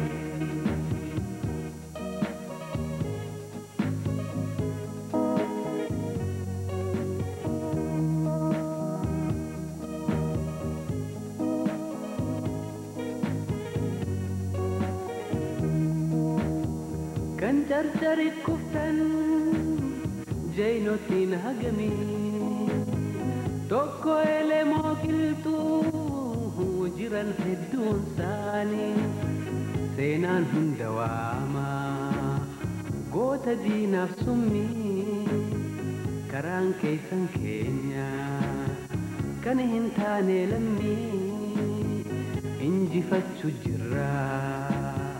Nusin dabnu mami diini keessan yaa'ee charchar roodatti lagatti goggoge ititee biyyatti marga meeyra innin biqilchine ummata dammaqsee sossoosee qabsotti nu hordofaa jira daandii warraa isaatti.